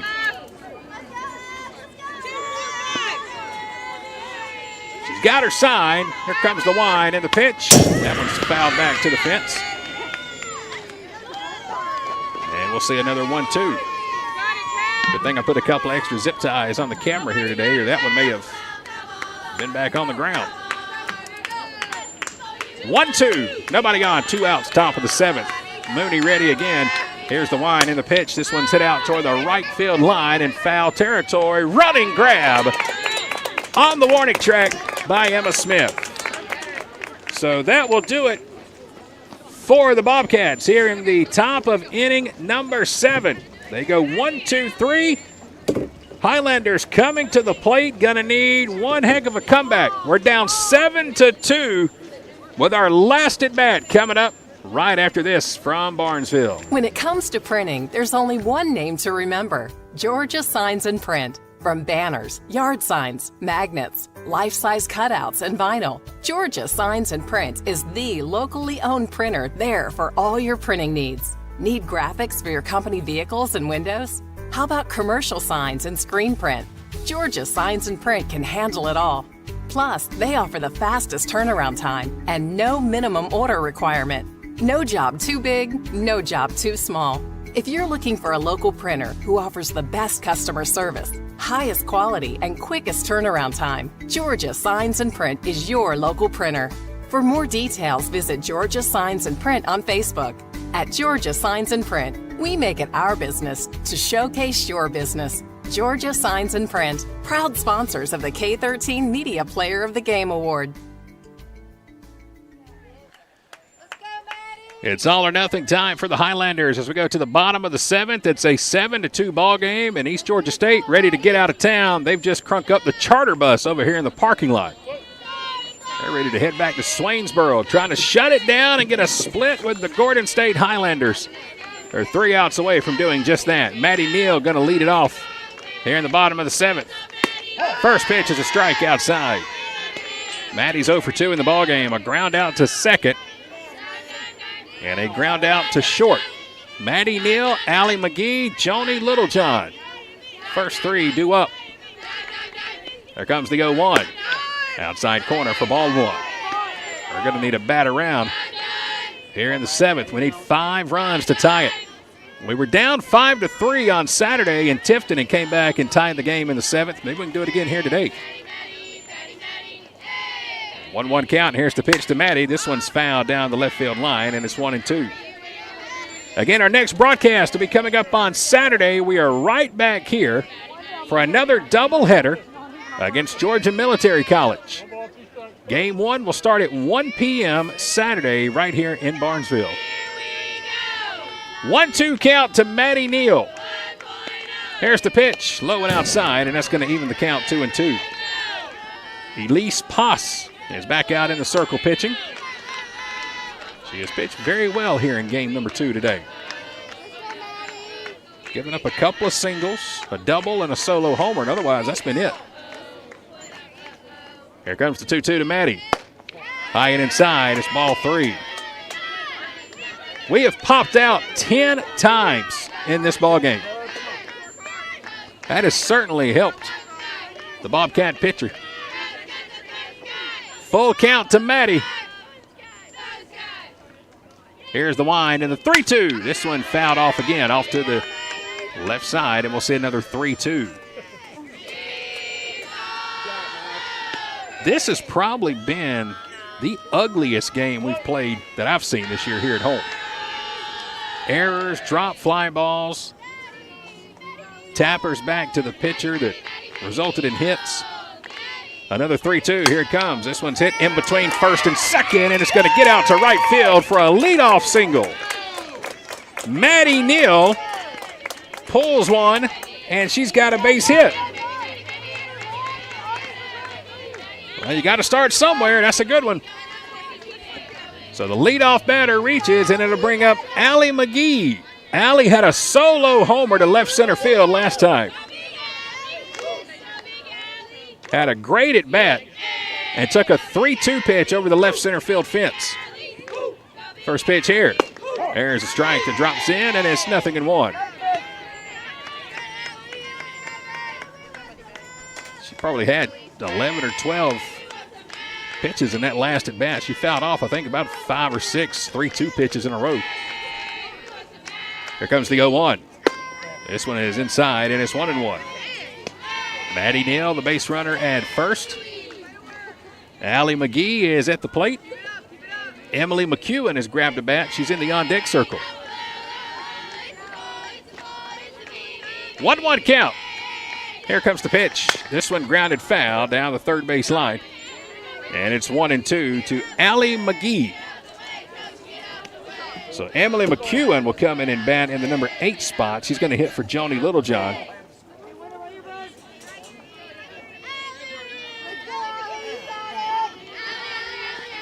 One-two count to Allie McGee. Here's the wind and the pitch. This one again fouled off down the third base line. 1 ball, 2 strikes. Nobody out, runner at first. The lights have just turned on here at Gordon State College. Highlanders trying to get behind Allie McGee. 1-2 count. Here comes the wind and the pitch. Downstairs, ball 2. We've been thrown out trying to steal second today. Emma Smith got thrown out trying to steal second. Kendall Rowlands was called out trying to steal second. The umpire says she left first base too early. 2-2 count. This one ripped down the left field line, and it just hooks foul. Allie gave it another good smack, but just before it hit the grass, it went foul. 2-2 count here to Allie McGee. Maddie Neal, the base runner at first. 2-2 count. Here's the pitch. This one slapped to third, bobbled for a moment. Throw to first is in time. Just barely.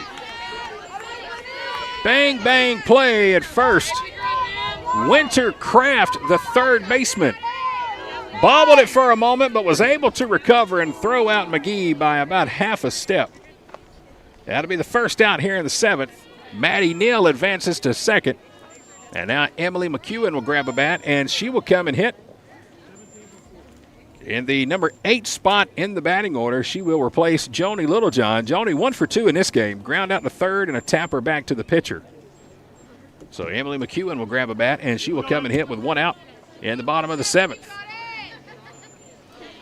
Emily joins us out of Piedmont Academy in Monticello, Georgia. 5'7" freshman.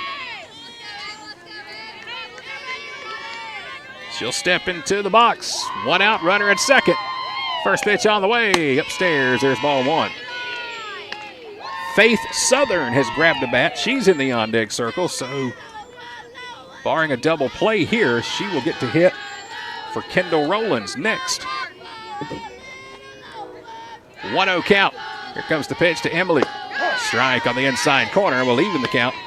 And 1-1.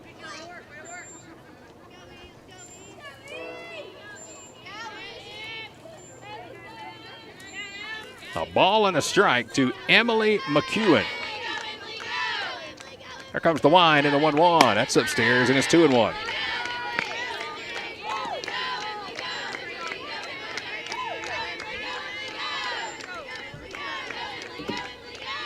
Two balls and a strike. Maddie Neal is the base runner at second. She led the inning off with a single to right. Here's the 2-1, a swing and a miss. And it's 2-2.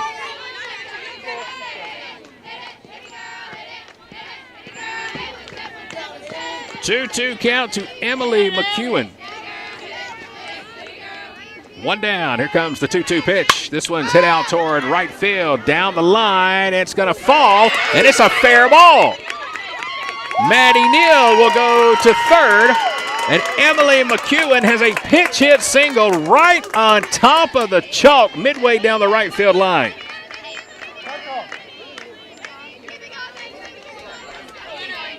Good piece of hitting there by Emily. And I mean, it hit right on top of that chalk down the right field line. And now the Highlanders have runners on the corners. With 1 down, and Faith Southern has grabbed a bat. She will come in and hit for Kendall Rowlands, number 9 spot in the batting order. Former Union Grove Wolverine with a chance to do some damage here in the bottom of the 7th inning. It's 7-2. Highlanders got 1 in the first, an RBI double by Skylar Evans. 1 in the 5th, a solo homer by Allie McGee. East Georgia got 4 in the first. They hit a grand slam. Then they got 1 in the 3rd, 1 in the 4th, 1 in the 5th. 7-2, bottom of the 7th. 1 down, runners on the corners. Faith Southern is at the plate. Here's the pitch, high and outside, and there's ball 1. Emily McEwen is the base runner at first. Maddie Neal is the base runner at third. 2 singles in the inning. Here comes the 1-0 to Faith. This one right back through the box for a base hit. 1 run will come in to score. It's an RBI pitch hit single by Faith Southern. Right back through the box. She will drive in Maddie Neal. And that makes it a 7-3 ball game. Back-to-back pitch hit singles by Emily McEwen and Faith Southern from the number 8 and number 9 spots in the batting order. It's 7-3. Runners at first and second. And another pitch hitter coming to the plate. It's going to be Anna Baldwin. Can she keep the streak alive? Back-to-back pitch hit singles. Can we make it 3 in a row? Anna, a former Viking out of Northgate High School, batting here in the bottom of the 7th. We'll take strike 1 on the inside corner. Top of the order here. She'll bat in the number 1 spot. 1 down, runners at first and second. Here comes the 0-1. Fouled right back to the fence. And it's 0-2. And I hit that one so hard, it hit the post in front of me, and the dirt knocked off the ball and flew in my eyes. That's how close we are to the action. Right at the bottom of your screen where you see the scoreboard, that's where my head is. Hard to believe something could cover my big giant head, but the scoreboard does a good job.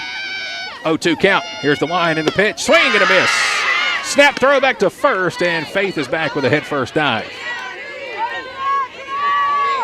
So Anna Baldwin will strike out. That is the second out of the inning. And it's going to bring up Abby Arnold, the last hope here for the Highlanders. Abby is 0 for 3 in the ballgame. A fly out to right, a fly out to left, and she popped out here in foul territory behind home plate. Again, here in this ballgame, we have popped out 10 times in game number 2. Down to our last out in the bottom of the 7th.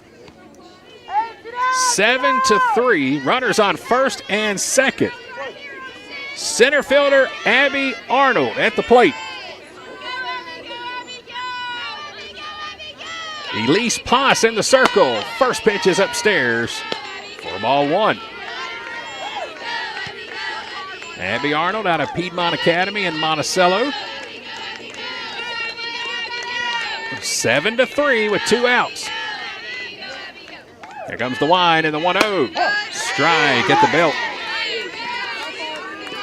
And that evens the count at 1-1.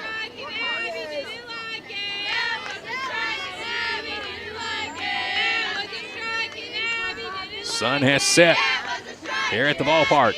The wind and the 1-1 to Abby. Popped up right side. This could be the ball game. Catch is made at second base, and that is going to do it here in game number 2.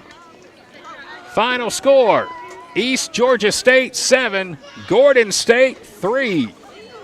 We split the afternoon series. Highlanders win the first one 9-0. East Georgia State wins game 2 7-3. Timeout, and we'll come back and wrap it up from Gordon State College right after this. Hey fans, how would you like to save at your next stop at the pump? Well, thanks to the May & Carter Oil Company, you can. All you have to do is download the new BP Me app today. It's free and it's available for Apple and Android devices. With the new BP Me app, you can save 5 cents per gallon at any BP location across the U.S. Download the new BP Me app today and let the May & Carter Oil Company show you how you can save 5 cents per gallon on your next fill-up. The Jeep Celebration event is going on now at Countryside Chrysler Dodge Jeep Ram in Jackson and Madison, and we're celebrating with huge savings on all your favorite Jeep models. Right now, save up to $10,000 on new Jeep Grand Cherokees. Take 20% off the MSRP sticker price on remaining 2023 Jeep Gladiators, and get ready to go topless with our huge selection of Jeep Wranglers. Have a trade? Bring it to us. At Countryside, we accept all trades, regardless of year, make, or model. It doesn't even matter how much you owe. We'll get you out of your old ride and into a new vehicle today. Shop online, chat with our friendly staff, and apply for easy financing at CountrysideAutomotive.com. And this month, let's find your new ride at Countryside. I-75, exit 205 in Jackson, and I-20, exit 114 in Madison. Welcome back to Barnesville. We've got ourselves a final here in game number 2 as the Bobcats from East Georgia State have defeated Gordon State College by a final of 7-3. It was a little too much too soon for Gordon State to overcome today in the second ball game. A grand slam at the top of inning number 1 off the bat of Jocelyn Bars with 2 outs. Really did the damage here. Gordon State just couldn't quite fight back all the way to tie it or take the lead. Another home run by Jada Akeson in the 3rd inning. And it was just too much Bobcats in game number 2. They jumped out and they held on, and we split the afternoon. Highlanders win the first one 9-0. East Georgia State wins the second one by a final of 7-3. So next up, Saturday, we're right back here at home. Georgia Military College will come to town on Saturday, 1 o'clock and 3 o'clock for an afternoon doubleheader. Georgia Military currently sitting at first place in the conference standings, and we'll see them twice on Saturday afternoon. We hope you can come out and join us. Again, admission is free to the softball games. Bring you a cooler, bring you a lunchbox. Come join us, bring the family, and have some fun with us for some college softball on Saturday. Want to say thanks to everybody who tuned in today. Big thank you to Dr. Don Green, the president of Gordon State College, for dropping in and spending a few innings with us. Special thanks to Skylar Evans and Jordan Edwards for joining me in between games, and to Caitlin Munoz, who joined us here today in the broadcast booth for the second game for about 3 innings on the broadcast. Just thanks to everybody for tuning in and being a part of our production here today. For all the fans at Gordon State, I'm Chad Feltman signing off from Barnesville. Hope you have yourselves a great night. Come back and join us. We'll do it all again on Saturday right here for more Gordon State College Highlander softball presented by Countryside Chrysler Dodge Jeep Ram. So long, everyone. Good night.